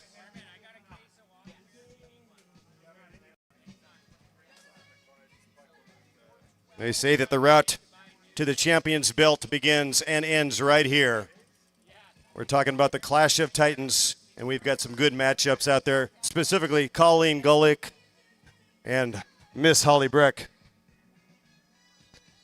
That's right, we're giving away a belt, a commemorative belt, like the heavyweight belt in WWF or heavyweight fighting. Reminiscent of major boxing and wrestling promotions. A customized heavyweight belt presented by the Go Fast Race on Route 66 organization. In homage to Hulk Hogan, Ric Flair, Rocky Balboa, and Muhammad Ali.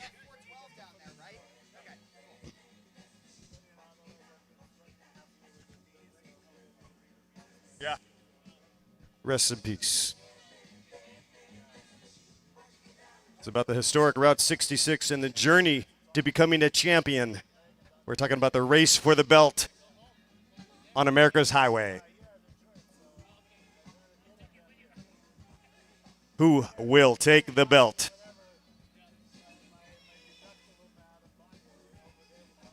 I do want to get a photo. These professional photographers are going to want to get a podium shot of our pros with the belt raised high on the top step.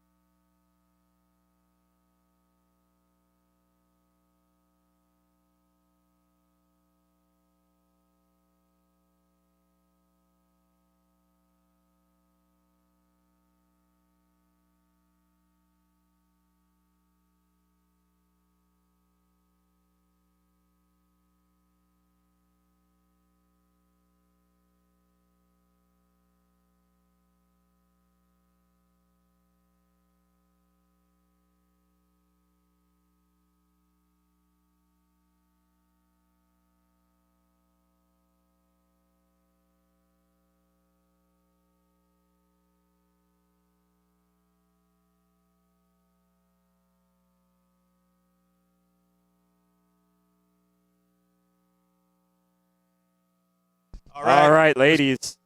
Let's stop at the line, get your final instruction. Glendora, this is your pro women's race. Pro women 1, 2, and 3. Let's make way for the car. Ladies, let's make way for the car. We got to get the car through for your... Steve, you got a mic if you need it. Thank you, ladies. All right, and it looks like we've got the city councilwoman, Shauna Elias. She's getting to hold the flag in the pace car. I love it. I love it. When you help make this race happen, you do what you want to do. I think that's the moral of the story there. I have an update on our preems, ladies. You're going to have 5 preems. They're all cash. Or money, actually. I don't know if it's going to be cash or a check, but it's going to be money. All right, since we are a reduced field, I just want to recognize 3 riders that won the Costa Mesa Grand Prix a couple weeks ago. Shelby Reynolds-Tinsman is here, and so great to see Shelby returning to competition. 3rd place at Costa Mesa. 2nd place was none other than Holly Breck. Holly Breck is the golden girl. I like to say that Holly can bring sunshine on a cloudy day. But today on a heat advisory, she actually brought clouds, so we're going to give her some credit. And Top Step at Costa Mesa also competing here in the field. Colleen Golick from Maryland are 3 riders that are definitely hot contenders. This is going to be a great race. We are going for 60 minutes. Do we have thumbs up from chief officials? Timers ready, riders ready situation. Your final instructions, Chief Official Stephen.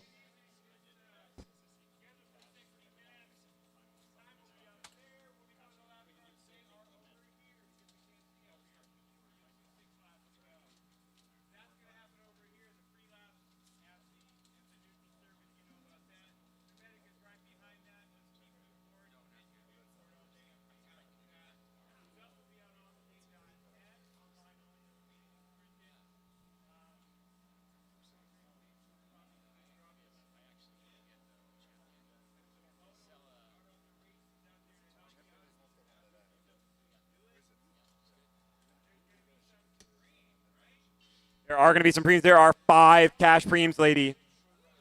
4 $50 cash preems, 1 $100 cash preem, courtesy of Schroeder Iron. You do that math, that is 3 hundy large.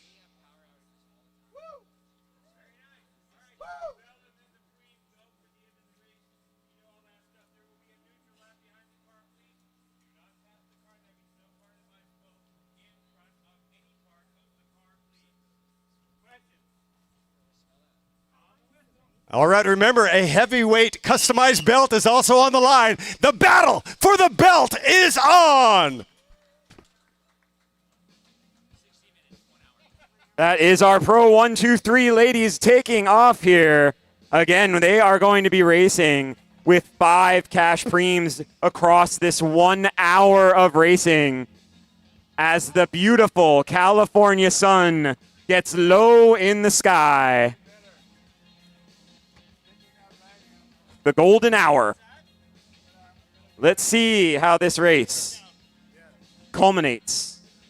We are going to have a quick interview with our men's Cat 3 winner. Then we will get you to your official men's 40-plus podium in about 10 minutes' time as the ladies get started here. Sit back and enjoy the sunset, Glendora, as it cools off. These ladies are about to heat these streets up.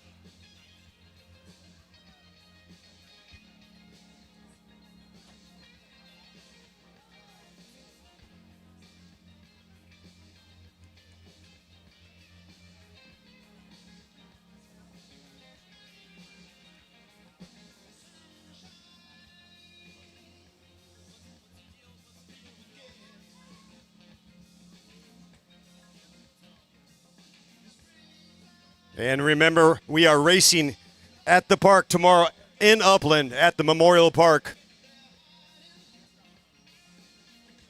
City of Upland, population 80,000, incorporated 1906. 2 cities over to the east.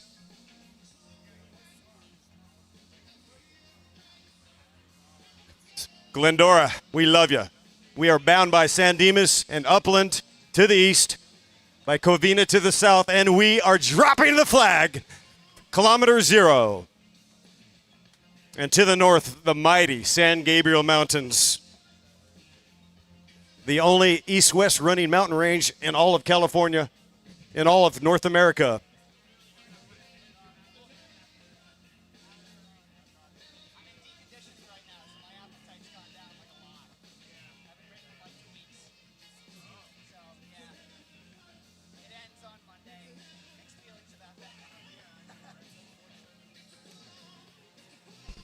Holly Breck is definitely hotting up the speed already, taking that right-hand corner her way.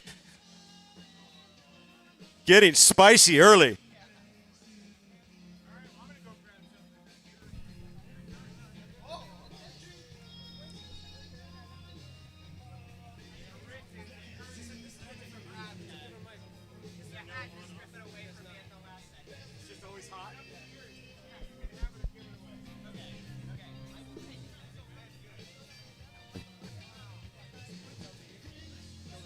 All right, here we come on the boulevard.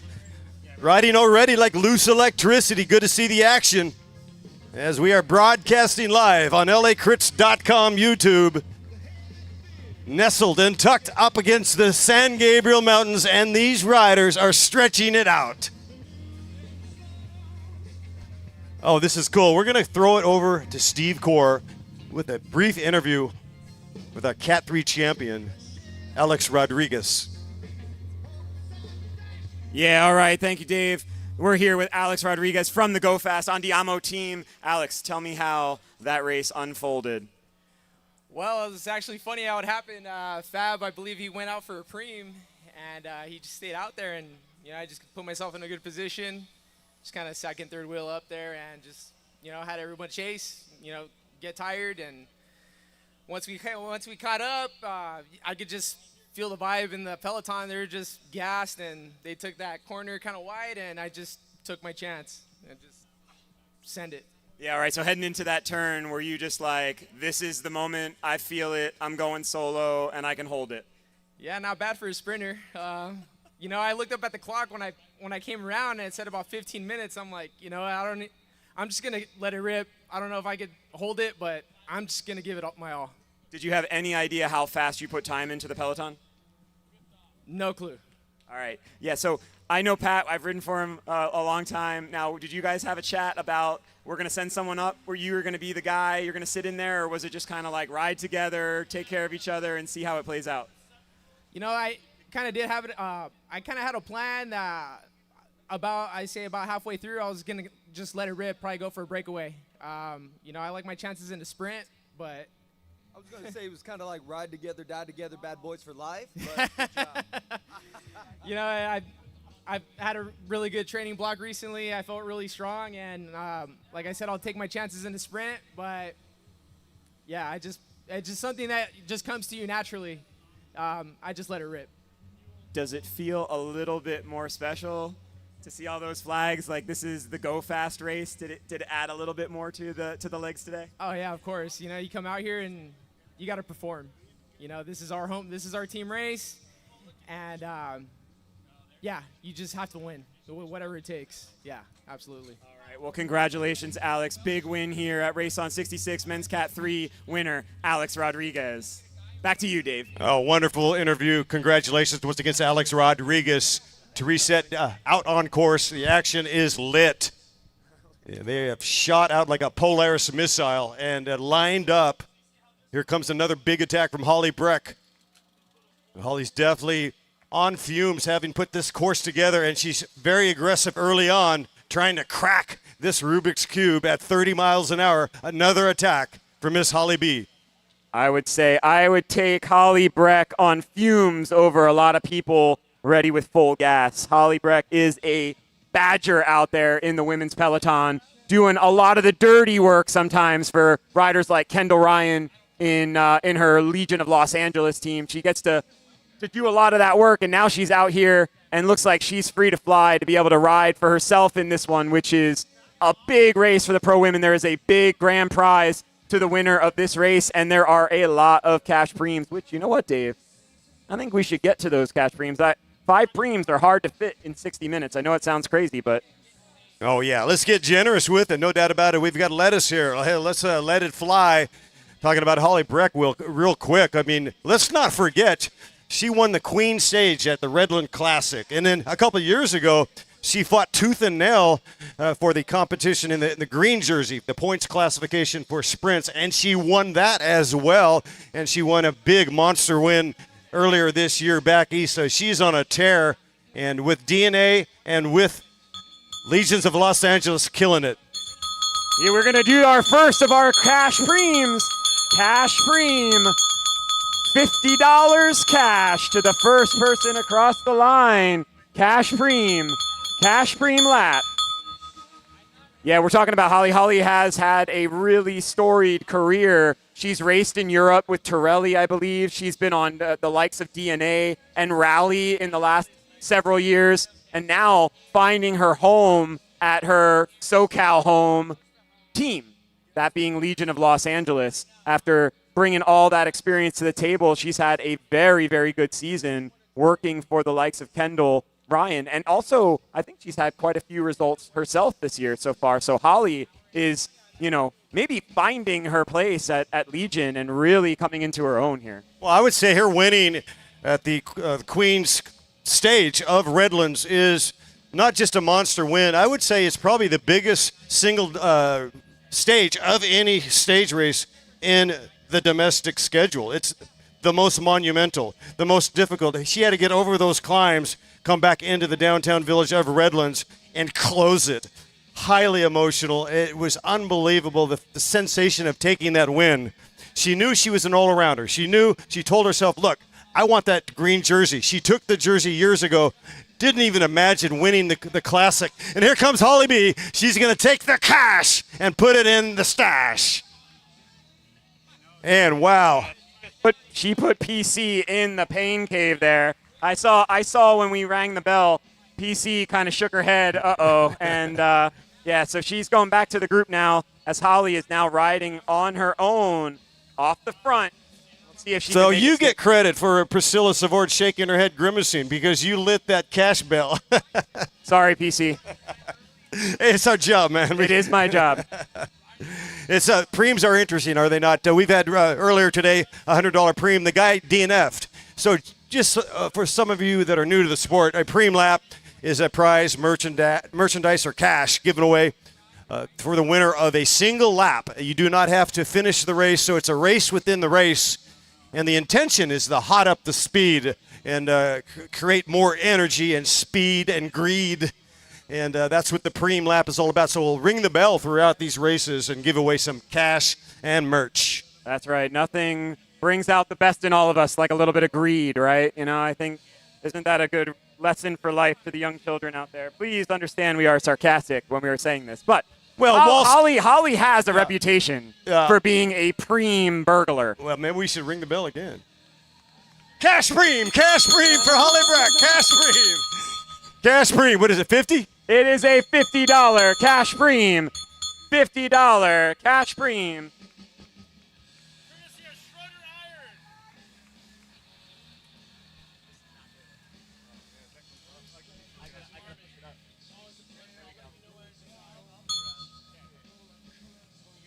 So Holly Breck with about a 15-second advantage here over the peloton.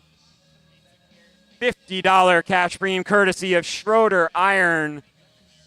Holly is on a mission to fill the bank account with preem bucks.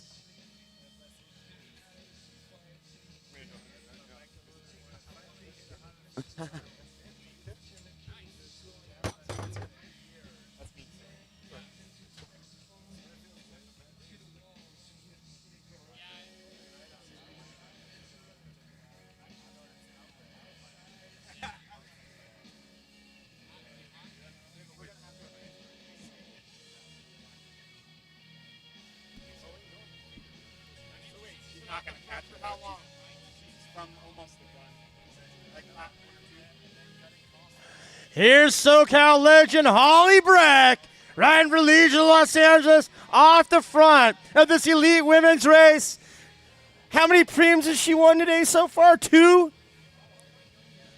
Wow.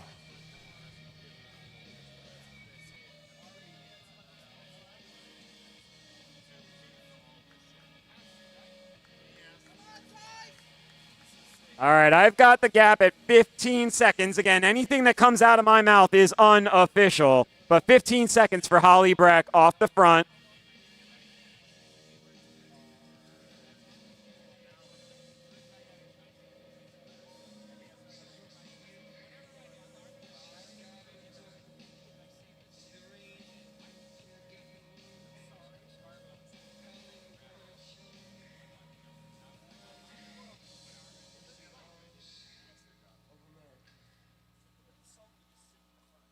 We see the mommies, the in-cycle mommies. That's the team in the black kit with the green, olive green shorts. That's the in-cycle mommies. And I think, if I'm not mistaken, it's Courtney Sullivan leading the charge on the front of that group with the likes of PC Savard as well as Tinsman. Shelby Tinsman's in there. And Jasmine Nea. So there are numbers in that squad to try and bring back Holly Breck, but Holly is turning it over here. And you've got to love her style. She's a classy rider on the bike, taking away the cadence like a metronome, delivering the power into the drivetrain. Shoulders are definitely stoic.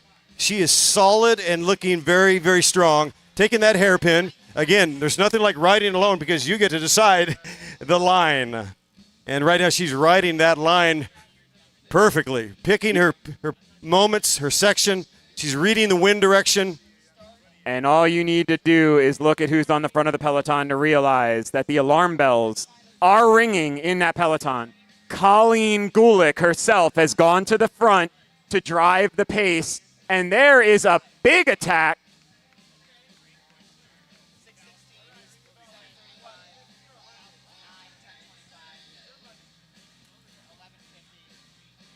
So there is a big attack now. Colleen Gulick started it on the start-finish straight, and now we have another attack. I am not familiar with that rider. I will see when they come through next time. But our announcer, Dave Worthington, is going to put up some of his own cash for an announcer preem. This is an announcer preem, $100 cash preem to the winner of the next lap. $100 cash preem to the winner of the next lap. $100 on the line to the winner of the next lap. $100 cash preem, ladies. $100 cash preem to the winner of the next lap. $100 cash preem. Oh boy, the chase is definitely on right now. It is electric out there. Look at the beautiful view of that LA Crit drone cam as the gumdrop sculpted trees are lit up in the golden hour.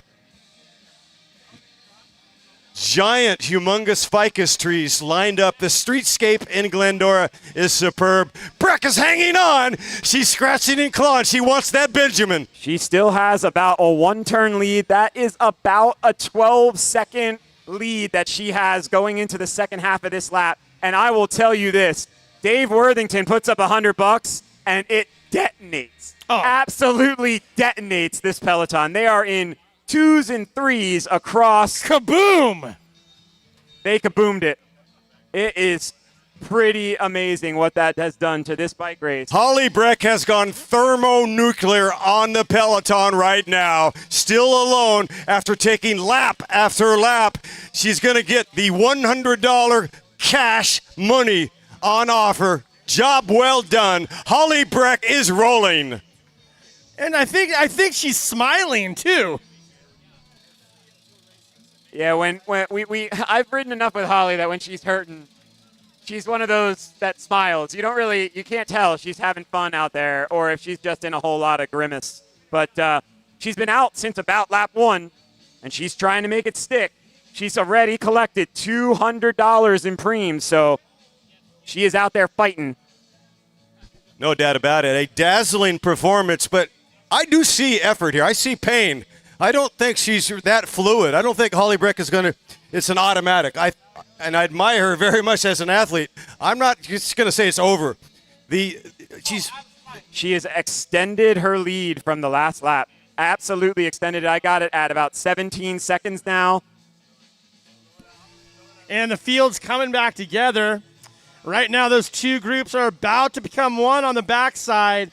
Pace has definitely slowed down in the field. That's given Holly Breck enough of a rest, if you will, from the field chasing her down to just put it full floor to the metal, what am I trying to say? No, I get it. I know, Hecky, what you're saying is because the chase doesn't look like it's on as much. It's not just about how fast you're going, right, Hecky? It's about how fast is the chase. What is the impetus of the chase? Holly Breck is going to monitor her gap now. She's going to try to collect herself. If it's 17:20, that's fine. It's really what she's trying to determine, not how fast she's going, but how fast the chase is going.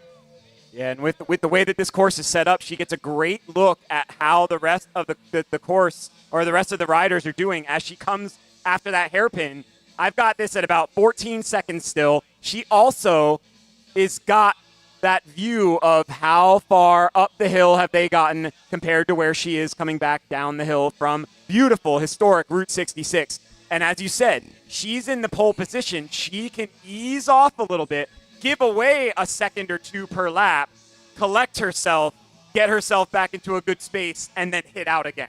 Back in the day on Labor Power, we used to say on an early move like that, you want to feel like you broke a gasket. You went so hard that you broke a gasket. And then you collect yourself. You go 110, you smash the red line, but that hurts everybody else as well. We saw implosion. And then hopefully, if you're really fit and you put in the sweat equity, you start to collect yourself and you can maintain that gap. That's what Holly Breck is having a conversation right now in her head. In her right own now. head. I totally agree. And it reminds me of my days in cyclocross. And I liken crit racing a lot to cyclocross. I would always go into a cyclocross race thinking of this race is a race of 3/3. The first third, I want to blow myself up because I'm going to blow everybody else up. Then I want to settle myself in, and then I want to be completely blown at the finish line. And I think that's how Holly has taken approach to today's crit. She went out, as you said, blow that gasket. Now she's trying to repair that gasket so that she can come back and really hit out in the last 20 minutes of this bike race. Yeah, it really is a Rubik's Cube. If you get it wrong, it could really go sideways. If you blow yourself, if it's so much over the edge, the threshold is out in Z. We saw that with Kyle Cooper. He went to a threshold and he couldn't come back. He broke that gasket and he could not repair that gasket. Holly Breck, a consummate professional. I think she's going to be able to figure out this Rubik's Cube, but she is in pain, ladies and gentlemen. Do not think that this is easy. By all means, it is not easy. No, absolutely not. You are totally right. I had a chance to talk with Kyle Cooper. I saw him just after his race, asked him, hey, what was going on? He was very, very honest, said, hey, I've been busy at work all week. I was on call. Remember, Kyle Cooper is not just a bike racer, folks. He is a medical doctor. He was on call all week, didn't have a chance to train, came out, was holding on to Eric Anderson and Max Hernandez for half of the race, and then that gasket blew and it was not able to be repaired. But right now, Holly Breck has a 20-second lead on the rest of this bike race at the moment, 20 seconds. So she is actually extending her lead as it was from about 4 or 5 laps ago. And a beautiful sight with the tree-lined roads. Glendora Avenue here in Glendora Village. You can see the mighty San Gabriels east to west, a cascade of green, a technicolor of rooftops. It looks like a European scene right here in Glendora on lacrits.com. A tremendous day. This is the golden hour in Southern California, and it is another fine example of California's gold. Wow, look at that LA Crits drone shot of beautiful downtown Glendora and to the east, where we will be tomorrow morning and afternoon for our Upland City Park Crit, where we will be at Memorial Park having another beautiful day, bringing the racing community together. But you are 100% right there, Mr. Worthington. Everything lit up in gold. Our beautiful San Gabriel Mountains headed into the San Bernardino Mountains, just lit up beautifully for all to see. Is LA 28 watching? Is this not Technicolor? Is this not gorgeous? Let's bring some of that action, that Olympic quan, to Los Angeles. Let's maybe have a bike race here. Maybe we finish at in front of the Hollywood sign. Maybe we course through Route 66. Maybe Holly Breck will be racing in 28, and she is rolling the big gear right now, smashing the pedals. She is looking very, very comfortable for the gap that she has put into this group. The group is yet to hit the line here, and I've got them at about, again, she has them almost pegged at 20 seconds on the dot right now. So she is very happy where she is. As I said, she can give 2, 3, 4 seconds away at a time, and then really let it hit later.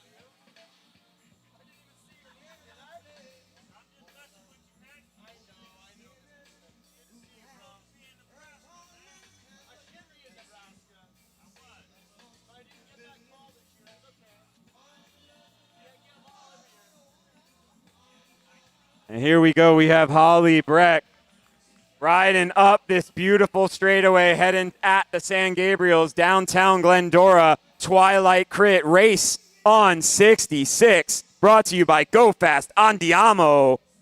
Holly Breck is putting on a show here for the hometown crowd.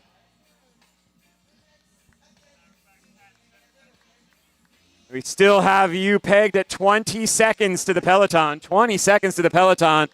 Right now, Holly has 20 seconds as she gets out of the saddle to kick down this hill right back into the teeth of the wind. She takes the one and only right-hand turn on the course, and she is going to be out of sight on the backside of this course as is compared to the rest of the group.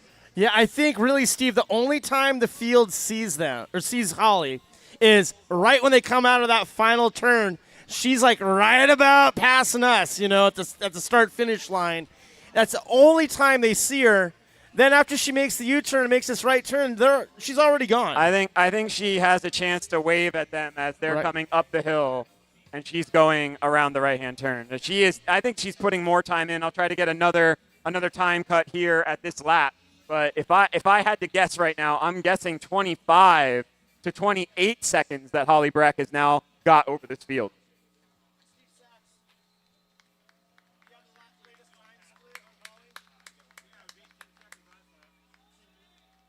All right, Holly has crossed the finish line here, and we have the group coming out of that final turn. It is about 9 or 10 riders that are in that peloton still chasing Legion of Los Angeles. Holly Breck, number 202, already collecting $200. We have got it at an official 20 seconds, so she is holding the gap firm at 20 seconds. Holly, you got 20 seconds. Holly's about to pick up 2 other riders. I think that's Jasmine Nea is one of those riders from the In-Cycle Mommies. But I'll tell you what a night, Hecky. What a beautiful day. We were getting smoked out by the sun earlier today. And it was hot. Overheating phones, no music. Yeah, I had to go back into the makeup tent to get the schmutz off of me to make me mic worthy. Look at that again. But you should have seen the look on that photographer's face just a second ago when he just gave us the whole yeah. Yeah, I had a little bit of sweat beads I needed to get taken care of, but now the sun is going down. It's absolutely beautiful here in downtown Glendora, and Holly Breck is giving us a show. Oh, that's more than 20 seconds now. I'm going to say it's 22. I think I've had it pegged at 20 seconds as they come out of that corner when she crosses this line. It's going to be almost exactly 20 seconds, but we got Colleen Gulick. She is making a jailbreak from the peloton. That's 16 seconds to Colleen Gulick. She is going to try to cross this gap. And we know, fresh off of the Masters Crit Championships in Costa Mesa, Colleen Gulick is not to be trifled with. Of course, Colleen winning her race there in Costa Mesa to take that state title in her age group. There's Colleen Gulick. She has taken a big bite out of Holly's lead, I think. And there's the field all thinned out, going through that right turn, trying to close that gap to Colleen. Yeah, Bailey Hins jumping in for her second race of the day. She won the first race of this inaugural race on 66 earlier this afternoon in the women's 3-4-5. She hops in the Pro 1-2-3 here, and she's sitting P3 in the peloton. Right? Yeah, we have a boxing match out there, do we not? We want to call our top 3 in the 40-plus to the podium located by registration. Talking about Sharon Smith, Max Hernandez, and Eric Anderson to the podium. All right, you saw Holly Breck come through that time, give a quick look over the shoulder, almost always a sign of, hey, I could use a little help. Colleen Gulick, she's 9 seconds behind Holly, but she looks like she might be kind of hitting a wall here. And then Bailey Hins looks like she's finding a new gear. And that's exactly what it looked like. She hit a little bit of a wall there. Colleen Gullick put all of those eggs in one basket, trying to close that gap, and all of a sudden, she has been swallowed up by the field. And Holly Breck looks like she has had the exact same pedal cadence since about 20 minutes ago. Right.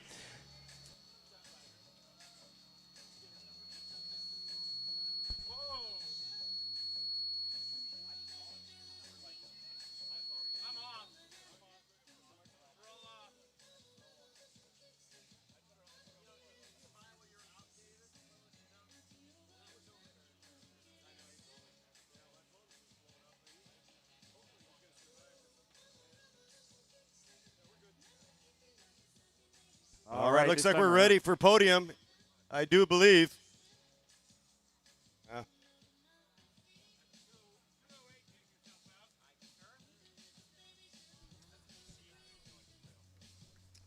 All right, here's Holly Breck rolling on through.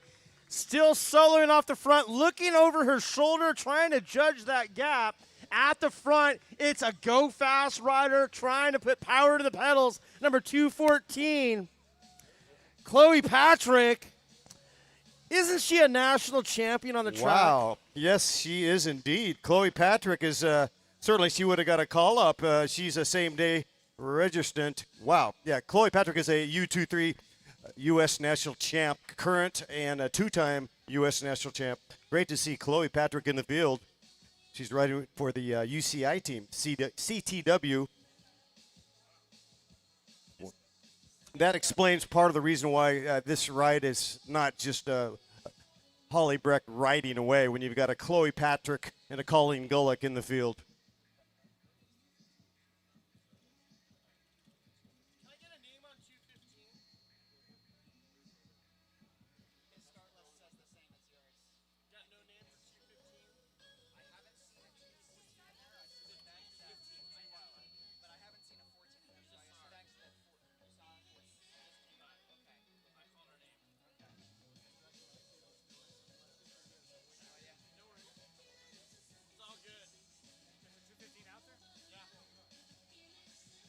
Holly Breck still pedaling out her own cadence. She's got about 10 seconds. 10 seconds, Holly.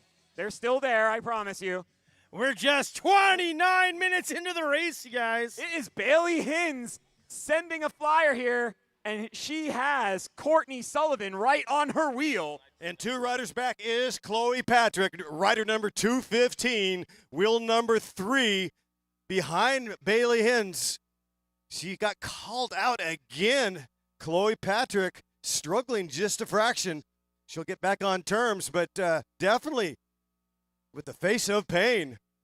There's Chloe Patrick on the screen. She's rider number 3 in the chase, but not on a wheel as Bailey Hins comes through. Right there, Chloe Patrick taking turn number 2 in the wind.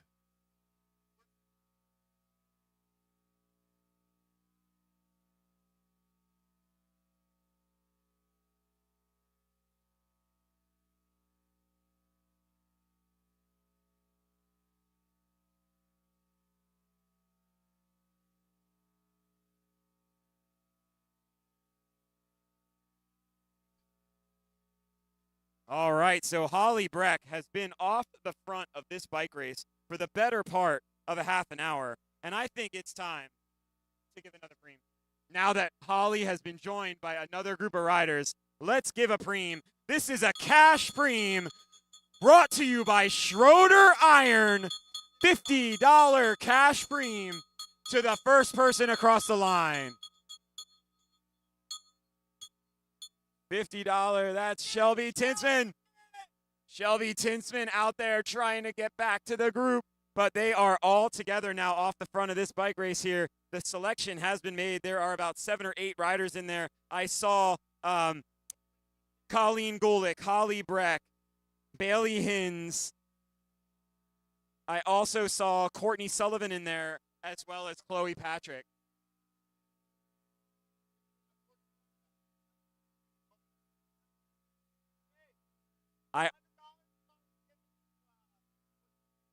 I also see Mary Joyce Monton in there from the Golden State Blazers. Their men's team is here in force.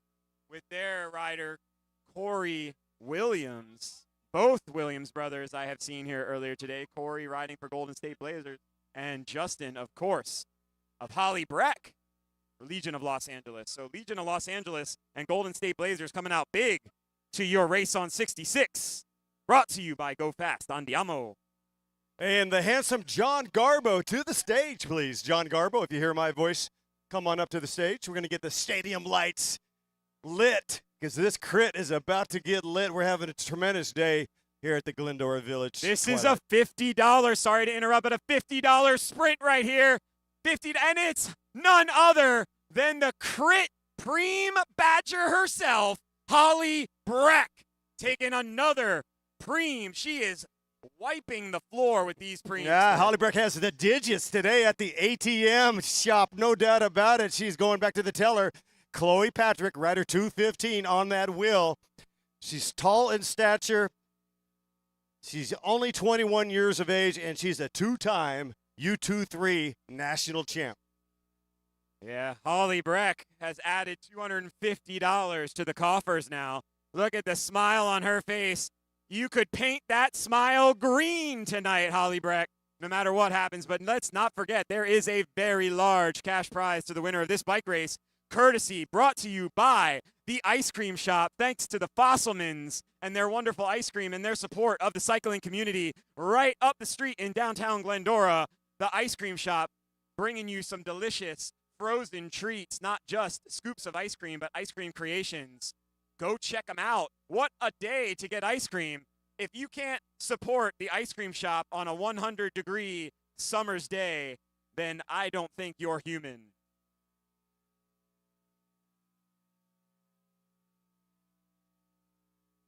All right, we have gotten ourselves through about 30 minutes of this bike race, 35 minutes of a 60-minute bike race. We still have 2 preems to give away, but we are starting to come down to that business end of the race.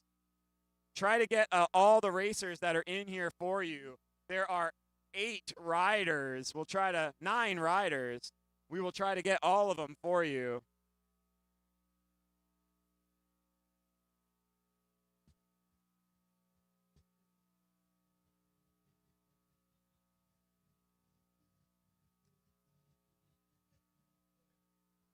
Definitely very, very cool to race just south of Route 66. This is historic, the mystique and the lore of nostalgia. It's Yeah, like they almost kiss Route 66 at that hairpin at the top of our race course today. At the Absolutely. bottom of the P, so as it Right. were.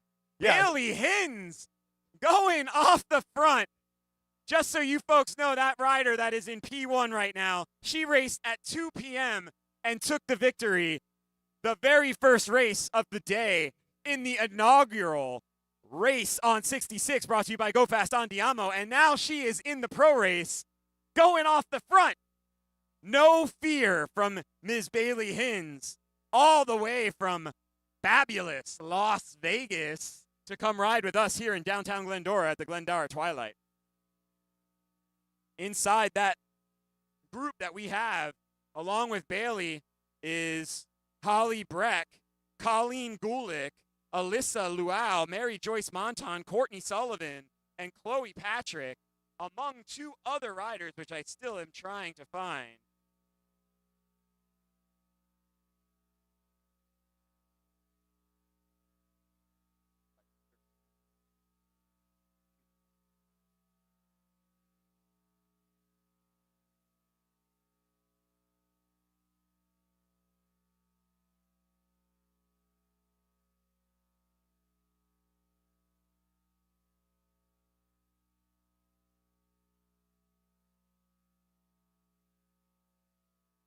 So what a dynamic pro women's race we have been blessed with here.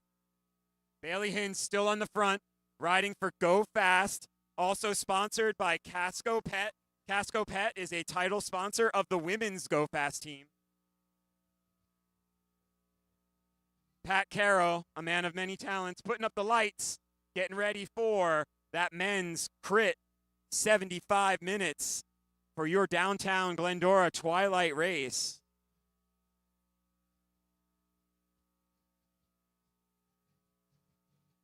And the fabulous Alfie Sanchez chipping in from Majestic Cycling. Thanks to Alfie for coming out and helping out everybody. Majestic Cycling putting on great races all year long as well. We're very fortunate, aren't we, Dave, in SoCal to have so many race promoters willing to give us a chance to race every Saturday, Sunday, almost year-round. Yeah, I call Alfie Sanchez the foundation. He does great work, the entire Sanchez family, the Majestic Cycling family. Now, lull in the action a little bit. This split is looking at each other. They've been going red hot from kilometer 0, swinging. And now a little bit of a lull I'm sensing. It has been a tremendous electric race. Now it's that moment in the race where we might have to ring the bell when they come through. Yeah. If not this lap, next time. Yeah, we want to put a little bit of energy into this group now that they look like they're tiring. I think I've got the other 2 riders that are in there. I think it's Evelyn Gosling, Courtney and Sullivan, and Shawnee Berger Elisari. So I got Holly Breck, Colleen Gulick, Alyssa Luau, Mary Joyce Monton, Courtney Sullivan, Evelyn Gosling, Shawnee Elisari, Bailey Hins, and Chloe Patrick. That's your 9 riders that are in this race that are all vying for that grand prize that's being brought to us by the ice cream shop. Again, the ice cream shop. Please drop in and cool yourself off in downtown Glendora.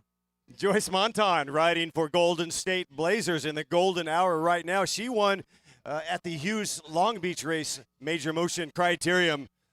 Another threat riding for Blazers, Joyce Monton in the split.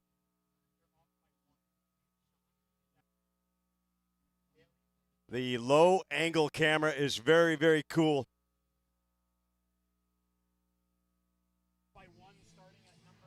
Looking at the stopwatch right here from official Kevin, says 40 minutes and 23 seconds in. We're going to see some cards soon. About 20 minutes left. Off to you, Dave Worthington. Thank you, Hecky. We've been waiting with bated breath for our 40-plus, a bit tardy on the podium.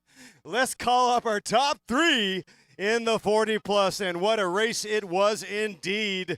Very electric, bombastic, dramatic race. Our top 3 taking third step, a multi-U.S. national champ, just coming back from Washington, D.C., baby. Let's give it up for Sharon G.B. Smith. This man riding in the purple. He's got the cloth. He was here at 7 a.m. batting down the hatches, riding for Go Fast in the purple kit. Max Miracle Hernandez. Good job, Max Watts. And top step today, he's on a tear this year, riding for Methods to Winning. How about Mr. Anderson? Eric Anderson.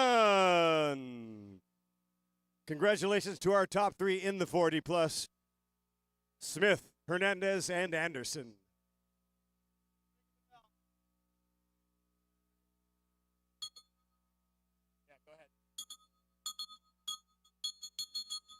This is going to be a cash preem, $50, courtesy of Schroeder Iron, $50 cash preem to the next winner of the lap.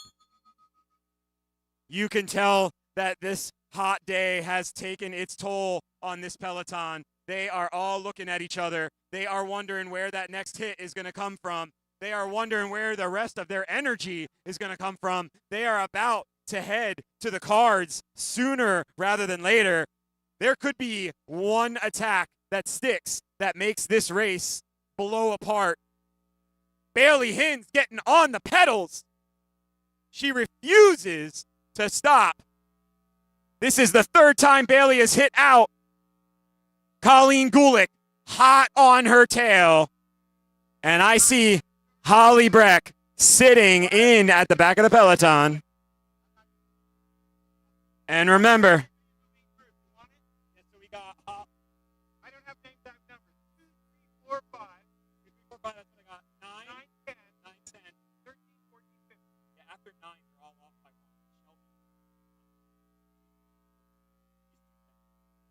So yeah, I got 11, 12, 13, 14, 15. So that's what it is. I got that's exactly what I got. Yeah, they all went off by 1 for some reason after 209. I don't know why. $50 on the line. $50 on the line. Who's going to take it? It's Chloe Patrick. Chloe Patrick breaks Holly Breck's streak and takes the $50 courtesy of Schroeder Iron. Schroeder Iron bringing you all of these cash preems. Yeah, big shout out to Frank Schroeder. Talked to him earlier today. Here's a man that he was the president and CEO of Schroeder Iron professional cycling team for at least 3 or 4 years. And he pioneered and supported the Masters program for, 20, 30 years. Frank Schroeder, great to see you, pal. I know you've been doing a lot of traveling, and great to see your smiling face. And we even are happier that you opened up that wallet to make this a richer race, spreading the lettuce, because these riders are hungry, man. They didn't come here to pick lettuce. They didn't come here to pick citrus or avocados. They came here to race, and race hard indeed. Chloe Patrick now coming to the fore. And here goes, who else? Holly Breck, another attack. Wow, Holly Breck just sat in 2 laps ago. She was 8th in a 9-person peloton. Now she hits out.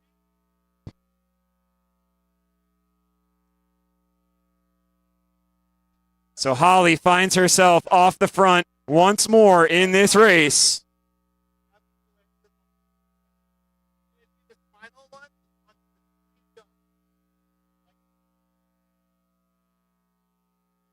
Small gap, but that is it. Bailey Hins on the hoods, determined to bring that back. We still have about 9 riders together here. Yeah, it looks like Bailey is on she's really motivated to kind of a little bit of a negative racing right there. Holly Breck makes a move.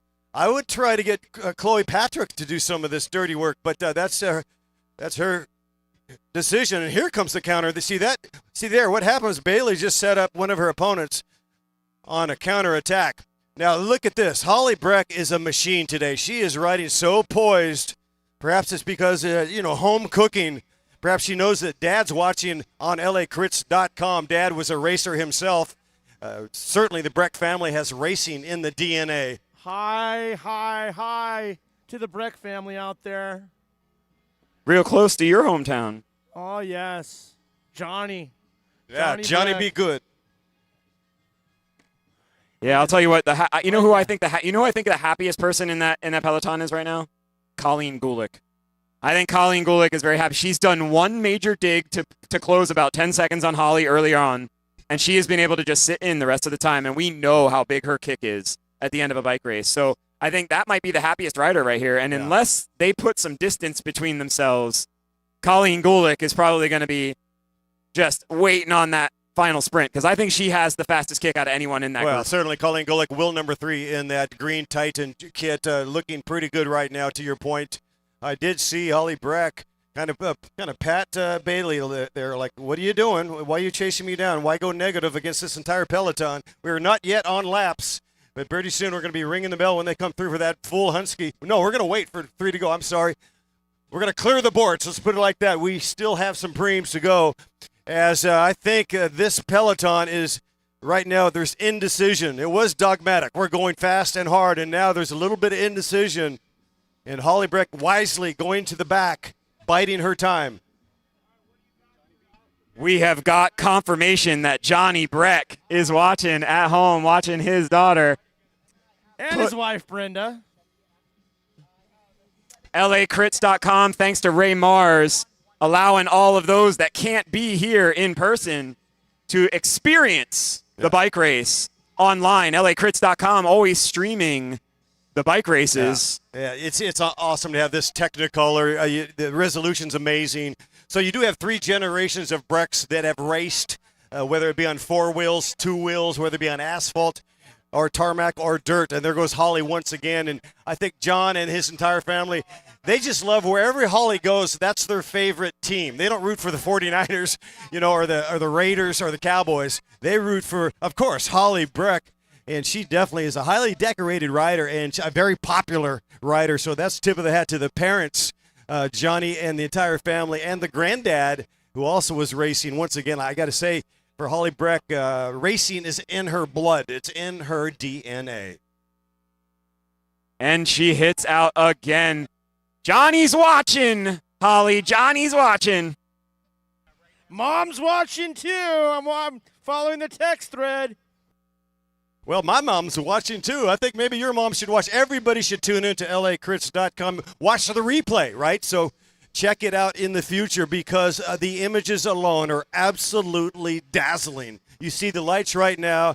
The ficus trees are all lit up. It's a beautiful scene. Each ficus is sculpted like a giant gumdrop. What a beautiful sight. The purple flags, Go Fast, are absolutely waving as this peloton comes coursing through. We're going to be looking at lap cart soon. Yeah, that was the first time looking at the LA Crits drone shot that we had a chance to see, looking all the way up to the hairpin. The first time I saw the lights shining down on a corner. It is truly becoming that Twilight crit that we've all come out to watch tonight.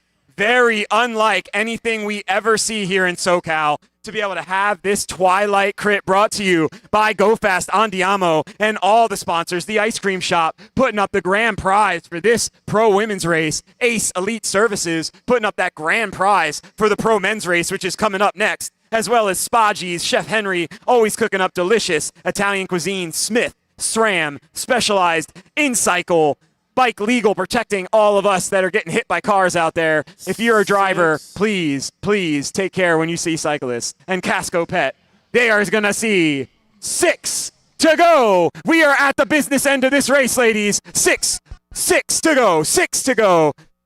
It's 6 laps to go. Who's going to get the belt? We're talking about a commemorative, inaugural, dazzling belt that is bedazzled. It looks like a WWF style, right? Or the Muhammad Ali style, Rocky Balboa style. First time I've ever seen that. It's super cool for our pro races today and tomorrow. Somebody's going to be raising that belt over their head on top of the podium. What a take-home prize indeed. Battle for the belt just south of Route 66. Who has the kicks to get it done? Yeah, one more time we can summarize this for anyone that's just joining us now on lacrits.com, or for anyone who's just showing up here to the race in person. Holly Breck went out on a jailbreak to collect as much cash money preems courtesy of Schroeder Iron as she could pocket.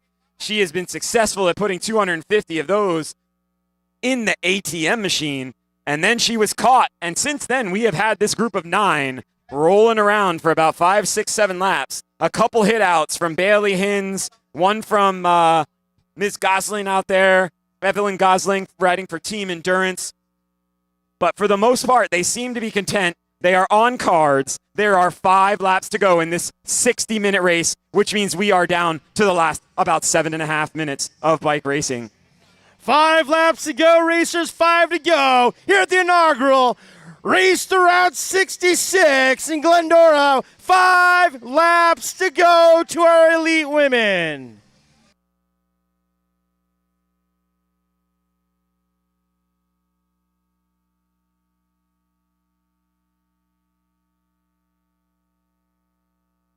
All right, it's been amazing. Now, yours truly did forewarn some of our listeners that it's not over when Holly Breck decides to take a bunch of cash on the front end. It's what she was doing was superb, but she's only human, man. We've got some class riders in here, and it is right now Grupo Compacto. There's probably 6 riders in the box that can win this bicycle race right now. And it's getting hot and heated. As they roll through, it'll be 4 laps to go. They're in turn 3 now on that backstretch, where it's incredibly hard to pass, I'm told, because of the slope, if you will, of the pavement. Yeah, there's a little bit of a compression there. They're saying there's not a lot of passing until you really come to the final corner. We've got about a 3% grade. So, wheel number 2 or 3 still has a crack at winning this thing.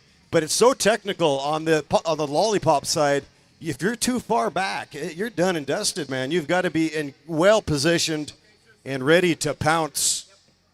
Yeah, and you know who we have not said much They're about gonna today? see. I'm sorry. That's okay. Mary Joyce Monton. She has just found her way.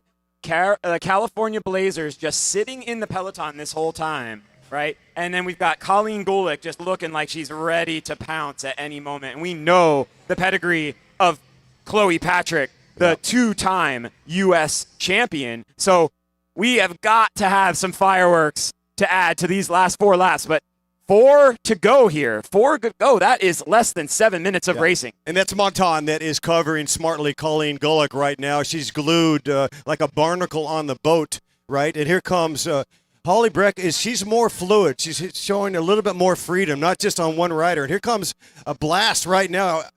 That's Chloe Pratic, wheel number 2, I believe. And Evelyn Gosling now going alone. This is a big move. And will Holly pounce on it, or will she have Bailey Hins try to get that done? This is a huge moment in this bike race. We are looking at 4 at the line, 3 at the line. 3 at the line, and it'll be the last preem that these riders will see, and it's going to be the biggest one, tied for the Dave Worthington preem that was given out earlier that Holly Breck took. Schroeder Iron is putting up this last $100 for this preem for these ladies. They are going to be racing a lap unto itself for $100. And we see Evelyn Gosling coming around that final turn, and they are all back together. Nice and steady. Bailey Hins brought them back. There are 3 laps to go, and it is a preem lap. Preem lap, preem lap, preem lap, ladies. $100 to the winner of the next lap, courtesy of Schroeder Iron. $100 cash preem to the winner of the next lap, courtesy of Schroeder Iron. And here we go indeed with 3 laps to go. Who's going to get the belt? It's going to be a mad dash for every corner. It's getting rough and tumble as the lights now are coming up. We're turning up the lights. It is absolutely colorific in the golden hour right now. A beautiful display, a kaleidoscope of colors. Man, this is outstanding on LACrits.com. Directed and produced by Ray Mars. I don't know who's going to win the belt, but I would bet every last dollar I had that Holly Breck is going to go try to get this cream. She is sitting in there, P4, P5. Yeah, a little bit like the velodrome track right now, and that Colleen Gullick, nod to her as the advantage if it becomes a velodrome-style racing here, where they just go pop to the line and recover, pop again. We saw that at Costa Mesa Grand Prix where Gullick picked up the Gambler's Preem on the penultimate and still beat Breck just by a rim. Yeah. It's going to come down to that. And Colleen Gullick is very highly experienced with track sprinting. That is the gamble. It is almost unfair of us to put a preem sprint in 3 to go and then try to see who's going to go for it. But let's see who's going to try to take this final Hyundai spot. They're coming out of the final turn. Evelyn Gosling's, there goes Holly Breck for that Hyundai. Yeah, she's on the gas right now. Gullick is fading. She's 3 back. It looks like it could be Patrick. Now, Chloe Patrick on a runner. This is for $100, and it looks like Holly Breck is going to get it. Oh! That was very close. Flash bulb moment. I'm giving it to Holly B. We shall see. We need to go. We need to go to the photo for that one, but Holly Breck maybe by the width of a tire. We have confirmation. Holly Breck just added $100 to her take tonight. And if you heard cha-ching, that was Holly Breck's ATM sound, as she's now up to 350 large tonight. So Holly Breck taking the preems. Yeah, the Breck girl has definitely got the digits tonight. She likes racing into the dark. She likes to create shadows. She says on the podcast, racing into the twilight makes you feel like you are flying, and that the shadows create an effect where you are hovering above the tarmac. She loves it, and she's putting on an absolute display, showcasing her talents, knowing that she wants this race to continue. If she has to give up a spot or two, she's going to go down trying very, very hard. And she is racing like a absolute rock star. Yeah, wow, Holly Breck, the prime burglar. She is well known for collecting preems.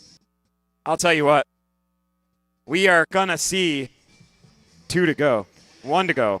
This is it, ladies and gentlemen, our elite women entering 1 lap to go. Bell lap, ladies, this is your bell lap. 1 lap to go. Bell lap, bell lap, bell lap. 1 to go, 1 to go, 1 to go. With 1 lap, with 1 lap, with 1 lap to go. 1 lap to go. Who's going to be the queen of the road? 1 lap to go. They came through here very, very, very, very gentlemanly pace there, or lady pace. It was not fast. Who has got the snap to jump out of this Sunday coffee ride and turn it into a proper bike race to the finish? I don't know, but I got Evelyn Gosling leading it out, and she's already looking over her shoulder like they are 500 meters from the finish line. They are all very cagey right now at the end of this race. Evelyn Gosling, Colleen Gulick, Holly Breck. And Just ladies and right gentlemen, there. I got to say it once again. If this looks like a track race, Advantage Gulick. Oh, yeah. She is a multi-U.S. national champ on the track. She is actually a U.S. collegiate champion in, wait for it, field hockey.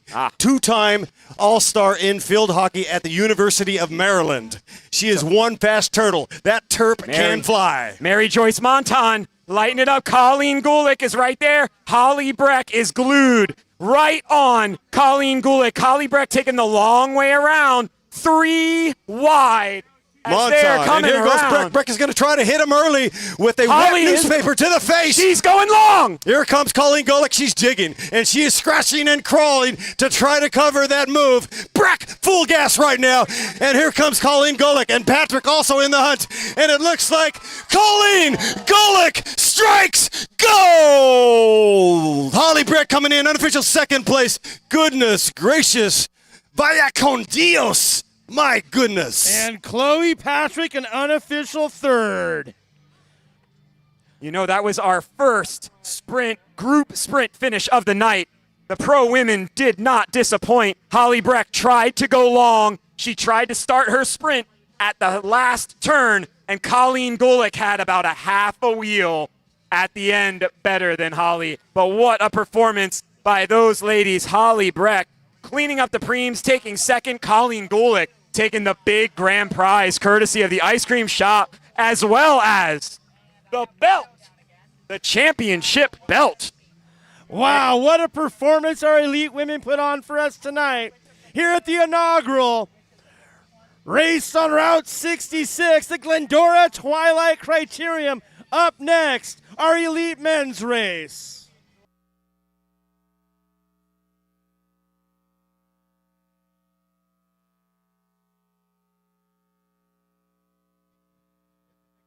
As we said, the next race will be the pro men. The pro women have given us a beautiful sprint finish, a first group sprint of the day. We are going to see the pro men out here next in the true twilight race of the night. As you can see to the west, the beautiful California sunset. It is going to go from a beautiful sunset to pitch black, except for where the flood lamps are. And you can see here on the beautiful LACrits.com drone cam, the beautiful ending of the golden hour here in beautiful downtown, historic downtown Glendora, as we look at that east to west set of ridges known as the San Gabriel Mountains. What a beautiful backdrop for a day of racing.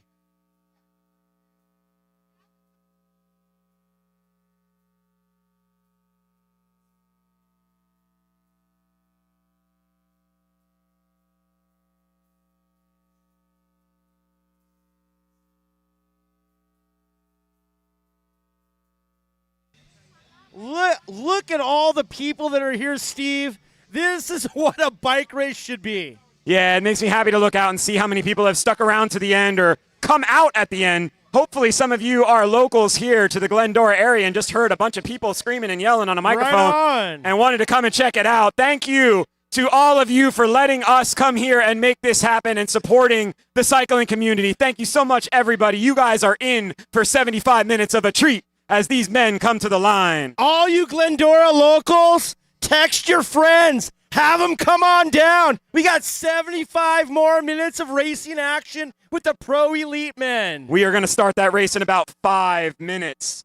5 minutes. We're going to have a few call-ups to the line before we bring everyone to the line. So hang on there, pro men. 5 minutes to your start time. I see Mr. Sunflower over there. Ronnie Toth. He's got a new bike. Watch out, everyone. He used to kick your butt on a 20-year-old bike. Now he's on a new one.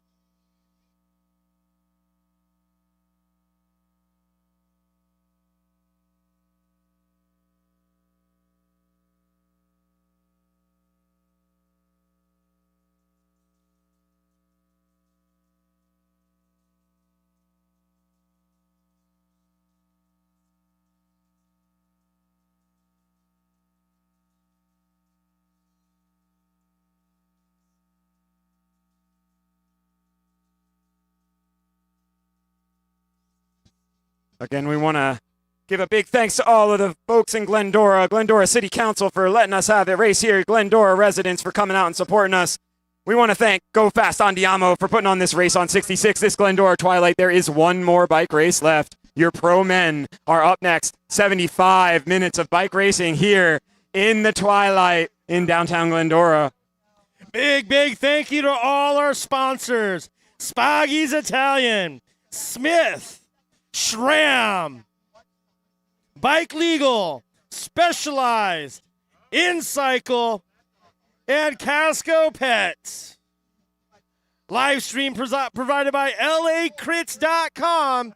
You can watch us live on the internet at LACrits.com.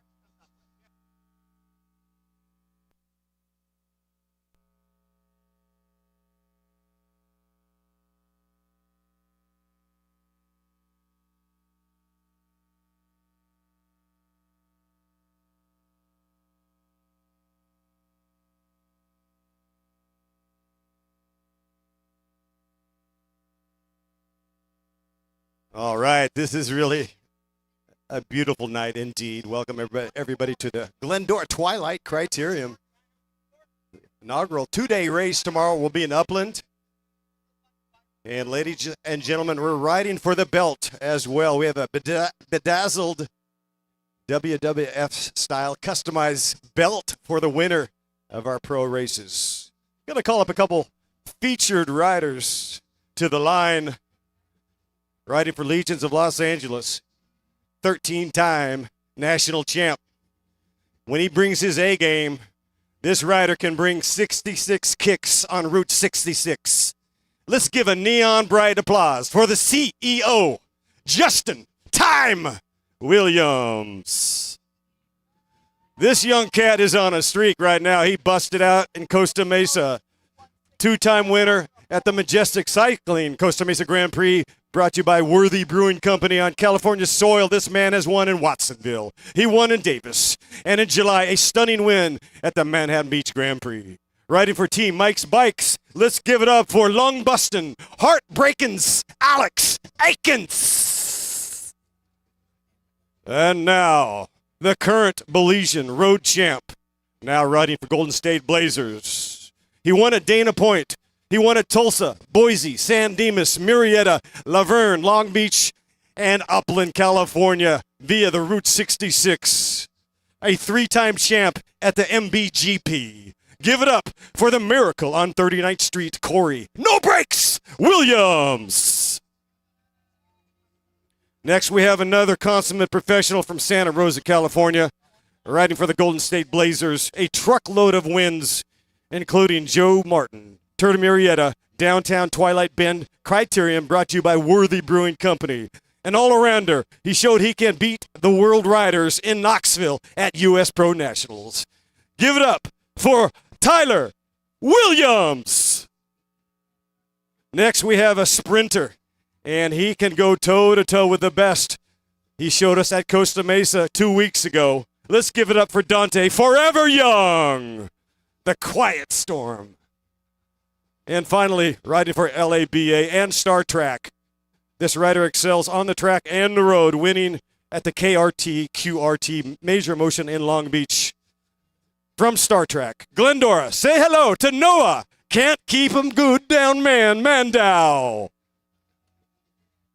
And now let's bring the rest of the field to the line.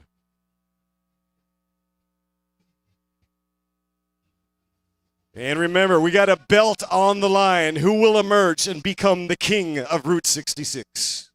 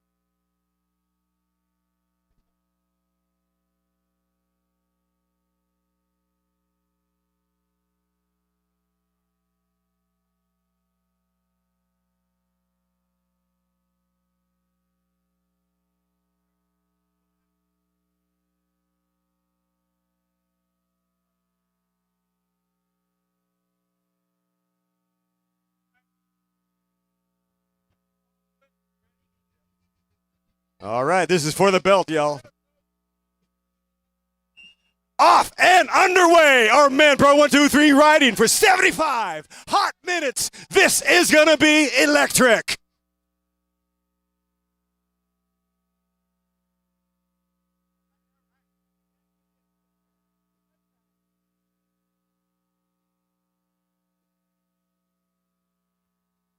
All right, our last race is out and about. They are going to have one lap of neutral riding. That is, they got to stay behind the car, gives everybody a chance to see the course, and then that car is going to come ripping up this straightaway. And I can almost guarantee you there will be fireworks from the gun. If it's not Ronnie Toth, I'll be shocked. It's also shocking to see Ronnie on a normal bike out there tonight. I don't know if anyone else noticed that. It looks like a normal road bike. No major crazy customization. But Ronnie Toth, kilometer 0. We will see. We have got a list of big name riders here. Alex Aiken's been on fire. It almost seems like every time he comes down from NorCal, he goes home with a victory. But we have the likes of the Williams brothers in here. We've got some big names on the line.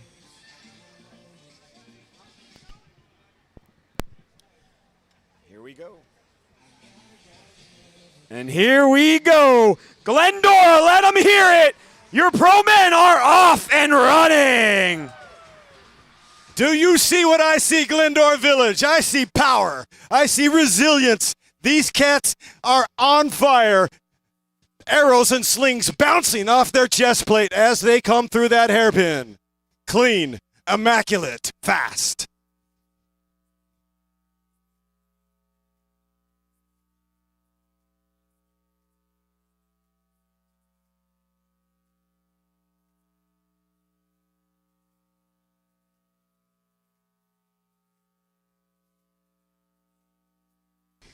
I will tell you what, Glendora, they are already almost a half a lap, strung out, single file, and they have only done a half a kilometer. Well, they say this crit is lit. This thing is thermonuclear. It is absolutely unbelievable to see speeds with the shuddering of lights. We got like disco lights, stadium lights. There's poltergeist, all kinds of ghosts in the alleyways. The alcoves are alive. This is remarkable as Ronnie Toth in the Sunsplash kit is rolling with the Sunflowers proud. Ronnie Toth through start finish. I'll tell you what, this line is almost as long as this finish straight is. It is a long, strung out peloton. Ronnie Toth, we know him as kilometer 0. He loves to jump early and often. But Mr. Sunflower's being brought back right now. I still think he's got a California poppy skin suit. Isn't he a state champion? Yeah, actually, you're right. He is. He won the Criterium National State Championship. We call it district, but I call it the Golden Bear. He won it 2 weeks ago at the Costa Mesa Grand Prix.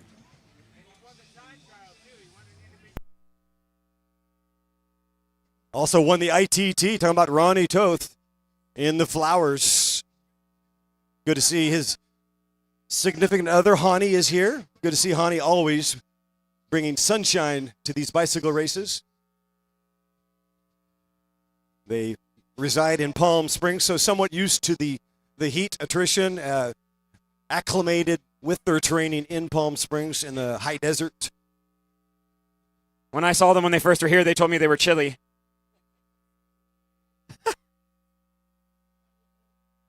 All right, 2 fast laps. Just like that. It will not be the last of the attacks in this race. We can see Max Hernandez in there, 109 for the Go Fast squad, finishing second in the Masters, 40 plus, hopping into the pro race.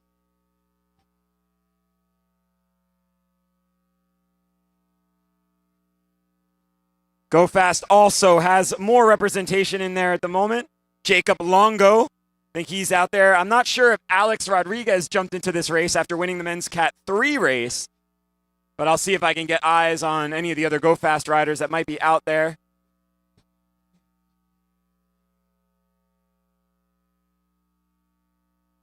John Snap might be out there. I saw him go around the corner. I'll tell you what, every race today has been full throttle. It's been the name of the game in the heat. Keep the throttle open and just blow everyone out of the back of the peloton until you're the last one standing. It is not a bike race as much as a war of attrition out there against the elements, against your own mind, against your own body. There is a huge mental component to this, no doubt about it, Steve Core. That looks like Tyler Williams, perhaps. Or was it a SoCal Cycling? It's Giovanni Romero at the front. Compliment there. Romero looking strong, doing the work at the sharp tip of the spear. Yeah, and right on his back, Jacob Timmerman of Terran. Terran, a very strong team out of Northern California. They like to support like the Chuck Pontius. They like to come down and shine at these Go Fast races. No strangers to the podium by that squad, Terran. Look at those pictures on lacrits.com. Phenomenal. It looks way brighter on the TV. Yeah, I'll tell you what, standing here from our vantage point, it is hard to see some of these racers in some spots in this, especially this right-hand corner straight in front of us. I don't know how these guys are seeing the line. I honestly don't know how they're seeing the line, but they are going 30 miles an hour through that line, if not 35. It is shocking. Yeah, they have peripheral like a lizard. You know, they can see 360 like Geico. You know, only one guy needs to see it, then everyone else can follow him, right?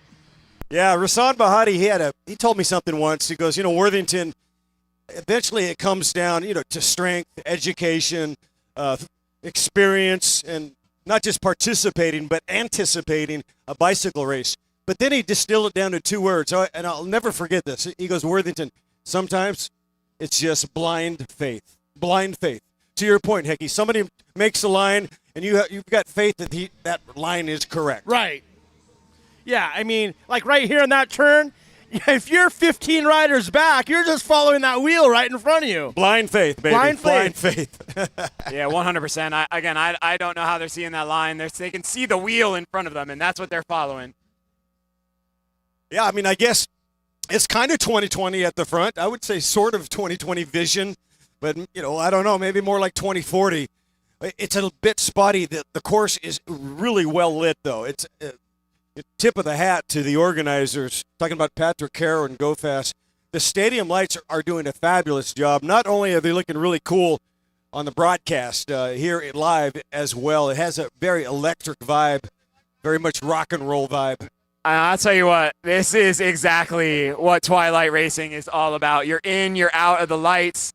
You are in a downtown setting with a good crowd out supporting you, letting you hear how much they appreciate what you're out there doing, the show you're putting on. And right now, these guys are just full out, trying to feel each other out. You see Justin Williams going around the turn there on the outside with the neon. Yeah, the deep dish wheels is a really good indicator of the Legions of Los Angeles. Holly Breck, of course, on Legions of Los Angeles, also with those loud, proud, neon deep dish wheels. Kind of helps you pick out Justin Williams just looking at those wheels. The wheels are battery operated. I'm just kidding, but they're providing some light, aren't they? Like curb fillers. Yeah, I'll tell you what. Anyone out there can use a little bit of extra high vis right now, I think. So. Now, is it against USA Cycling rules for riders to have a headlight on their bike?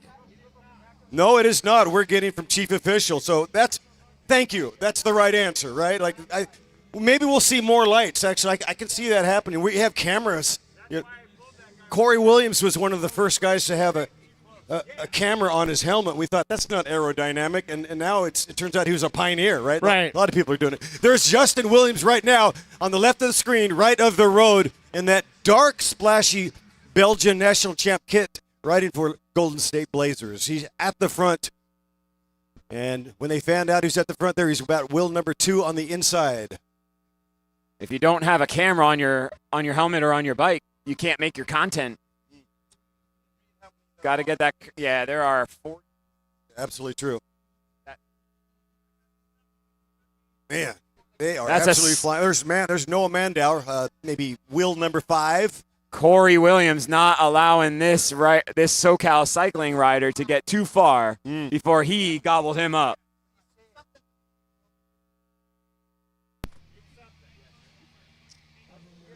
There's Justin Williams going to his water bottle, smartly hydrating even into the night. It's very important to maintain those levels. What do you say we spice it up a little bit, everyone? We have 5 sprint preems for these racers. All cash preems courtesy of Schroeder Iron. We're going to throw out the first cash preem right now. It's going to be a $50 cash preem. $50 cash to the winner of the next lap. $50 cash to the winner of the next lap. 113, that's Jacob Longo riding for Go Fast. Jacob Longo taking a flyer after he came out of that corner before he even heard the bell. So this is a move by Jacob. I like it. Well timed, going wicked fast from Go Fast. Longo, a great move. There was just the capture, a little bit of a lull, and he went bam. Sock it to him. He went on the inside. That is drawing riders out, but it's all about moving at warp speed. And as you alluded to earlier, it's really about keeping the speed up so you can choose that line, which is dotted through these corners as they are blasting this course, ripping up the tarmac right now, absolutely crushing the pedals. Yeah, Jacob Longo, man. I remember riding with him when he first came on the scene at Go Fast. He and I would ride a lot. He was at LMU getting his degree in engineering. And then I hadn't seen him out on the road in a while, and I asked what happened, and he said, I got a job. Yeah, and that certainly does it to you. You got to figure out how to work in the cycling when you have that job every day, 9 to 5, and you're commuting out here in SoCal. It's hard to find the time to get out and train and be able to compete at the level that these guys out here are competing. You're racing against guys that are just doing this for Here's our sprint for $50 right here. Number 134, I think. In the white jersey. That's Mr. Local Jason Paez from Legion of Los Angeles. Yeah, Jason Paez, another very popular rider, right? He's just a cool kid. I don't know if he's been training like he was before, but obviously he's got good getaway sticks right now, picking up that money in a big, deep field of sprinters. Jason Paez, job well done. I know being on the Montrose ride way too many times, sitting on Jason Paez's wheel and not thinking he was the nicest guy in the world. But then you talk to him after the ride, and he is the nicest guy on the planet, but boy, can he rip your legs off. Yes, indeed. Amicable off the bike and a monster when he throws that leg over the triangle. It's all about who is going to be the king of the road. Man of means by no means, king of the road.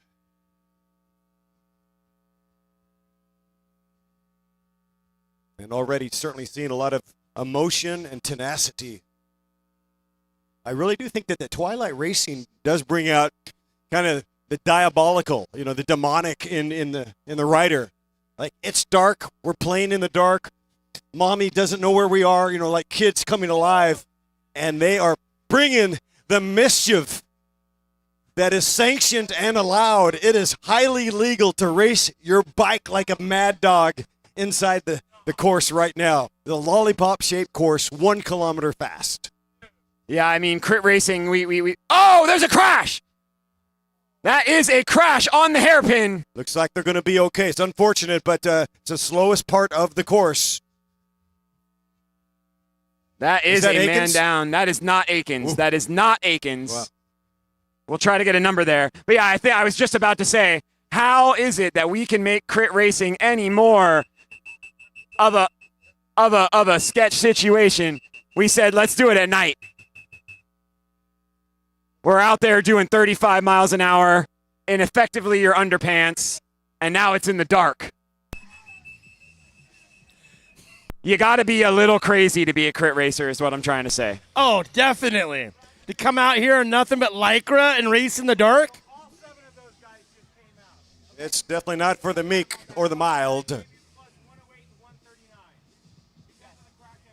So Elite Racing is here, managed by Courtney. All right, Courtney with Elite Racing. We have pro support. That's Jacob Timmerman from Terran. And He's we're going racing. in. No panic mechanics. Got it under control. I was going to say that crash did not look bad. It was in the hairpin, so it's like the slowest part of the course.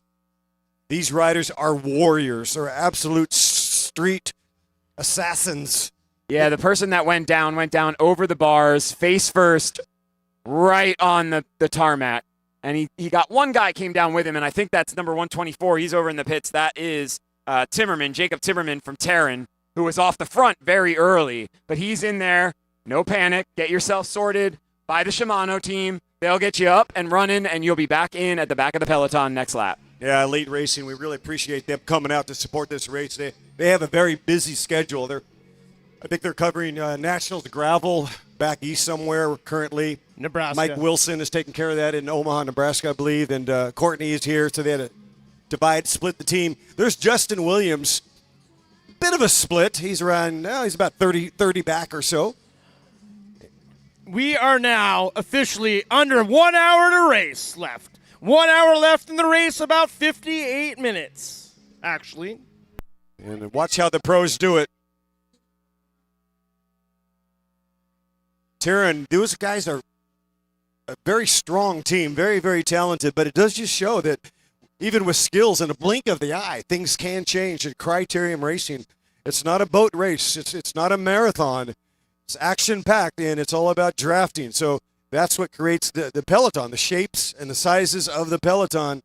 When they go fast, when it is hyperbolic, they're strung out. When there's a lull, it'll get a little bit bunchy, a little bit wide, like bugs on a bumper, halfway to Barstow. And by the time you get to Barstow, you're halfway to hell. This race has been so fast from the jump. We started with 46 riders on the line. By my count, we've got 35 left. David, isn't halfway to hell Victorville? Hey, you know what? Barstow's on Route 66, so shout out to Barstow, my friends in Barstow. Chicago, Springfield, St. Louis, Tulsa, Oklahoma City, Glendora City is oh so pretty, Amarillo, Albuquerque, Flagstaff, Los Angeles, and Barstow is on Route 66. Every one of those communities should have a Twilight Criterium. Should be a Twilight Criterium series. 66. Weekend after weekend. I like Twilight Criterium series. And I'll tell you what, if Victorville is halfway to hell, then Barstow is hell. Right. Yeah. I thought that was Vegas. I just got back from Vegas. I love Vegas. Were you getting good deals there? I hear they have no tourism. I was just hanging out. Just hanging out with my family in the heat. It was wonderful. But yeah, this race, it seems as though after about 20 minutes, they've settled in. Maybe a little bit of white flag flying here. Everybody's kind of felt the course out, felt each other out a little bit, settling in, trying to understand who the real players are here. I'll tell you what, they have been almost single file for this entire race.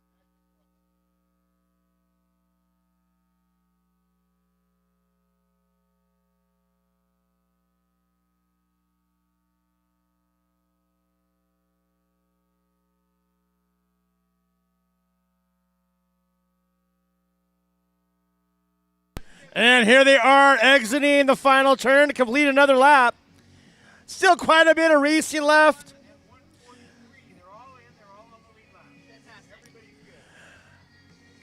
All right, we just heard from the lead official, Steve, letting us know that the fallout from that crash at the top of the course here at the hairpin has led to several people needing some assistance from our neutral support, but they are all back in the race and all on the lead lap thanks to our one lap rule if you have a mechanical in a Criterium. So everyone you see racing out there together is on the lead lap despite that crash. And if I'm not mistaken, I think that's 124, Jacob Timmerman, on the front of this bike race after having touched the pavement no more than 10 minutes ago. Yeah, that's called a natural shot of adrenaline, right? He's like, heck, I'm going to the front right now. What a beautiful kit too. That splashy kind of a Pepto-Bismol pink pink. kit. It is really cool. Pink is a good look on a bike kit, I have to admit. Pepto Pink. I know, I got it. Pepto Pink. Pepto-Bismol. I don't even know if they're in business anymore, man. That's probably an 80s reference. No, I'm sure they're still in business, bro. It's all online these days, I guess, right? And look at the pack right now coming through strong. SoCalCycling.com at the front. Your source of cycling news since 1994. Luke directed Lynch. by Frank Cerati. Luke Lynch for SoCal Cycling. That's Luke Lynch, and he has got the Belize champion sitting on his wheel. That is Corey Williams. I think we could say many words before champion for Corey Williams. He's been the California state champion several times. And again, a Terran. I tell you what, Terran has come to race. They came down from NorCal, and they do not want to go back without some kind of money in their pockets. But Terran Racing, again, on the front.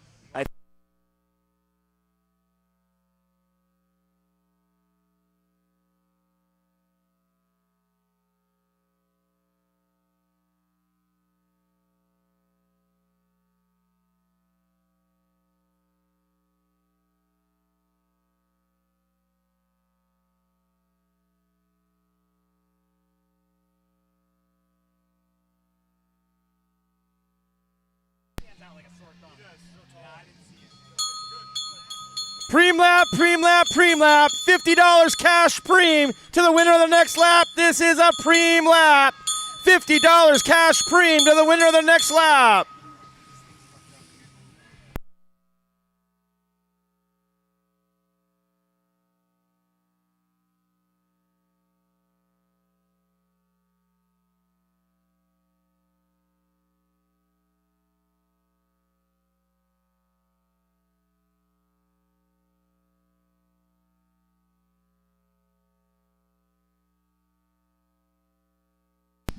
And that $50 cash preem has really lit up the field. Two riders rolling off the front, wanting that $50, courtesy of Schroeder Iron.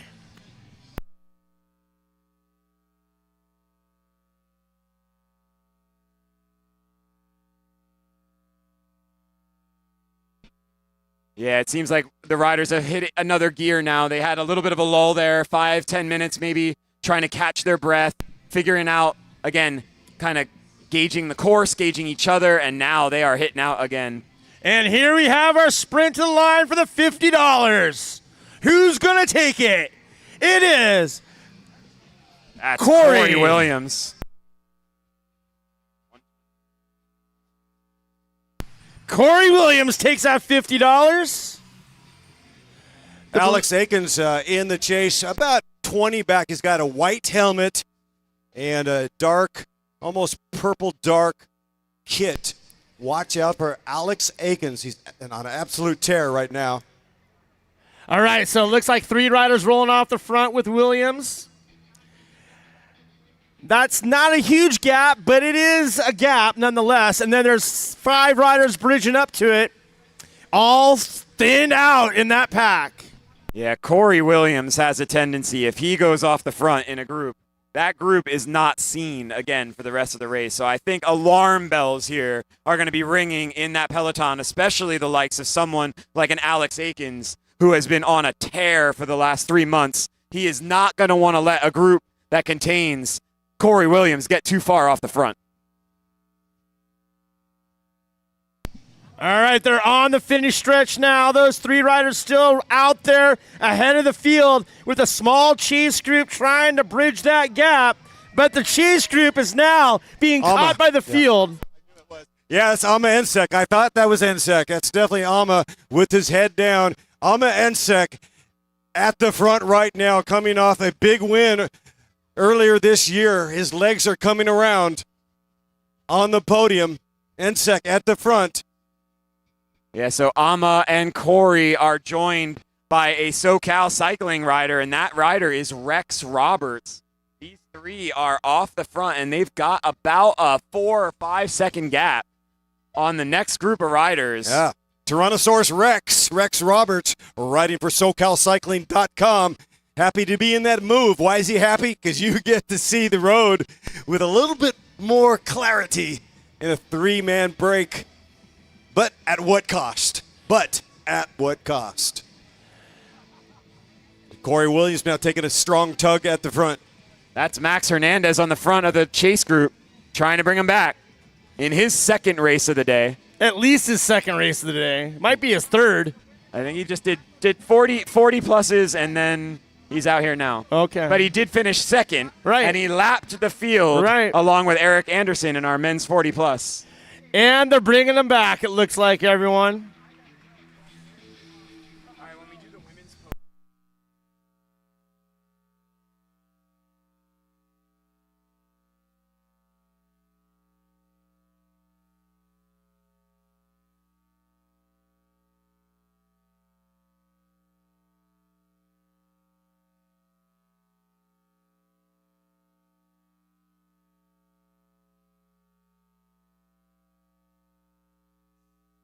These riders are bad to the bone, no doubt about it. Hernandez done with his move. He tucked to the left, going to try to get back into that streamline. Could be a butcher box rider at the front in that red kit, fire engine kit. I think that's another SoCal rider, if I'm not mistaken.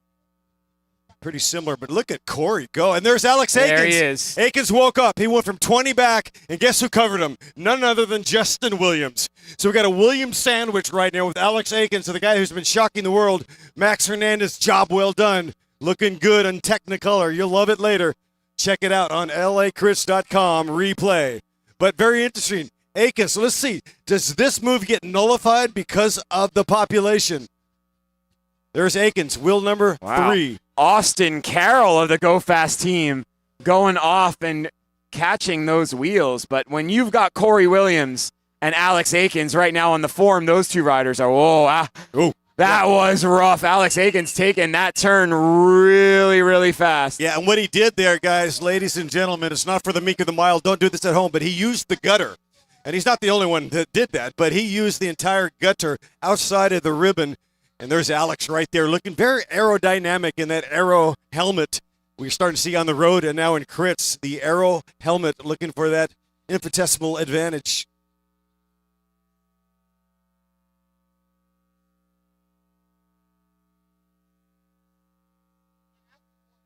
So that move nullified, and who comes to the front? None other than a Terran rider, and another attack from SoCal Cycling. Yeah, Giovanni Romero covering that Terran move.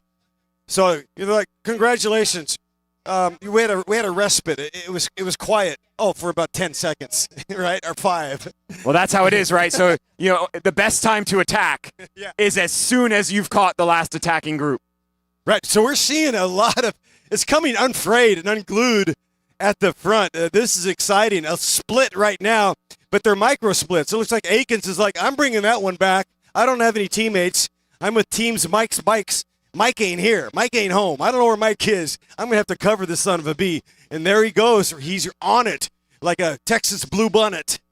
He does have one friendly in there, and that's Anthony Ferrucci, number 107. I haven't seen him hit out yet, but he does have a teammate in there with him. Good to see that, Peruzzi. Thank you. Corrections and retractions.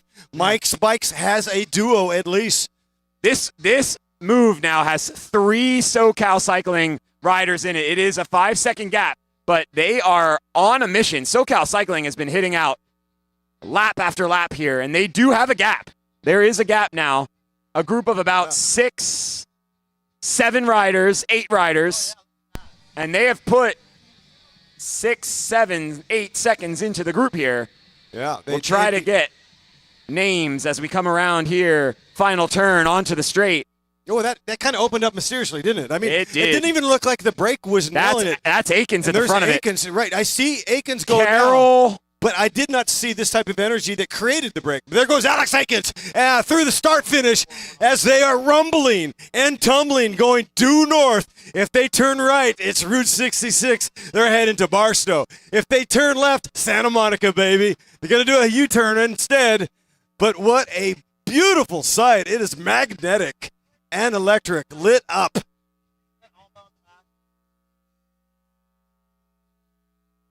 And what I'm seeing here, ladies and gentlemen, is some fatigue in the faces. It has been ballistics when they dropped the flag after that neutral lap. It has been game on. It has been diabolical as the efforts are coming one after another. Splits. now becoming more commonplace. Faces of pain. We still have 45 minutes of racing. Yeah, this is the first legit breakaway here, I think, guys. I think these guys are really, really well ordered.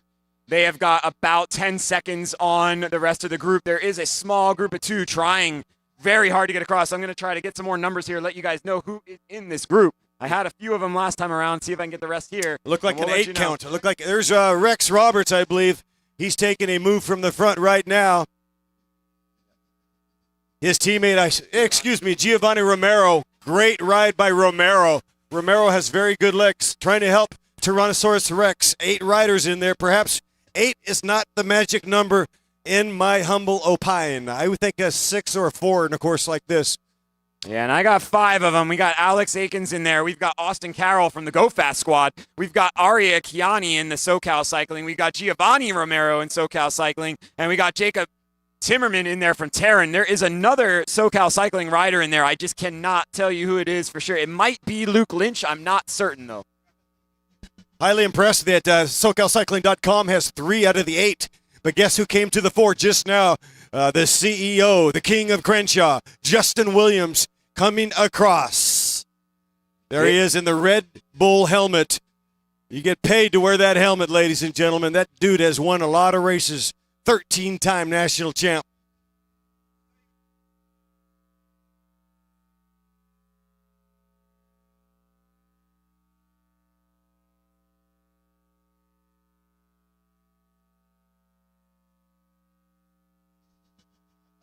Looking good. Ama Ensek back in the action, giving Sharon Smith a little wink. How you doing? Eldo's looking good in the Twilight.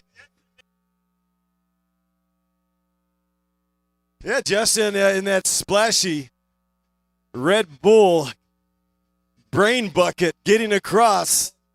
Corey now. See, the numbers are a little bit big, in my opinion. It's going to swell up. You're going to get passengers. SoCalCycling.com. Hate to say it, but I mean, the onus is on them. They're certainly giving it a college try as they're at the front. Ama Ensek, wheel number 2.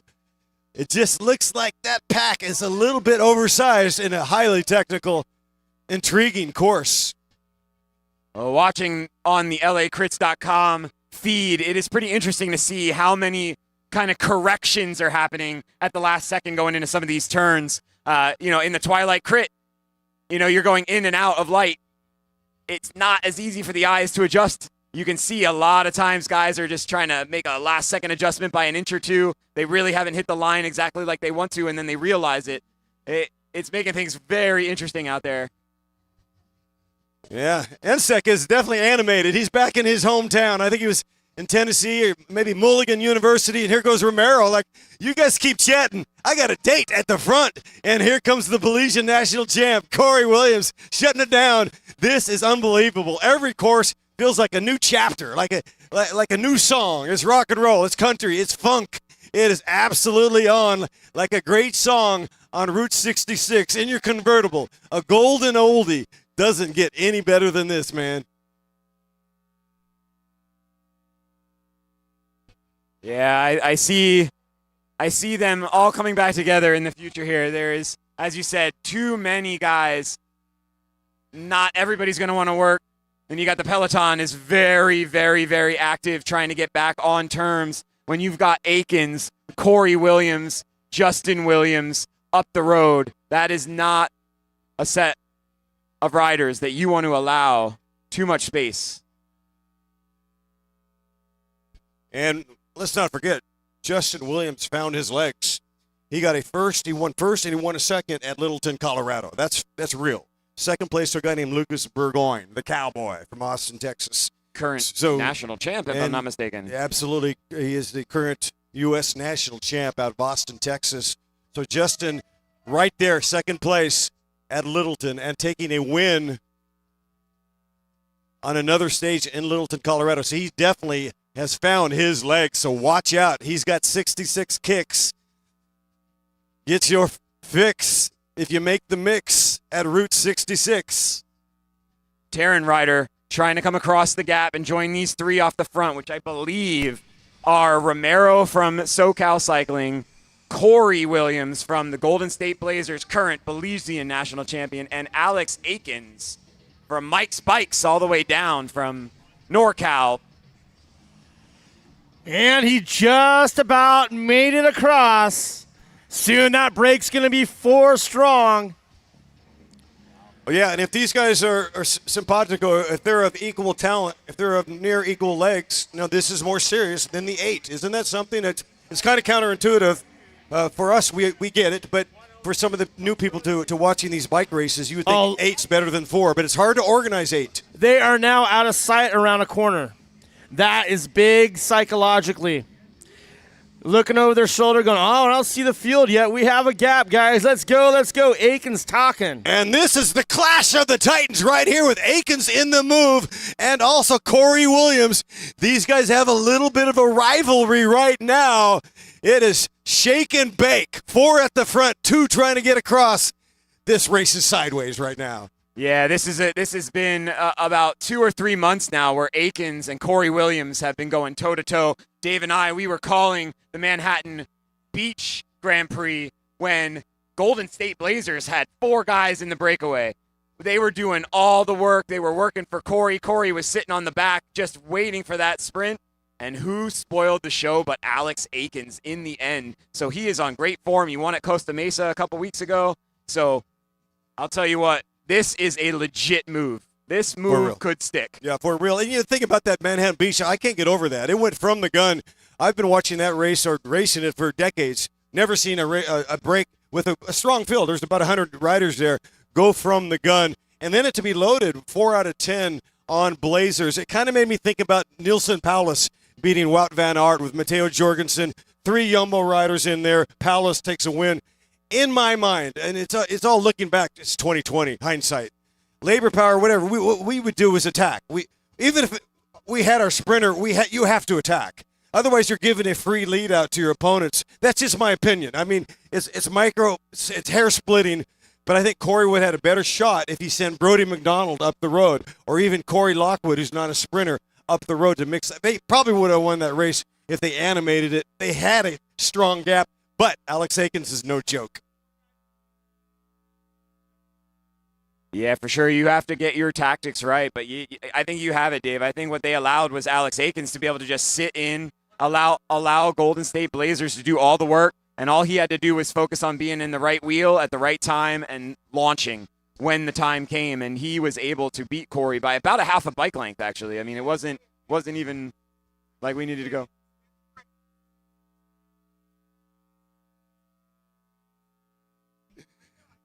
As I alluded to earlier, this crit is lit. Absolutely lit. And what a night indeed. Disco is back for at least a night. We are doing it in style. I want to say thank you so much to the organizers. Go Fast. They have been awesome. Andiamo means let's go. And they have gone indeed. And what a beautiful setting for a Twilight.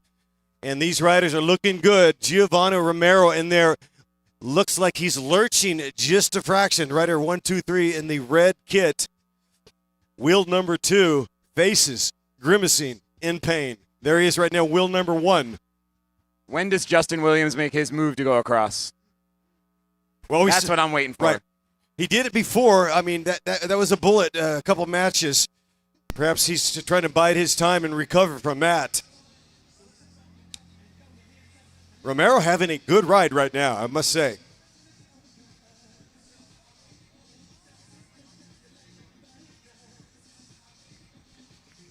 Battle for the belt. Speak of Justin Williams, he is in a group of 2, trying to get across this gap. I can't tell. Is he with Ama? It looked like. I think he's with Ama Ensik. Correct. Yep. Yes, sir. Oh man, imagine Justin Williams, Ama Nesic. They come across to Corey Williams, Alex Aikens, Jacob Timmerman, and Giovanni Romero. That's a show. That is game over for the rest of the field, I believe.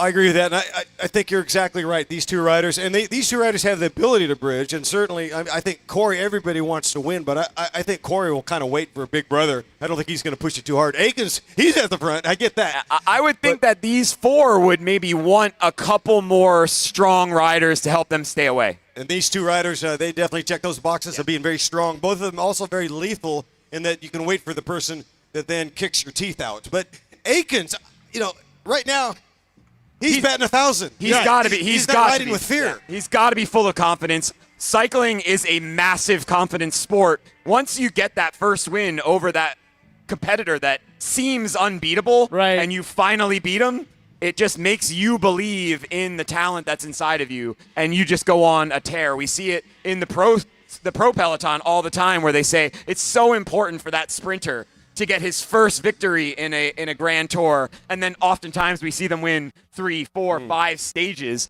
just because they're just swelled with confidence. You would think some of these rock stars don't have confidence issues, but that's not the case at all. You're absolutely right. They're home alone at some point because being a champion is a really lonely thing. It's a lonely path. You might lack confidence just because you threw a apple into a cart and you missed it and it bobbled off the rim. It could be something like that. Confidence is very important, and the pursuit of confidence is even more important. But one of the worst things is overconfidence, because overconfidence is a liquor of fools, and that can undermine your situations. You have to respect the humanity and the ability of your opponent. That's right. When you race a sport like this, I think you'll find that every single one of these guys has a bit of an ego, and you need to have a bit of an ego to come out and do what these guys do. But you have to be careful to keep that ego in check and make sure that you're going to have your humbling moments and you learn from them, and then you come back stronger the next time. Yeah, it's interesting. I mean, sometimes you might have a big target on your back just because you're over-celebrating. Lucas Bourgogne, his legs are so good that he's overcoming that, but he's so dynamic in his personality. Cycling is supposed to be a gentleman's sport, but this is Criterium racing, man. This is Route 66. This is elbow to elbow, helmet to helmet sometimes. Right. Forget about all that gentleman crap, That's man. right. Leave that at home.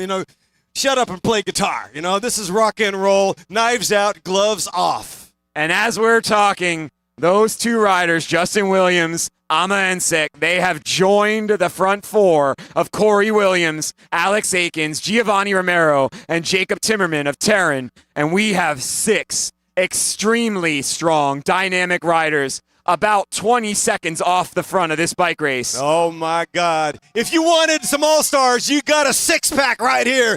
If you wanted to say, I want these 6 riders to be in the move to see what happens, this is an ideal lineup. All these guys, Ama Ensek, a man with a plan. I guarantee Ama Ensek can shock the world and he could be crowned tonight. All 6 of these guys in this break could be crowned. There's no domestique in this situation. These are all badasses in Criterium bicycle racing.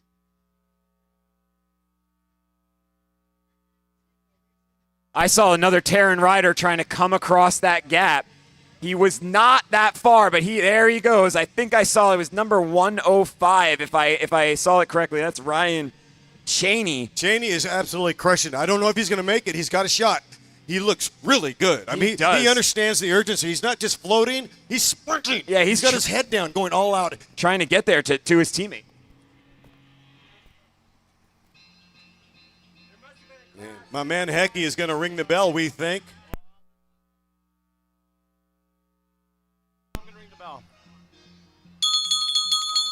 Preem lap, preem lap, preem lap. $50 cash preem. $50 cash preem to the winner of the next lap. $50 courtesy of Schroeder Iron. And guess who's at the front? None other than Alex Akins. Preem lap, $50 to the winner of the next lap. Sorry. That's Andrew Bosco from the Go Fast team. $50 cash preem. And number 110, David Kennedy from Stotts Bicycles, coming in slow into the neutral pit. I'm not sure if there was a crash or not.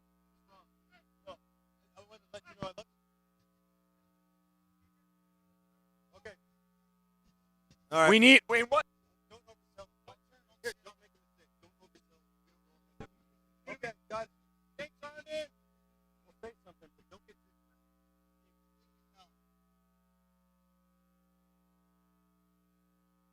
Can we get one of the officials to the announcing booth, please?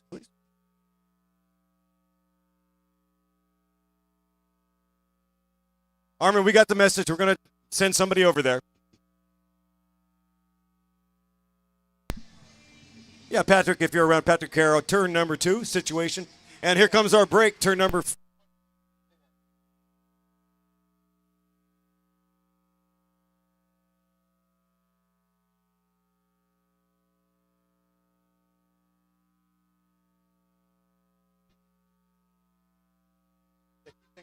Yeah, number 105, Ryan Cheney from Courier Monterey Bay Racing Team. He is still there in no man's land, trying desperately. I thought it was a Terran racer. They just have this very similar pink kit, desperately trying to get across. With a rider with a puncture right now with SoCalCycling.com. That's Kiani. Kiani, look how smooth they are over at Elite Racing. These are the no panic mechanics.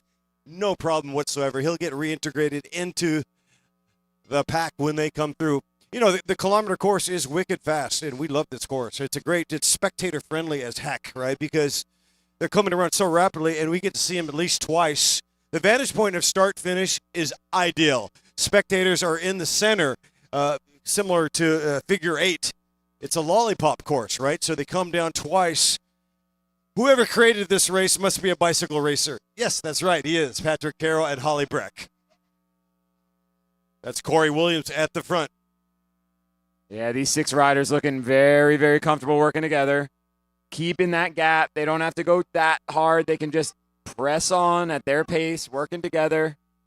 105, that's Ryan Cheney, and he's being joined by 2 other riders trying to come across there. 121, Rex Roberts trying to get there.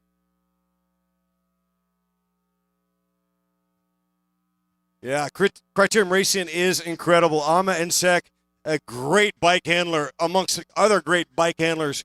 That cat can do a wheelie coming through that corner if need be. He's an all-around athlete. He looks like he could play, fullback or halfback for some D1 school. He's a solid dude, disciplined dude, smart guy, intellectual. Good to see him in the move, back in the action.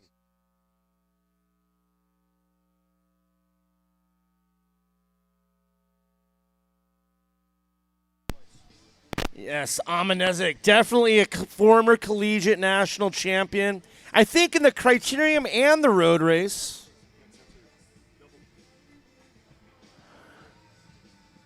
Yeah, our group of 6 here, working well. Everybody taking their turn at this point. I'm watching here on the LACrits.com footage.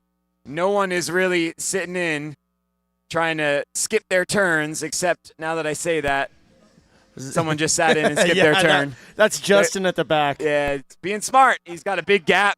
Why bother? Why do all the work? And we see Corey do this a lot in breakaways. Corey's really savvy rider. He knows when he needs to take a turn, when he can skip his turn. Save it for the end if you're trying to go big for the victory. And it's interesting to see Alex Aikens not afraid to take a wind sample. He's at the front right now. He's running red hot. His stock is very, very high right now. But in the business world, there's a phrase, past performance is no guarantee of future results.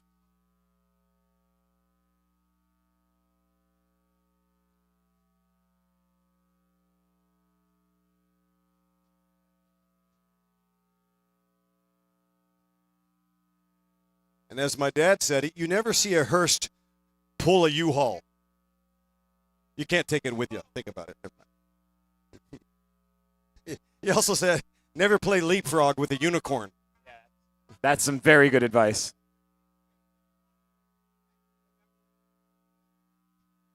You know what's really awesome? There's no heat. It's absolutely perfect, ideal conditions. The wind now is kind of coming from the west, but not dramatic. The course is lit like the crit. Absolutely stunning backdrop right here in Glendora Village. Yeah, very interesting looking at the flags going up the straight. Almost a northwesterly wind. So a little bit in the faces of the riders coming up the finish straight. So as we look at our racing coming out of turn 2 there, Justin Williams is setting up camp at the back of this group. I don't think I've seen him come through and take a turn. So he is definitely sitting there. Now, granted, he made a huge effort to try to close that gap to get across with Amanesik, but we see Ama up front pulling through, taking his turns, but a little bit of savviness here from the CEO of Legion of Los Angeles. Well, if two riders are even, I'm going to go to the guy that's more experienced. Trajectory is one thing. Akins is on trajectory move right now. He's 23 years of age, right? And the experienced guys like LeBron James, he says experience is the greatest coach. Who does Almanesik race for, guys? Is it on there? I think he might be unattached. He's fully unattached according to our start sheet here. Fully unattached. There's number 141. That's Chris Hildreth. I believe he may have been the guy that went down at the turn earlier in this race. Hildreth is a stud as well.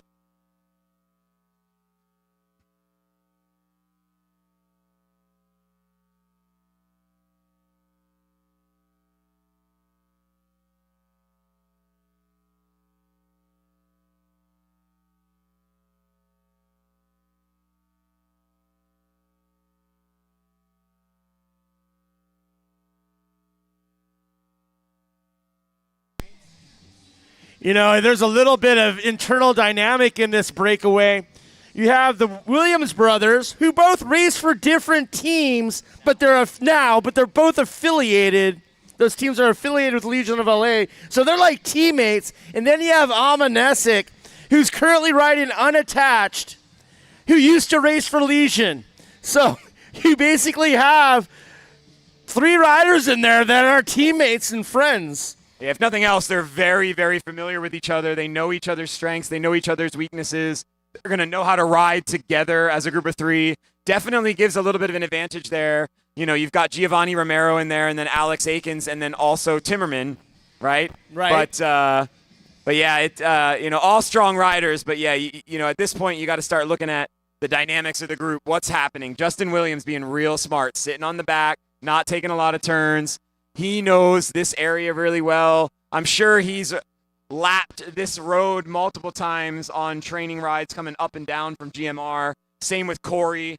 Probably same with Ama, right? So very, very familiar. And, we know that Corey, Justin, and Alex are all very, very fast finishers. Ama also a fast finisher. I am not that familiar with Timmerman. And I'm not that familiar with Giovanni Romero. However, Dave, you've probably seen Giovanni race enough. I don't know if, sprinting is his thing or he's kind of a breakaway guy and hopes to make the best of it after that. He's an all-arounder. He does well. At Boulevard, he got, I think, third.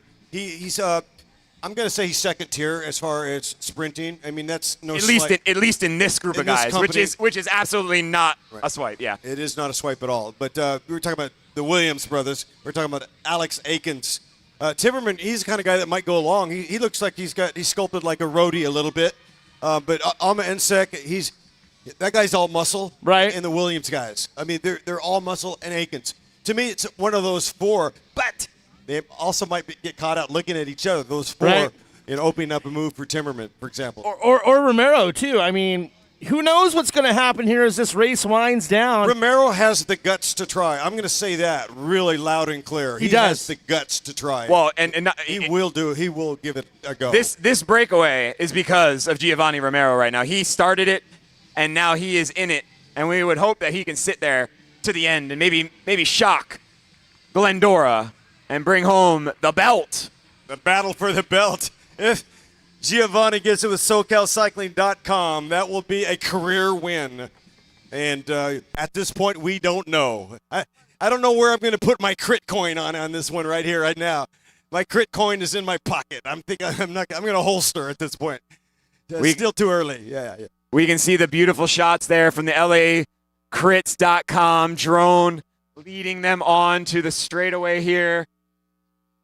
Beautiful lit up downtown Glendora.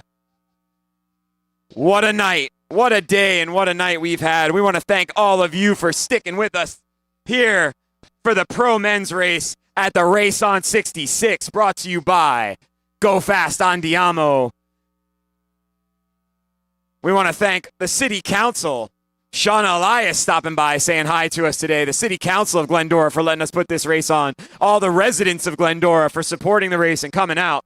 We want to thank all the bike riders. We want to thank all the sponsors, Spagy's, Smith, SRAM, Bike Legal, Specialized, InCycle, Casco Pet.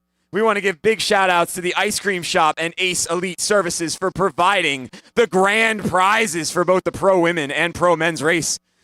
And please stick around. We are going to have a special podium ceremony for the pro women and the pro men after this race right here at the start-finish line in downtown Glendora. Fantastic setting for bike racing. I thought this was going to be an 8 or a 9. It's an 11. This is absolutely cool, and it is a privilege to be covering this. It's going to be amazing. You got to watch the replay on lacrits.com. Red hot racing. And here comes Hecky with the belt. If you all take a look at the announcer stage, this is what they are racing for. The beautiful Go Fast Race on 66 championship belt. I love it. With that beautiful purple, the jacaranda purple that you call it. That's it, man. The battle for the belt. Look Ladies at that. And gentlemen, it's very cool. It's never been done in pro cycling, introducing the coveted gold belt. It is festooned and bedazzled. There's Tyrannosaurus Rex in that move there, writing for SoCalCycling.com. Yeah, our group of 6 has pretty much cemented their place. There are 3 riders at the top of our finish straight here that are trying desperately to catch on. But they've got about 20, 25 seconds, and that does look like it is growing. I really think our race is up the road. And we still have two preems we need to get through here. We are about an hour into this bike race, which means we only have about 15 minutes of racing, folks. 1 hour went by just like that. 15 minutes. We are at what I like to call the business end of this race. When the big roundhouses start to get thrown, who will be the first one to hit out? I think if you're putting money on it, it's got to be Giovanni Romero or Jacob Timmerman. They know the heavy hitters that they're in there with. They have to be honest with themselves. Do you want to go to the line with Corey Williams, Justin Williams, Alex Aikens at this point in time? I don't think anybody wants to. I don't think those guys want to go to the line with each other. I would, if I'm Timmerman, I'm looking at Romero saying, I'm whispering at the back, don't cover me. And Romero would say, Timmerman, don't cover me. You know, let everybody else other than you cover me. And because if I get caught, you get to counter. If you get that gentleman, sometimes it's just a wink, a nod, nonverbal. Right. Like, don't cover, don't. Do not chase me. Do not chase me. These guys are the favorites. You want to ring it next time around?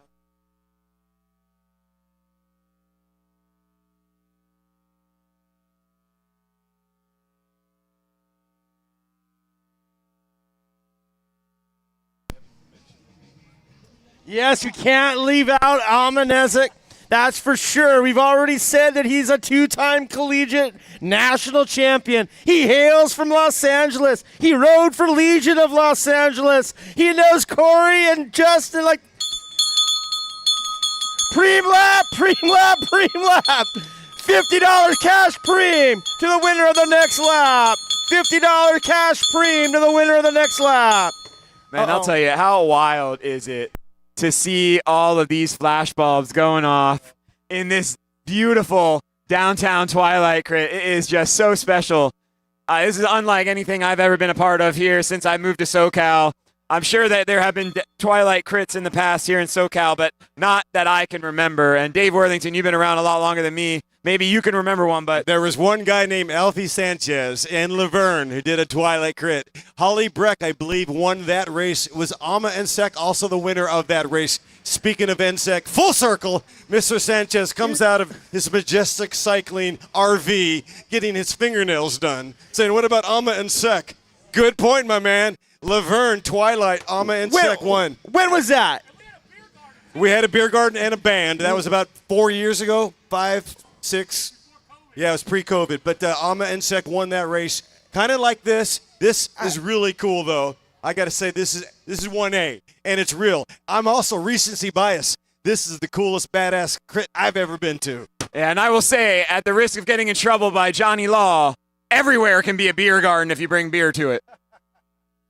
You are worthy. Worthy Brewing Company. Aiken's at the front That is now. Ama takes the $50 preem. So you saw Aikens in that tiger in the tank, not puppy paws position, but he was in the tiger in the tank, basically telegraphing his compatriots, hey, I'm not sprinting. He really is doing a hell of a job of being a kind of a good guy. And he is. It's genuine. It's authentic. He's not trying to rock the boat. Nobody dislikes this guy. He's just wicked fast.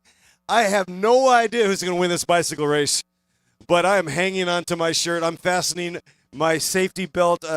All of my personal private items are stowed in the overhead bin. And your seat is in the upright and locked position. And I really hope that we have 6 guys coming to the line, because if we do, we are in for one amazing sprint with the Williams brothers in there, with Ama in there, with Alex in there, and then the wild cards. We don't know what to expect out of Jacob Timmerman, out of Terran, and we don't really know what to expect out of Giovanni Romero. We know that he was the impetus that got this all started, but we've got 4 big sprinters that can finish bike races in this breakaway.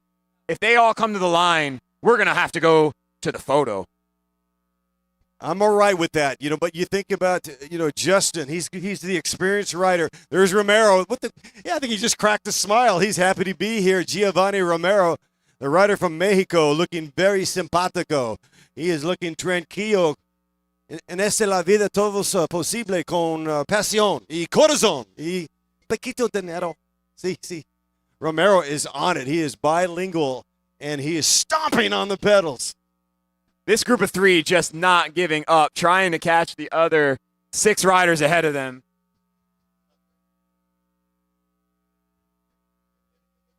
And a big push coming from the main peloton from the back. They are not giving up. We've got about 10 minutes of racing still ahead of us here. We are going to start to see cards soon. These guys are clipping off laps at about $1:10, $1:15 a piece. So we are really getting down to it here, folks. We are about to see how this one's going to finish. If you look at the LACrits.com drone, you're going to see him coming out of the final turn onto the straightaway. Justin Williams moving to the back wheel of the 5th rider. He is not taking his turn. He is sitting there. He is waiting. I think Justin Williams has made it clear he wants to win this bike race. Yeah, Justin, right now, what he is doing, he's observing every tick of the pedal. He's looking at every watt that is spent by his brake mates. He's looking for that weakness in the final lap, and he's looking to explode. He's looking to find that weakness and squeeze. I remember at Manhattan Beach having another fairly well-decorated rider join us by the name of Rasan Bahati, who once told us during that race, I'm here, and you've got to get rid of me. Yeah, I know I don't have to take a turn because we're ahead, and if you don't want to keep riding, then I can attack. But if you need to get rid of me, you need to get rid of me. So I think that's what Justin Williams is saying right here. I think he's saying, y'all want to get rid of me? Then try to get rid of me. You got to ride off my wheel. Otherwise, I'm going to sit in. I'm going to be comfy. I'm going to have everything that I can possibly have in the tank for that final pop to the line to take the championship belt. Yeah, Timmerman at the front. Now, to your point, I don't think people are like, it's not a crybaby thing, but sometimes you crybaby about somebody sitting on. I will say this: sitting on is an option. It's an option. It's not illegal. You can sit on. So to your point, Bahati's like, I'm here. Ivan Dominguez. I'm on the caboose. Shed me. Get rid of me. That's right. I did the work to get there. So it's not that I can't do the work. It's that I'm smart enough to know when I need to do the work, right? Race smarter, not harder, right? Have you guys noticed that he's no longer tail gunning in the back of that? He's moving through the line. I guess if we talk enough smack, even Justin Williams reacts to the announcer. He's like Steve Gore. Worthington, will you guys hush a little bit? I'm trying to hide over here, man. I wasn't saying... I might need to hide after this race. Justin Williams is going to be coming looking for me. I wasn't saying anything about the CFO sitting on. Thanks, I Hecky. was. Justin can take it. That man, he's as tough as a Naugahyde steak. 6 at the line, ladies and gentlemen. I want it to go into midnight. Are you kidding me? 6 laps to go on a short course. Yeah. Next time they come through, 6 to go.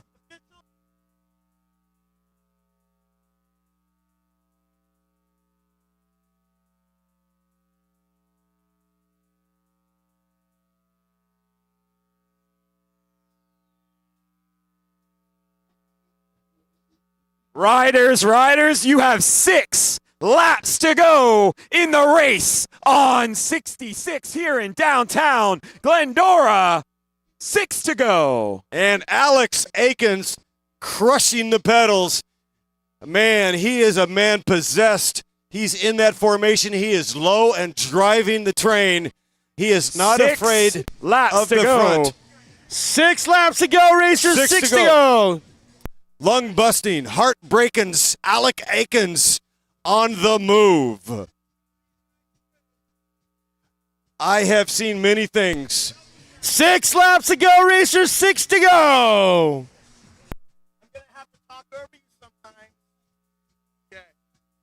I have seen so many things. I've seen paper cuts, death by 1,000 paper cuts, right? The killing of a mosquito with a sledgehammer. I've seen people throw their quadriceps into a salad blender, a spinner, and see what happens. I have never seen a race like this shakedown with the premium leads coming to the front. These are the rock stars, top 6 coming to the front. Nobody knows who will win, who will prevail, who will emerge and take the belt. Are we about to give our announcer podiums? Is that what we're really asking? All right, 5 laps to go, racers. 5 to go. Again, they are still all working together now. We see everybody taking a turn. Giovanni Romero sitting on the back a little bit. There he is, going around Jacob Timmerman. Justin Williams, 5 laps to go, gentlemen. 5 laps to go. Justin Williams is definitely getting a little bit more active on the front of this breakaway group now. 5 laps to go to the field. 5 to go. With 5 laps to go, who is going to paint this town neon, baby? We're talking about vintage neon, Route 66 style. Deco diners, baby. This is all about the road. Who is going to emerge as the king of the road? Route 66 is also known as the Mother's Road or America's Highway. Somebody walks away with the belt and crowned king of the road.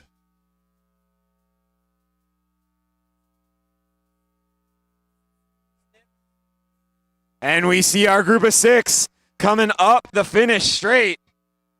They are going to see 4 laps to go. 4 to go, gentlemen. 4 laps to go in the race on 66.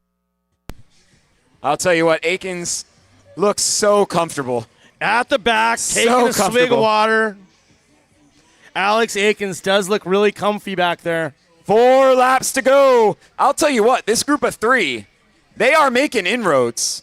They are only about 15 seconds off the back of that front group. And they're motivated. Those 3 riders are probably more motivated than the riders to the 4, because the riders to the 4 are going to start going what? Cat, meet mouse. Right. Mouse, here's a cat. Those 3 riders are possessed. And look at this. From the field. 4 to go. 4 to go. 4 to go. It's only a matter of time, I think, before one of these riders in the lead group hits out. They have about 15, 16 seconds on the next 3 on the road. But it is getting... We just saw Justin Williams go all the way across the road there, making sure that he got his last position in that group. Yeah, and he likes to take a runner. It looks like, what are you doing, Justin? Well, he floats off, and then he likes to bring up speed. Bahati does the same thing. Yeah. You can't question these guys. They know what's up. Their parents were cyclists. My parents moved a lot, but we always found them. That's okay. This is 3 laps to go, gentlemen. 3 to go. 3 to go, and you can see Akins looking over his shoulder, and he sees Justin Williams. Justin Williams goes, I'm not doing it. And Alex Akins now, big, little bit, about 4 or 5 bike lengths gap that he has got to close down. Oh, it's very fascinating. It is definitely going down tonight. I am not a good name dropper, according to my best friend, Rasan Bahati and Matthew McConaughey. Here we go. And look at the images. You're going to love watching the replay on LACrits.com. 3 to go. 3 to go. 3 laps to go. 3 to go. Okay, so. Our chasers there, we've got Gianni Borrego Lee, we've got Ryan Chaney, and we've got Rex Roberts trying to make inroads, but we are coming to the penultimate lap. The penultimate lap here, Glendora. That is the second to last lap. And if you've been keeping track, we have only given away 4 of the 5 cash preems. So you're going to get a gambler's preem here. The ultimate gambler's preem. $100 on the penultimate lap. Gambler's preem, 100 cash. Whoa! Of all the dramatic things tonight, a full biscuit on the penultimate Gambler's Preem. Who is going to say, I want that money? Because if you take Gambler's Preem. $100 cash Preem. They're going to go for that 100, but at what cost? That's why it's the Gambler's Preem, Dave. Indeed. You have to choose, do I sit back, try to go for the victory and the big, big money, or do I want to throw $100 in the pocket? 2 to go. 2 to go. $100 cash preem. With 2 to go. 2 laps remaining. Oh, my goodness. It is nervous time at the village right here, right now. In the shadows of the San Gabriel Mountains, you can see the granite glow. These guys are as hard as San Gabriel granite. They are granitic, and they are bringing it full speed, full gas, full stick for our fans. Yeah, we got to give credit to Borrego Lee, Chaney, and Rex Roberts for trying to get across that gap to those front 6, but I do not think it is going to happen. I think we are going to come into this bell lap. It is a sprint for $100, and then it's going to be a sprint for the win on the race on 66. With 1 lap! With 1 lap! With 1 lap! With 1 lap to go! 1 lap to go! Who's gonna take home the belt? Who will be crowned our king of the road here at the historic Route 66? 1 to go, 1 to go! With 1 lap to go!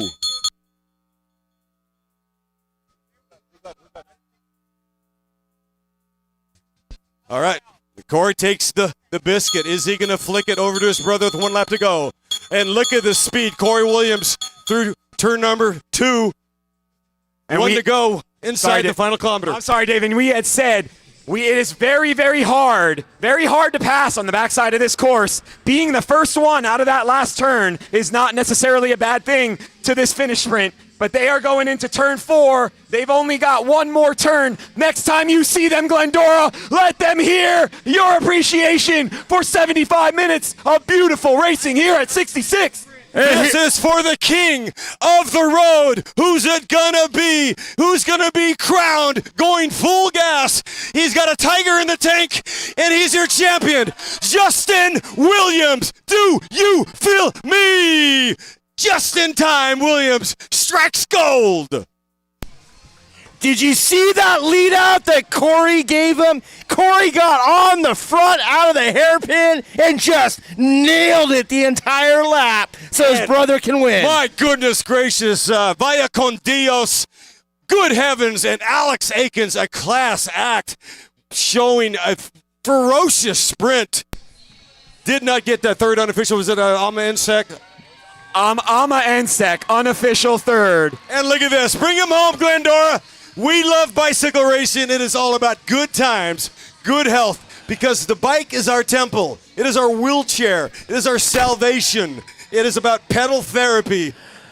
What A time to be alive. Let's not go anywhere, everyone. We have an awards ceremony coming up for both our elite men and our elite women right here at the start-finish line at the inaugural Race Route 66 Glendora Twilight. The battle for the belts.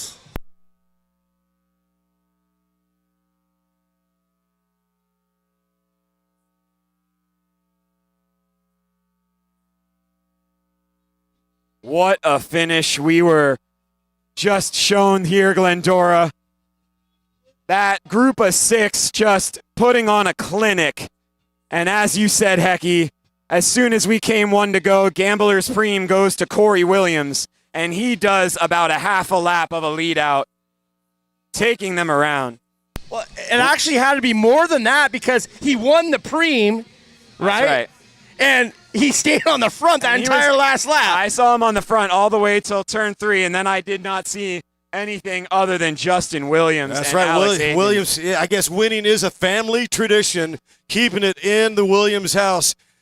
Tip of the hat to Aikens and all the competitors, NSEC, everybody in that break. Giovanna Romero, congratulations. Timmerman, outstanding. What a finish. Justin Williams winning like James Dean in that sexy machine. Let him hear it, Glendora. This There's is the your man winner. right here. The CEO has done it. He is back, everybody. Ladies and gentlemen, just in time, Williams.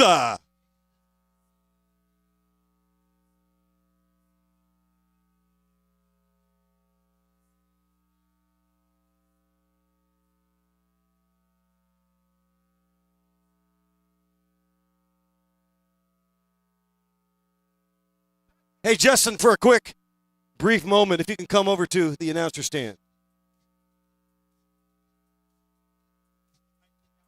Yeah. Wow, that was unbelievable. I want to see the replay. We're all going to catch it on lacrits.com. Ama and Sec, congratulations on a great performance by you, young man. Good to see you back in competition.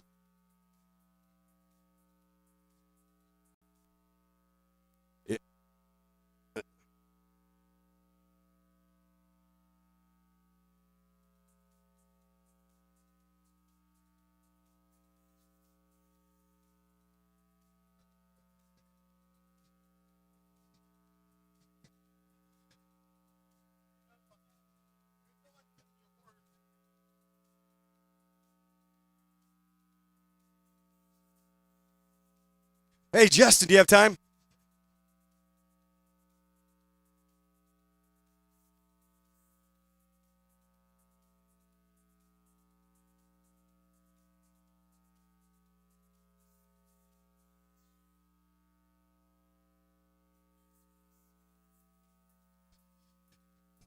Hey, we'll follow up. We have the champion here right now. I mean, what a poetic performance. My goodness gracious. If you wanted to say we want 6 really badass riders in a break today, you can't make it happen, but it happened. I mean, this is so dramatic and bombastic. The crit was diabolical. You guys were rolling, man. Justin, you got caught out, not once, but twice. So you had to invest in that bad boy, did you not?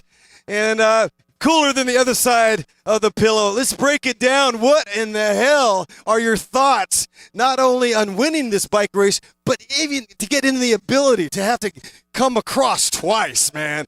And how about a congratulations? And how about Glendora Village? A big applause for a man, Justin Williams, Legions of Los Angeles. Thank you to everybody that came out. I dedicate this win to my big brother, Jeremiah Wiskovich. I don't know if he's still out here.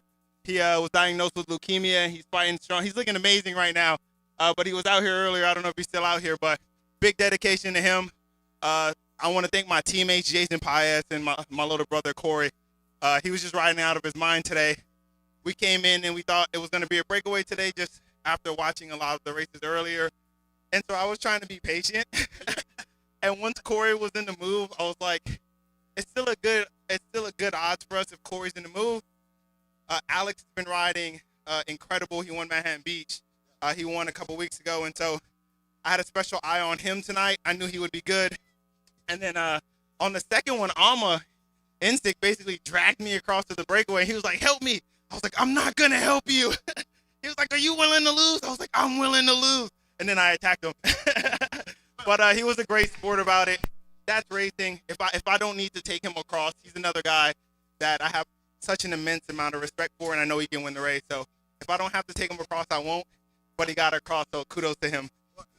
I feel like you guys know each other so well, right? I mean, you're under the same umbrella. You guys have trained together through the years.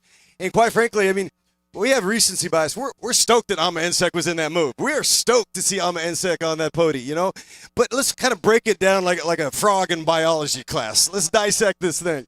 You know, we talk about blind faith. Bahati talks about sometimes this blind faith. At some point, when did you decide it's going to be an emotional win and it's going to be Justin Williams, the brother?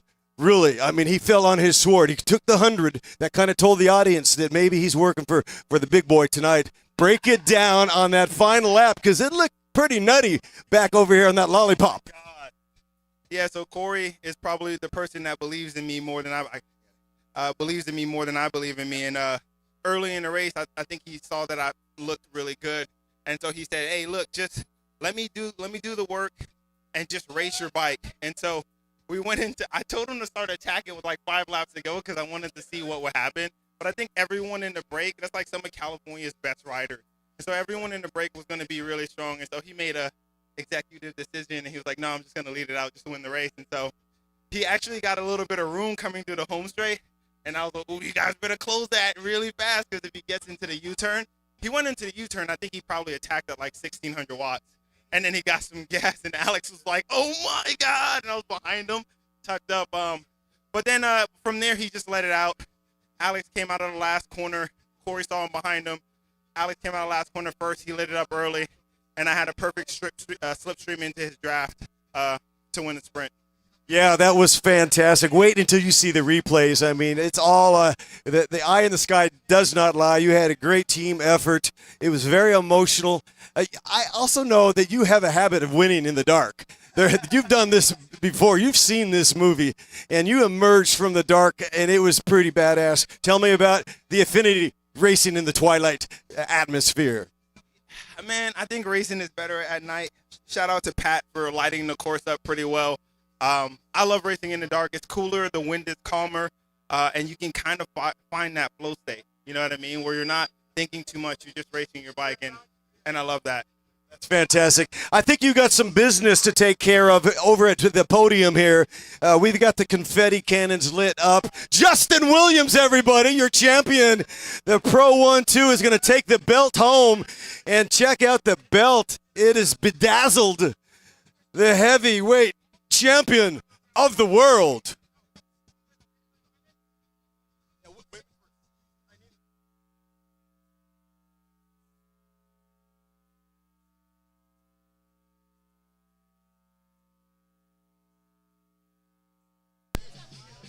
Yeah, I will.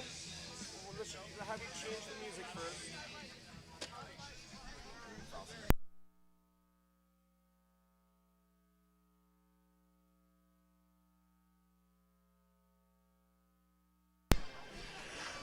All right, ladies and gentlemen, how was that for an inaugural race on Route 66? That was phenomenal or what? Let's give a big, big shout out to Glendora and Go Fast. It's now time for the inaugural Glendora Twilight Awards podium for our elite women. And presenting tonight's awards will be Katie Fosselman with the Ice Cream Shop. Thank you, Katie, for your support of the event.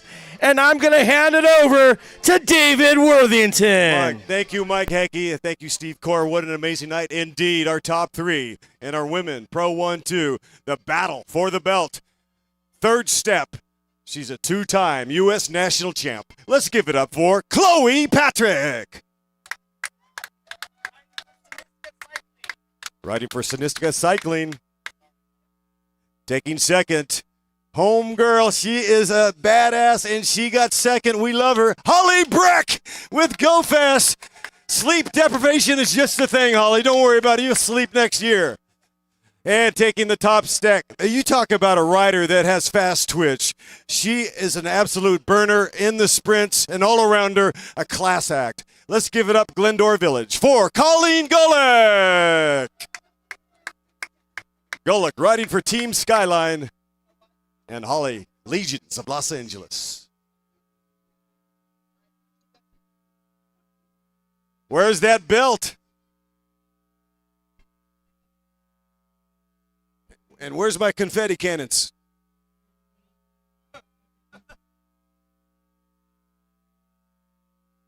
There's my confetti cannon. Try it again. There's about a full 6-pack. Our top 3, and what a beautiful podium it is indeed. Electric and lit. Chloe Patrick, Holly Breck, and Colleen Gulick. The battle of the belt. Patrick, Breck, Gulick.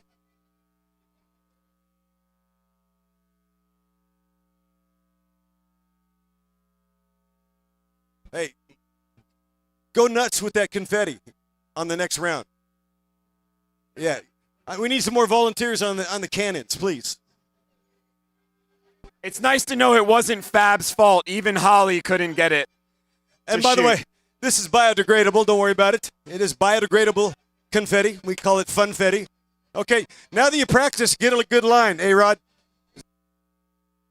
Yeah, that's pretty good. Just make sure it's centered. Photographers want that proper and centered. Yep, and give them a 1, 2, 3. Are we ready? All right, our top 3. Talk about a bedazzling performance. It was indeed dazzling. 3rd place tonight in the Twilight. A warm applause. Let's give it up for Alma and Sek. Yes! All right, somebody sign Ensek. He needs a contract. In 2nd place, a ferocious rider indeed. Everybody, please welcome to the podium, Alex Lung Braken, Heart Brakens, Alex Akins. Mustache Akins. That's a beautiful embrace, the kid from Mike's Bikes. The top step tonight. There's a lot of drama right now in the podium plaza. It's going ballistics. It's disco, country, and funk. Let's give it up for the man, the CEO, riding for Legions of Los Angeles, Justin Time Williams. Justin Williams taking gold in panache with style, exuberance, and drama. That's what I'm talking about. Of all the dramatic things, Giovanni Romero, another great ride from you, young man. Raise that belt high. There can only be one. The king of the road from Route 66. Flagstaff, Arizona. Don't forget Winona. Glendora City is oh so pretty. Yes, Dave Worthington. Justin Williams from 39th Street to Route 66 in Glendora. He raises the belt as Go Fast Race on 66 comes to a close. We hope to see you all tomorrow in Upland at Memorial Park for round 2 of the Go Fast weekend. For everyone here, thank you so much for your support, and we'll see you tomorrow. And if you're a fan of Justin Williams, you can get on the podium, get some selfies. That's what it's for. It's about promoting the sport. Cycling is a sanctuary sport. We are all about unity in the community. Shall I sign off? Are you done? Are we all done? We'll see you tomorrow, certainly. And remember, folks, another show that there is definitely unity in the cycling community. I'm David Worthington with the big guy, Mike Hecker. And this guy, Steve Core. It's been one hell of a night. Thank you for broadcasting on lacrits.com. And remember, for every stretch of Route 66, for every mile, there are 2 miles of sharp curb face. But that's aight. Together we'll get up the road. Together we'll share the load because we stand on the shoulders of giants. And a big thank you to Go Fast, Patrick Carroll and his team. Bravissimo.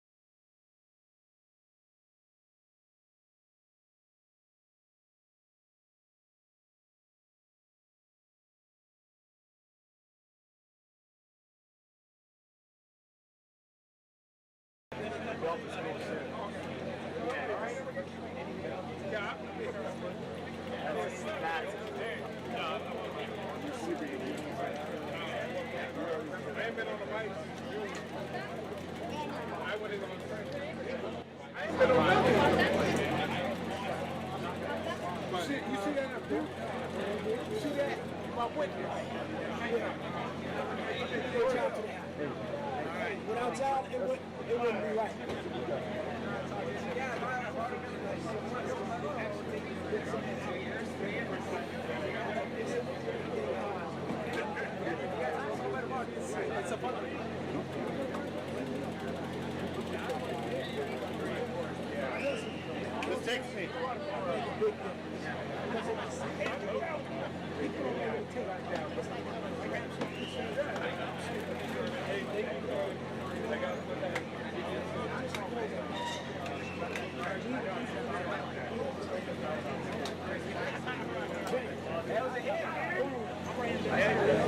Good job, Ray.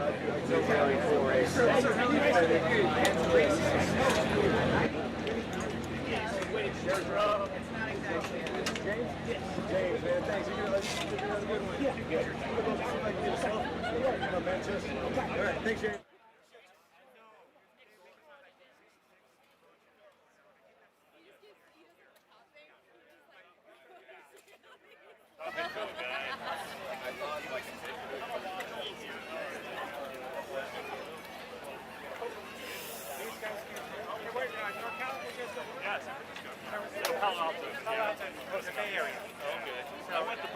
Did you really? Yeah, it's a great place.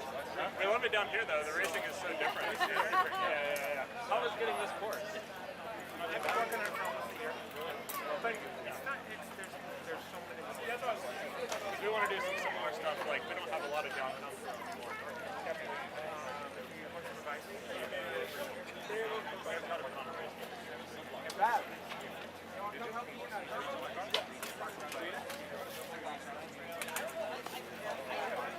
I feel like it's like the least we can do because you know it's like all the clubs. Hey Drew, see you on Monday. I got that email. Yeah, feel free to reach out to me. Get some rights. You're probably a journalist. We're gonna cool down just a little bit. are coming out. Alrighty. Yep.